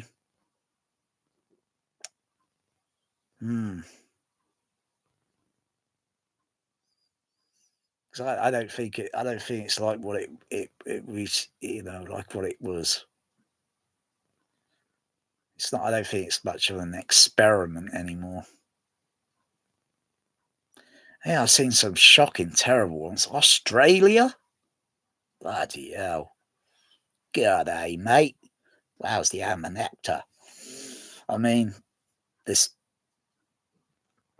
THX one they opened up a couple of years ago in Australia, home theatre, and it's got terrible bloody acoustic. It echoes in the bloody room. What the fuck? And they're using what crappy speakers are they using? Oh my goodness. They got a lot of seats in the room, so it's a little larger than my room, but they're using crappy speakers and they got crap. Fucking hell. It echoes. You don't want to hear that crap. Again, they put echo effects or reverberations or whatever into the soundtrack itself. So that's what you should be listening to. Or feeling. You shouldn't hear the room echoing. Because you get a honky dialogue sound and you think, why is it sounding like that? And you look around and you think, well, there's something over that side there and that side there not treated. So they're hard parallel walls and you get this bloody honky reflection. Oh, yeah, another thing was weird with the BH2 downtown where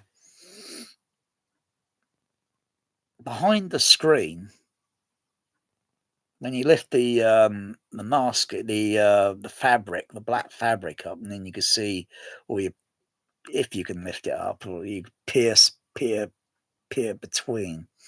They got these plywood. They got plywood between the subs, and it's flimsy. It's not sturdy, or it's like you could touch it, move it, and it flaps. I think, what the fuck have they got flimsy fucking plywood fucking behind near these speakers, for crying out? When those things generate energy, that plywood, I don't know, is it going to vibrate or create something? What the fuck? And it doesn't even have any absorbent material on it. So if any sort of reflection is moving around, it's going to come up there, even though there's a fabric in between. But really, what the fuck? What the fuck? And then when you look at the installation on a typical cinema where they don't have a baffle wall, it's just a metal structure frame. They should put absorbent material all over that metal, so you don't get any certain frequencies reflecting on it, or maybe creating a possible ringing sound. That can happen. They don't put any absorbent material over those sort of things. That's been ongoing for many, many years. But when you see a baffle wall all up, it's mostly plywood, mostly timber frame, and lots of layers of plasterboard. And then it's covered over with an absorbent material. What's up, Bear? Meow. Oh, fuck. Yeah. That's good timing, Bear. I might as well take my afternoon medication. And I am still going to fucking rant. I could rant for fucking 24 hours if I keep hydrated and relaxed. But who the fuck can fucking talk for almost 24 hours?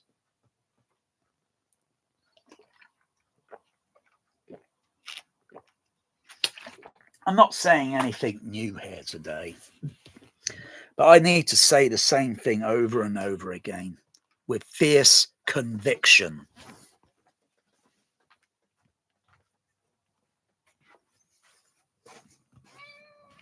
Yeah. A little snack or something, a little nibble. Yeah, I'll be with you in a second. Room service. Room service.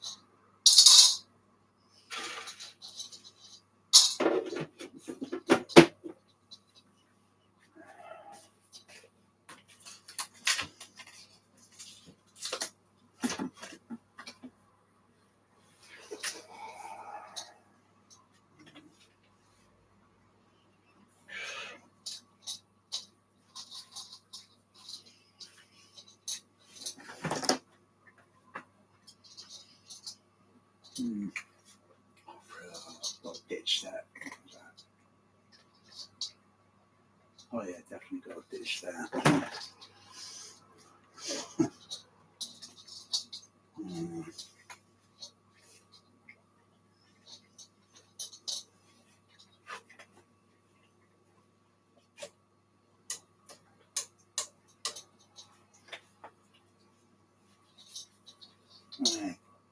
Hey, Bear.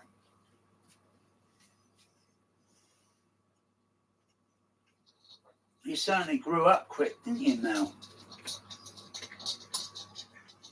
Guess you're a little kitten. Now you're a big lady, aren't you? You're a lady cat, aren't you? Yes, you are. Lovely girl.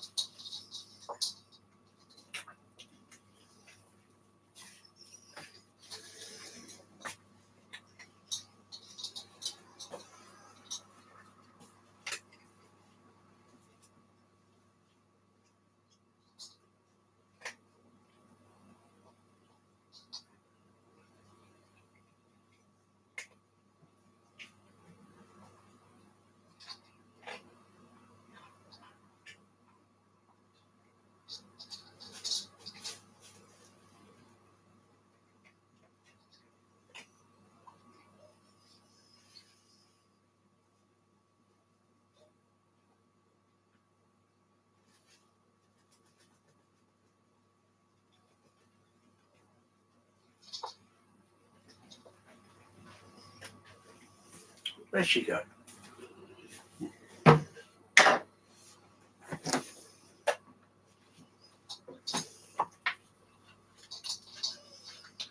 Single black female.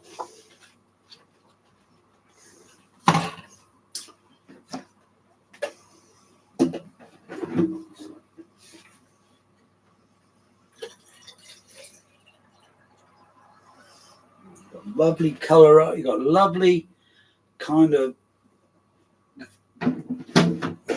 lovely golden eyes. Yeah.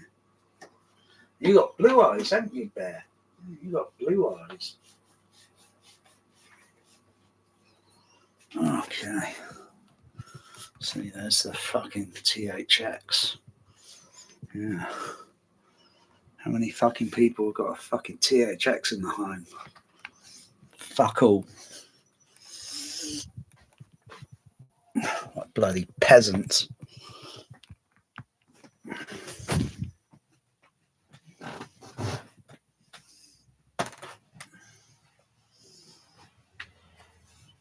Yeah, so all the rich millionaires with their crappy home theatres. You ain't got THX. You ain't got the real THX. Yeah. Yeah, peasant. Ugh. It ain't fucking listeners.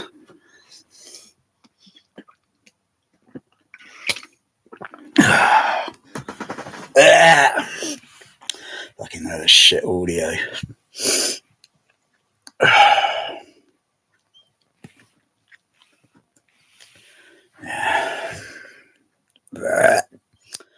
Yep. I'm not saying anything new here. I'm just repeating the same thing over and over again. Like I need to repeat it with fierce conviction.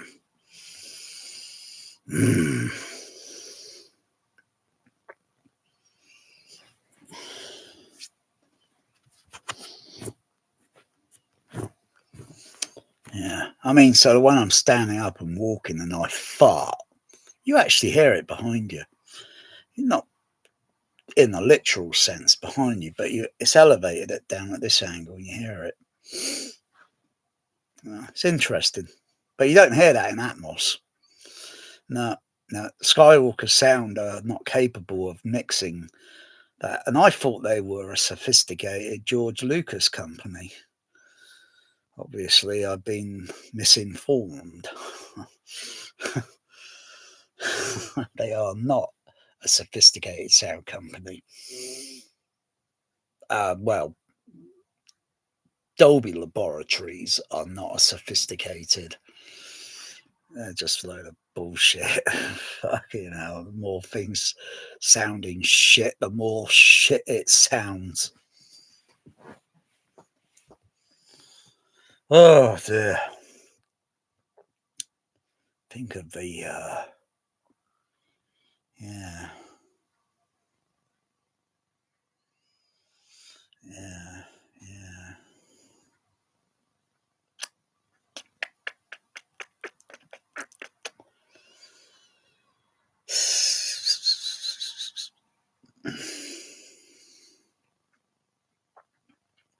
So much marketing bullshit. All those Sony, Sonos or whatever they're fucking called. Putting that speaker shit set up around a room so you get phantom center channel. Well, you're going to get phantom this and that, whatever, in stereo. Or between two speakers, left, right, this, left, right, that. You're always going to get, but you could do it in any direction. You can take sound diagonal and, pan something from this corner and pan it over that way and have another sound going from the other two distinct sounds, two different distinct sounds, one going that way, one going that way, and then maybe something that's going also across left to right there, or down this way, or maybe cross that way. Yeah, there's so many layers of tracks to create some sort of in a 5-channel, direct 5-channel full range 5-channel. The LFEs are relevant. You could do, if you think about it, real hard and do it. You could do a sound mix that leaves Skywalker Sound with their Tron shit Aries in the dust. But I think mixers today are just fucking lazy. You take it all back to the times when it's all magnetic sound and all that. I think they were working harder to achieve something, but now it's just all Pro Tool fucking easy. It just makes them lazy, and then we're just listening to crappy, woke, lazy mixes.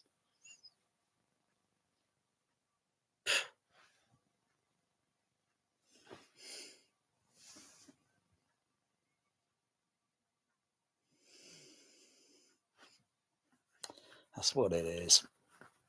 Lazy Hollywood mixers with Pro Tools. Go back and it was all magnetic sound. They work harder, and it's like, wow, how the fuck did they do that? You know, today we know how the fuck they do that. It's on a lazy Pro Tools or a fucking computer linked up to a fucking database. They could probably share with other studios, other sound effect libraries and all that. You know, it's not like, fucking hell, you got to go and grab all the reels and that and put it up on a machine room and bloody hell. Oh, that was hard work. But now they're just fucking lazy. It's not worth listening to their shit anymore. You look at their lazy, shitty dubbing stages, fucking hell. Nothing unique about it. No more unique than looking at a picture of my room. Well, I'm looking at a picture of my room. That picture there has not much changed since I added a few more shitty speakers at the back of the room. For the fucking point of what? But, you know, like sound, when it moves individually, you know, it's not like, say, my hand is very narrow on that side and I'm moving it, you know, line it up, you know, fucking hell, line it up. And then moving it very, very slightly, you know, piece by piece by piece by, you know, a speaker, or like speakers there. Literally a cluster. And they're moving individually. You know, you got a speaker over here, a speaker there. It's it's jumping from one to another. There's a gap in between it. Not just a gap, there's more than a gap. Because you listen to the mid-range, where the mid-range is a 5-inch it's 5 inches, the mid-range driver. And I calculate how many across the room. Fucking hell. There is a lot of sound missing there. All this atmos shit. 64 channels, really? That ain't enough. That's donkey piss.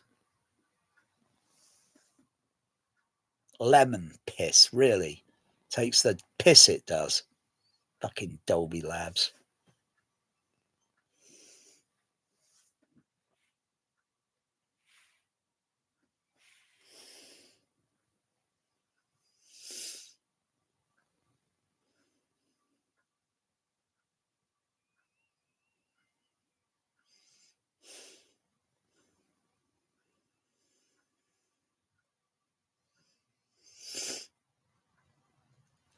Yeah, you gotta have something to expand it, like that, what's it thing? I think get one of those things, what they used in that, what's it? Chinese theatre. Because it was literally a speaker next to a speaker, and it went in one of those small auditoriums in the Chinese theatres, one of the smaller screens. Whether that system is even used today, it's probably not. It's probably been removed because that was early 2000s, and it just goes literally along the sidewalls, back wall. But that's just a small part. You need a whole cluster. Otherwise, it's like, okay, take it to the next level. Well, why even bother put that in? Why didn't you just do the whole full Monty? Don't cut the corners, crying out loud. But who the fuck? You gotta fucking think, what the fuck? How am I gonna fucking fit all this in a room?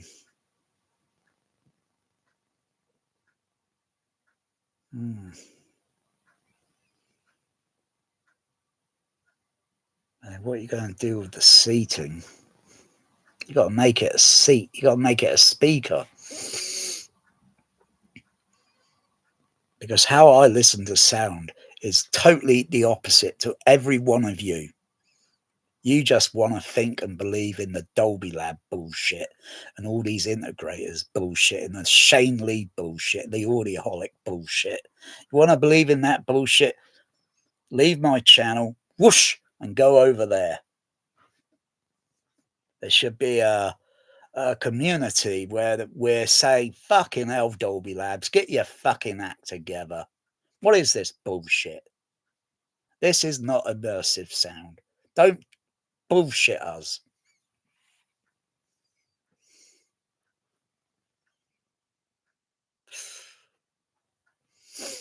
And you see all these pictures. You go on YouTube, on Google, you look at, type in immersive this, speaker, atmos, all bullshit this, and you see other laboratories or labs where they're doing spherical chairs with speakers all over the fucking thing.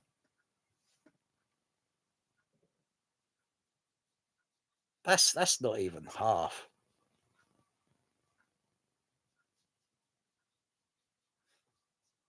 Oh, what the fuck? Oh.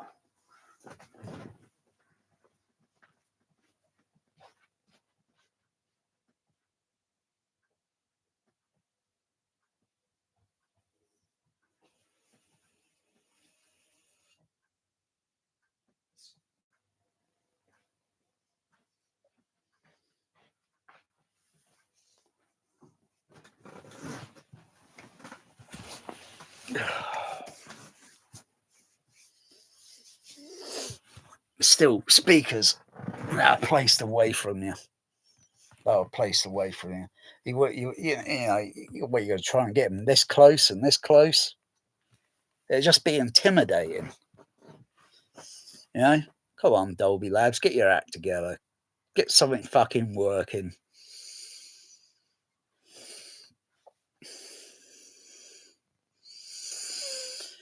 I think every time a dub stage pumps out incredible bullshit, they should get a slap on the wrist. They should get a red fucking flag. I'll tell you, 2 red flags for Skywalker Sound this week.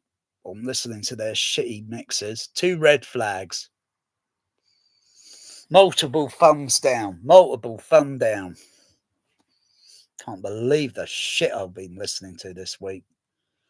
I might as fucking hell, put on sorry, just plain fucking fuck off Dolby Stereo. And it's like, fuck, it's immersive.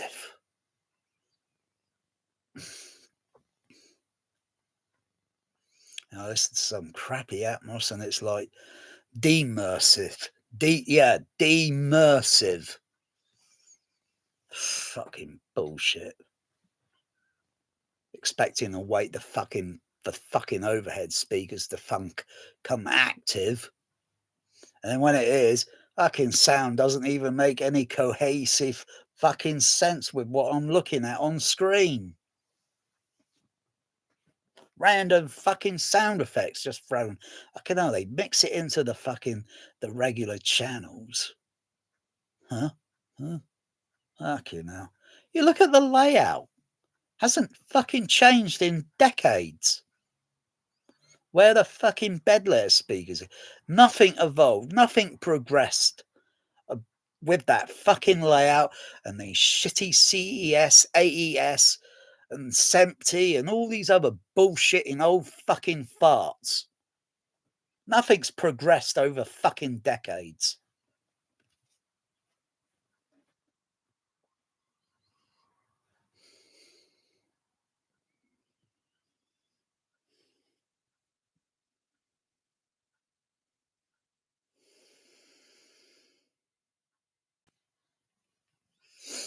Oh.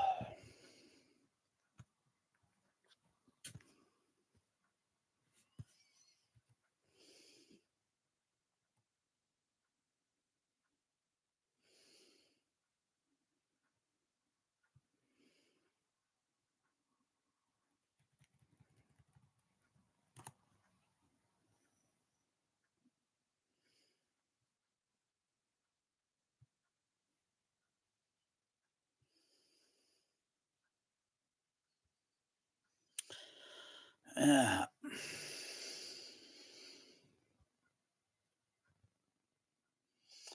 I have to say, the most offensive picture I've seen of the day, the most offending is that Shane fuck off Lee.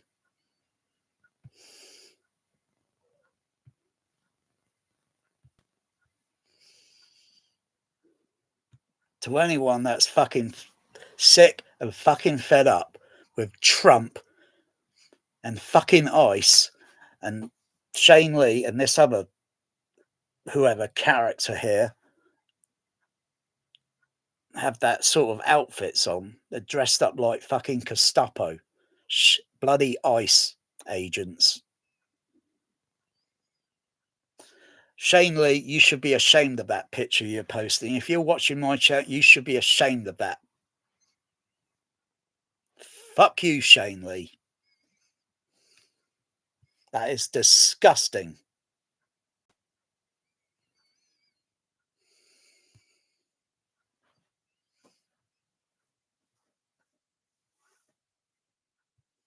Yeah, he's like the Gestapo of fucking bullshitting you with fucking Trinnov and how great it. Trinnov is not a fucking great processor. I've had that processor since late last year now. It is not a brilliant, great processor. It's yeah, okay, it could do this, that, but it can't do anything else in its decoding. It's pretty useless, pretty fuck off fucking useless. And I'm pretty sort of, I'm thinking, I'm not really interested in really having the new software. If it comes out, I'm probably not going to jump on it day one. I'll probably maybe leave it till the next month or the next month and give it a little think over, you know. Is it going to bring anything to the table? Is it going to bring anything different to the table now? One, I don't like the use of, you know, if it's got all this EQ feature and all this, I don't like the use that you got to use the shitty microphone just to activate all those FIR filters and the stupid optimizer. That was all active actually on that processor when I had it, because it was the original owner had already had that program, but all the EQ things and everything else would be on it would probably be a little bit different to the speakers running in the JBL Professional in my room. So even though his room relatively was more or less the same size volume as my room, maybe it's just a plus or minus a little bit large by just a tiny trifle of plus and minus. Otherwise, basically, more or less the same room. You couldn't even swing a cat around. And yeah, I could hear the difference when turning that optimizer on and off. And think, it just seems like, so like, I don't know, it's reminding me of a Tandy realistic Radio Shack EQ thing with a stereo expander switch. You turn it on and it's like, oh wow, oh yeah, that's great. Yeah, I wonder. Yeah, I wonder what feature that thing that they were using, like the electronics as such. You buy a load of those realistic ones with the EQ of the what was it, the very small LED lights, green, amber, and red. That's it, green, amber. I think I still got one of those EQs. There's one of them. There's one of them up there, but it's got a fluorescent display. But you could get these on eBay. You get these on eBay, I think, pretty cheap. I suppose if you rig them up and then use the might be something there. You never know. It's not like a Trinnov's got one of those features on it. You press it. You know. And another thing, like say with a Trinnov, say like if you got the left and right channel reversed on a mix, that rarely happens now. But there are still some titles that you may have, and got those reversed left right sort of thing, or left, right, surround, or reversed. There's no feature on the trinnov that you can access quickly and then reverse it. Put it so the sound pan that you hear down this side, and then you see the relation to the image. Otherwise, if it's the opposite way, you hear the sound this way, and the image might be going this way. And it's like, what's going on? You got to flip things around. Like I say, they rarely happen now, but they can reoccur. And it's like, if it does, it's like, fucking hell, you got to get at the back of the fucking trinnov, unplug the fucking few XLRs, fucking hell, pain in the ass.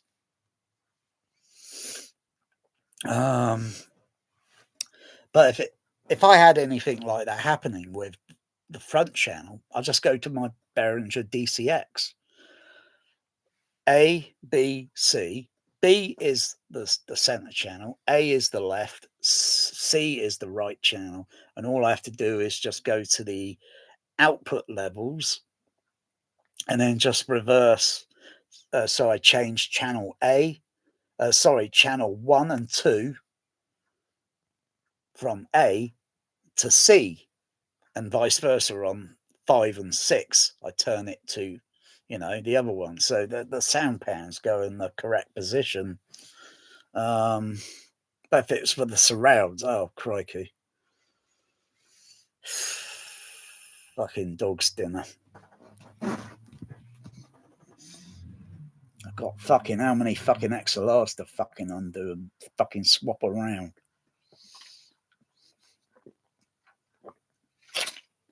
Yeah, you can't do any of that on a Storm or any other AVR. You can't do that on trinnov. You can't fucking do that, period.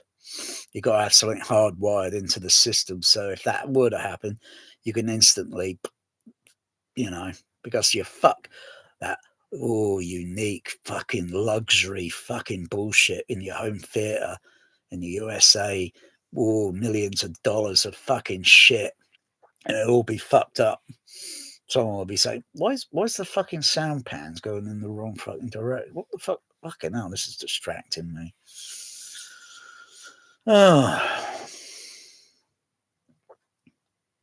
And on top of that, there's no mono stereo switch.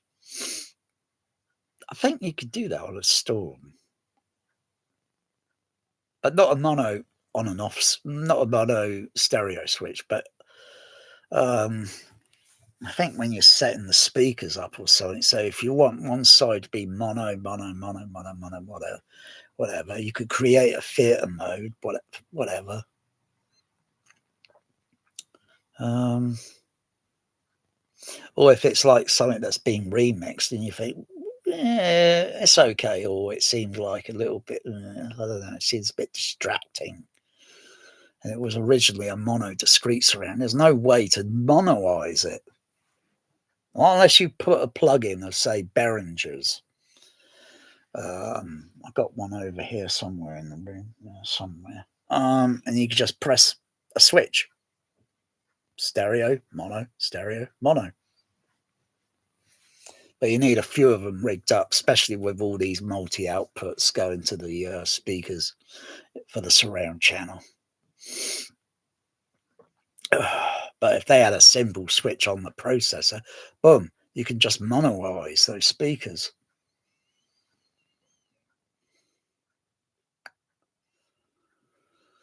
Yeah, I don't think that's a feature they're going to be putting on the new software.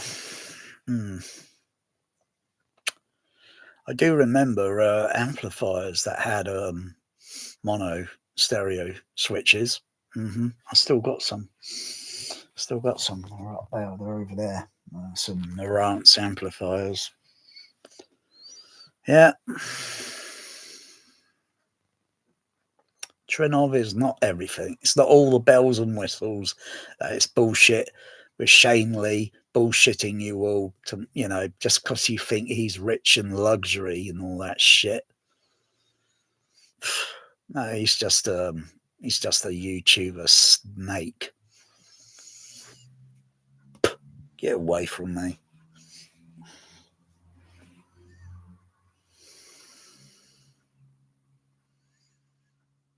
You get all these like youth, man. He will never ever speak totally negative.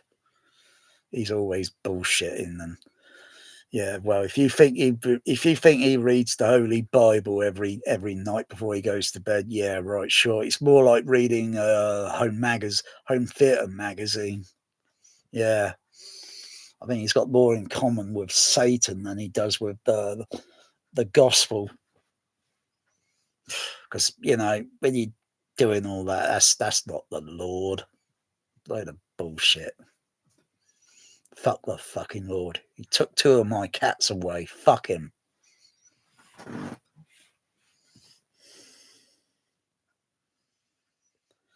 Yeah. You type in home theater. Yeah, look.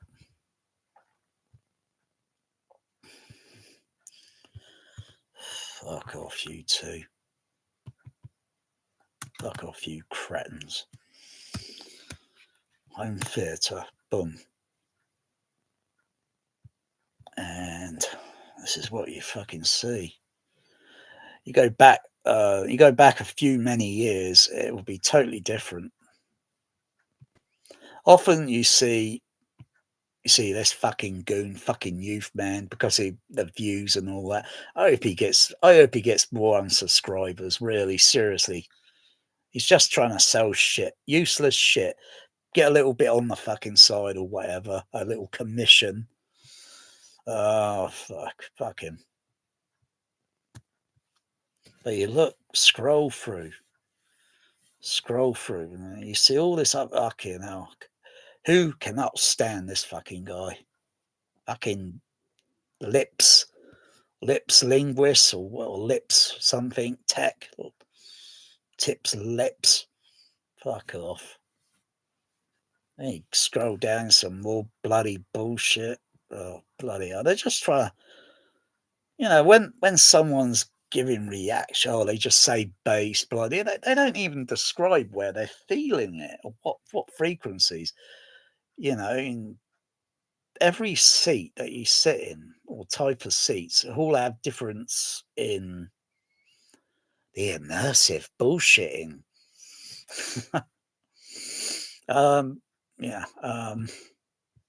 Scroll through. Fucking hell, and then you see goofy bloody Gene DeSella doing stupid shit like this. I can't stand shit like that. I don't do shit like that on my thumbnails. I don't do any of that shit. It's like automatic clickbait. Because when you watch Gene DeSella in the video, does he do that? No. So he's faking it. Just to market so he can sell possibly some load of bullshit. And you know what? I really do think home theatres are like rest in fucking peace. Fucking dun dun dun dun dun dun dun dun dun dun. Yeah, let's have enough of that. And we got more bullshit. I'll tell you. Where's fucking another one here. Another goof. Wearing his baseball cap back to front. Mouth open like he hasn't been fed for a bloody week. It's like, I only got popcorn. Oh dear, I'm starving. Youth man, he is so full of shit. He is. You got this home theatre, 20-foot wide screen. And he goes into that other one that's got a screen that's even less than 20 foot. And he says it's the most ultimate home theatre ever. I don't know. Maybe he's getting a little rubbing. Maybe he's getting too cuddling with the owner, kissing. Maybe youth man's homosexual. Yeah, you never know. Just because he's married doesn't mean he's straight. Yeah, I'm doing roasting. 724. What? Who gives a fuck about 724? 724? Look at the size of that room's a little bit larger than mine. Come on. 724.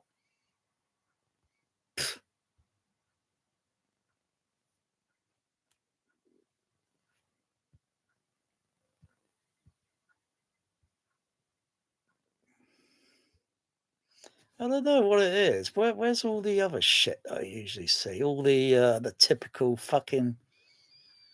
I don't know. Maybe someone's been complaining about all that shit. All that plaster, all these fake, like, honest to God, clickbait, bloody, great trash. I tell you, everybody that does a YouTube video of sound bars, if I was going to do I tell you, it would be vicious. I don't mean in the literal sense. I mean, it would be fucking vicious. I'll be stripping the fucking speaker down. I'll be testing its direct electronical frequency response to see what it looks like. Does it roll off? Does it do what shit does it do? Testing the speakers with a frequency sweep individually, free air inside the enclosure. I would be doing such fucking, but it's not fucking worth it, really. When I look at these shitty soundbars, they look like a glorified shitty center channel with multiple speakers. And you could just take an ordinary center channel, it's got a load of speakers in it, and just wire it up differently, like a shitty soundbar. It's not impossible, It's cheap trash. Yeah, just like it says, great. It is trash. Honest to God, trash.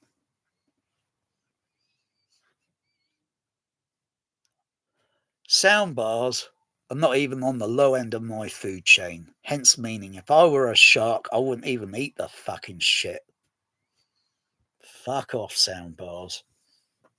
Oh, God's sakes. And this guy, this YouTuber with his Jurassic bass and then his fake video shaking using what Acrobat made a vibration thing that you do a video and then you could put in the editing and make it look like it's blurring, like all that shit. And this guy does some fake videos just to boost his bloody channel. Shame on you. Because I picked up on that instantly. I knew it was fake. Because you look at all the shitty car hi-fi videos, yeah? Do you ever once see the fucking camera blurring and shaking? Not unless that camera is stuck to the windshield and it will start vibrating because of the but when you're holding it, the camera in your hand, does it fucking blur and vibrate? I haven't seen one single fucking video that does that. Unless you're using a fake motion blur. Shame on him. He done that shit several times. Shame on him. His room doesn't, for your eye vision to blur. NASA have done a lot of shit. It's a frequency that will be between 20 and 90 hertz, between 20 and 90. Now, I've been on a bus many times. This is going back, many years now. And there was a bus that had a very bad tuning on the engine. You didn't notice it when the bus is in motion, but when it comes to a pause or bus stop, the resonant frequency and the extra loudness, because usually the bus engine is idling around about 35, 36 hertz. And it's pulsing, but it was extra, and I just couldn't bear it to a point where my eye vision started to blur because of where I'm sat in the seat, and with my feet on the floor, the frequency came up through my skeleton and then created a cavity vibration up in my head, more than enough to start making my vision blurring. And I thought, I'm getting off of this bus right here, right now. I'm getting off of it. I'll just wait for the next one to come along 15 minutes later, you know. So where I'm going to be 15 minutes, you know, not on my schedule. But I can't stand to be on this bus any fucking more. It was terrible.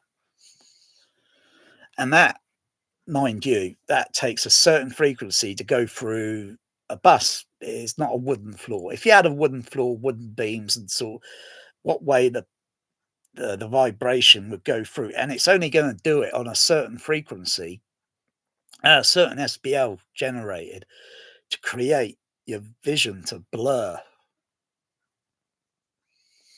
I've done other tests now with bass shakers. Now, if you put I wouldn't advise it, by mind you, I am a professional. Put a bass shaker on your head, on your forehead, but I wouldn't advise it. And you play a certain frequency until you notice your vision blurring. But I wouldn't advise it because you don't know what the fuck it's going to do. But eye vision blurring, that rarely happens. That rarely happens in any home, in cinema or home theatre. To design a bass shaker so that, and the weight, you know, your head and spine up to it's got to be in a certain position on the seat. And most seats may not even do it, where you think, fucking hell, my vision's blurring. And you move away from it, you decouple yourself, and then the vision blur doesn't happen.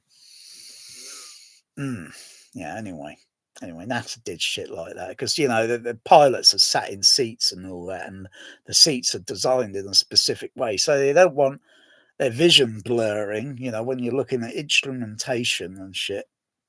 You don't want your vision blurring. Oh.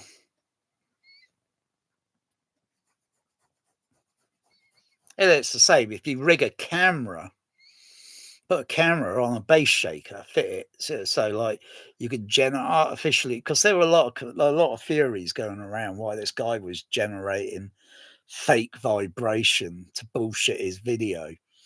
You know, one, you could put the tripod, mount it to a bass shaker, and generate a sine wave tone, and that would create a legitimate vibration, but illegitimate because it's bullshit. Because it's funny when the guy going around with his camera phone and he's going in close to his speakers when he first had them or where and playing sound, oh, there's no vibration going on. But when he's got the camera back in the room and he starts creating all this fake vibration shit, he edits it into the video.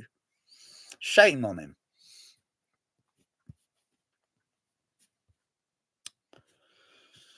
Yeah, who can't stand fucking this character? Oh, bloody Andrew Robinson and his bullshit. Oh dear. Does that guy have any test equipment? I doubt he's got an oscilloscope, not even a voltmeter. Can you trust anything that he bullshits? Because he's just trying to sell shit. He's in connection, handshake with some, you know, and just trying to sell some bullshit. Shame on him. Can't stand him.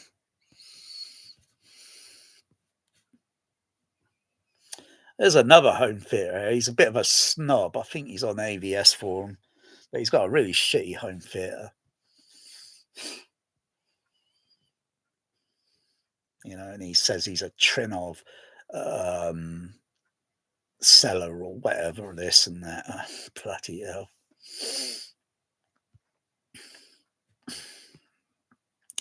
Here we see some more of this lips tech and shit.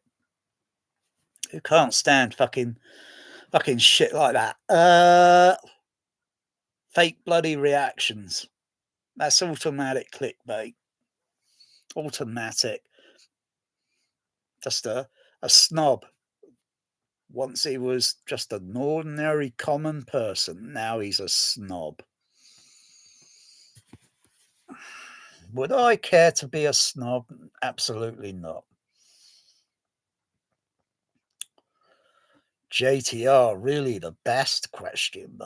Not with that crappy setup. Look, you got those 2 tower speakers left and right, and you got a shitty center channel.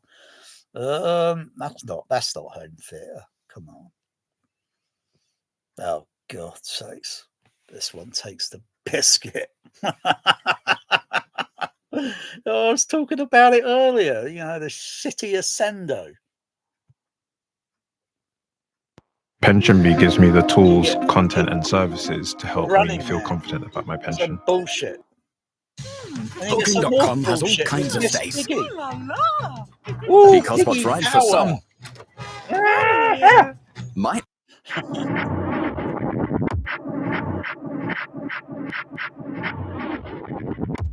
What the fuck is that? Sounds like someone farting.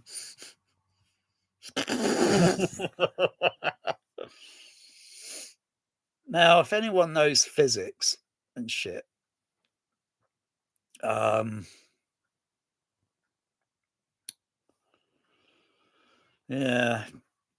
and the cost of that piece of rubbish, I'm not jealous. I couldn't care less. I might as well get stacks of 18s.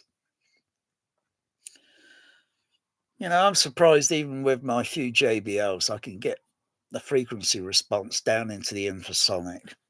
It won't do huge numbers because of the physics, the electrical physics and design of the speaker. I would have to put stacks and stacks and stacks. And then the SPL level goes up a little bit, not naturally, but every 3 dB or so. So I would minimize harmonic distortion, such. So, when you put a fundamental sine wave out at, say, 10 hertz, you see the signal going up. And if you don't see anything in front of it, that's okay. You're generating, and it seems like, whoa, bloody hell, very unnatural, electronically generated. But you don't want to hear the bass drivers making any noise, because infrasonic theoretically is almost silent to our ears, and we could just feel pressure.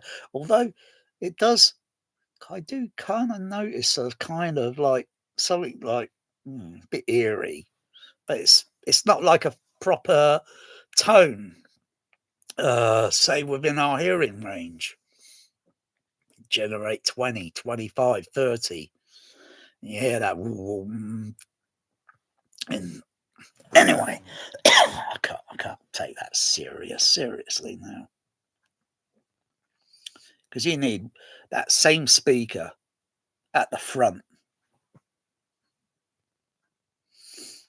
But he's just trying to generate bloody infrasonic, and the other frequency, yeah. Is it worth it? Is it really made a difference? Or is it like he's too embarrassed to even say that, well, it's not made a big difference, and I think it's a waste of money. Personally, it is a waste of money. It looks cheap.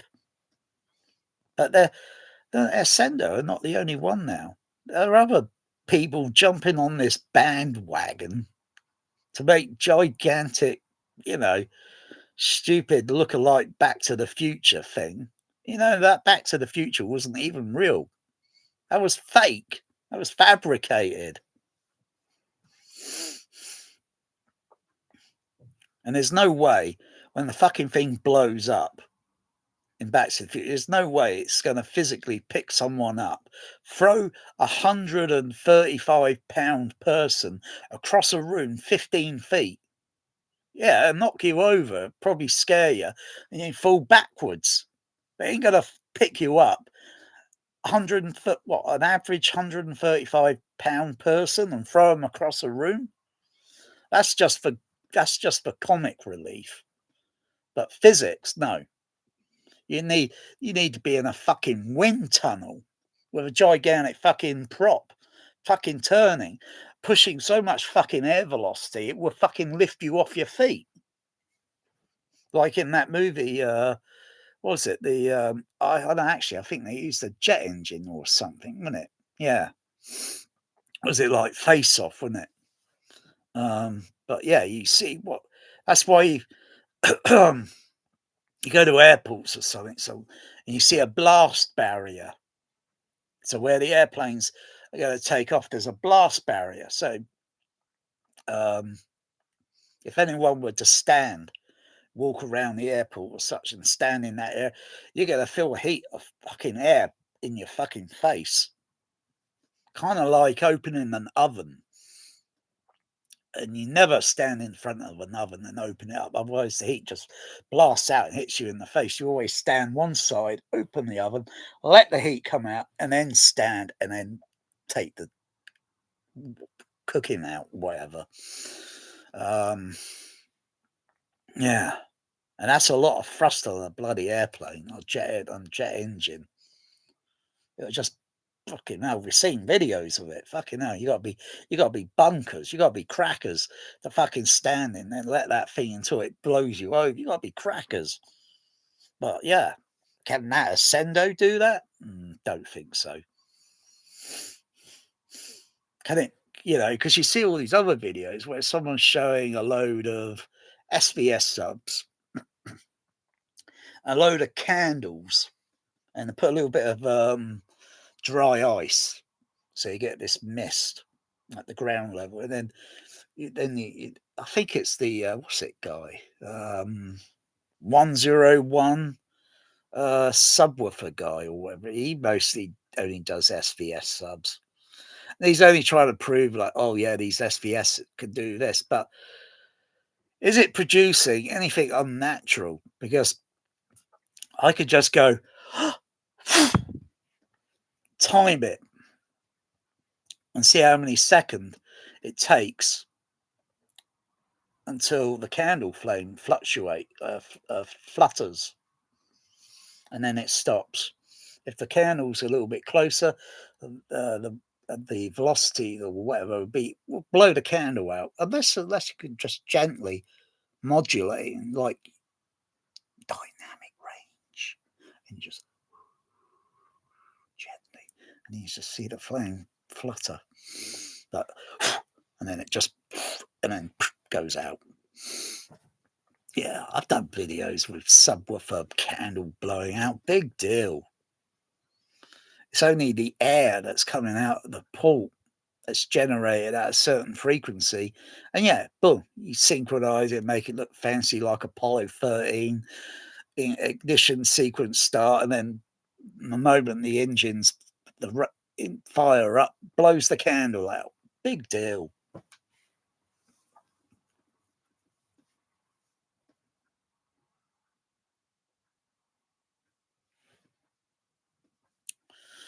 Oh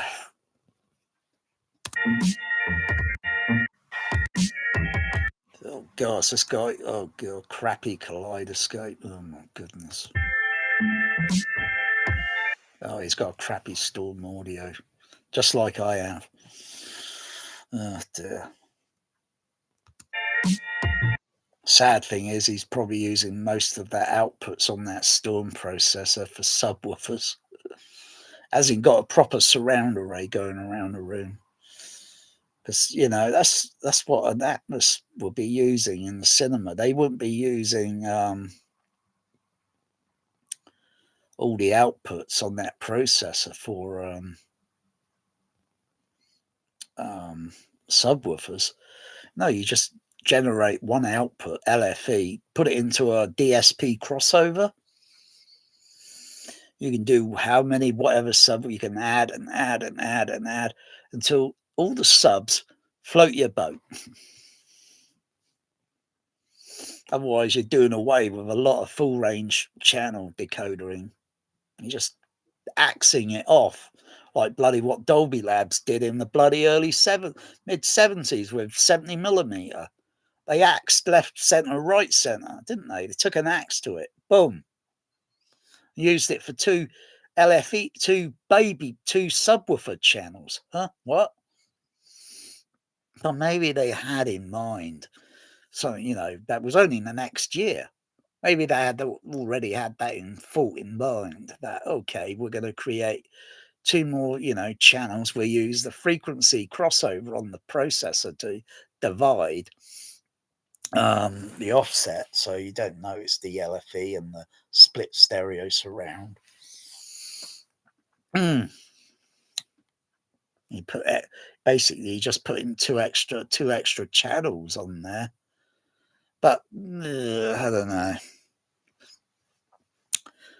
Split surround versus mono discrete. Yeah.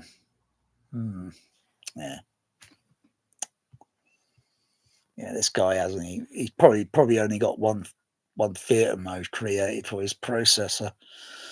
I created quite a few, so it could do, stretch it to do, but at the end of the day, for atmos use, load of rubbish.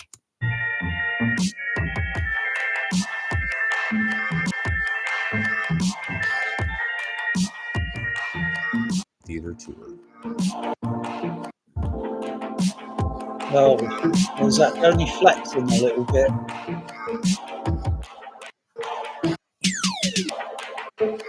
You got an overrated Dune movie there, for fuck's sakes. A lot of it was I made a mistakes. 4 feet to demo. Where's the frequency graphs? Go on, let's not just hear some chit chat.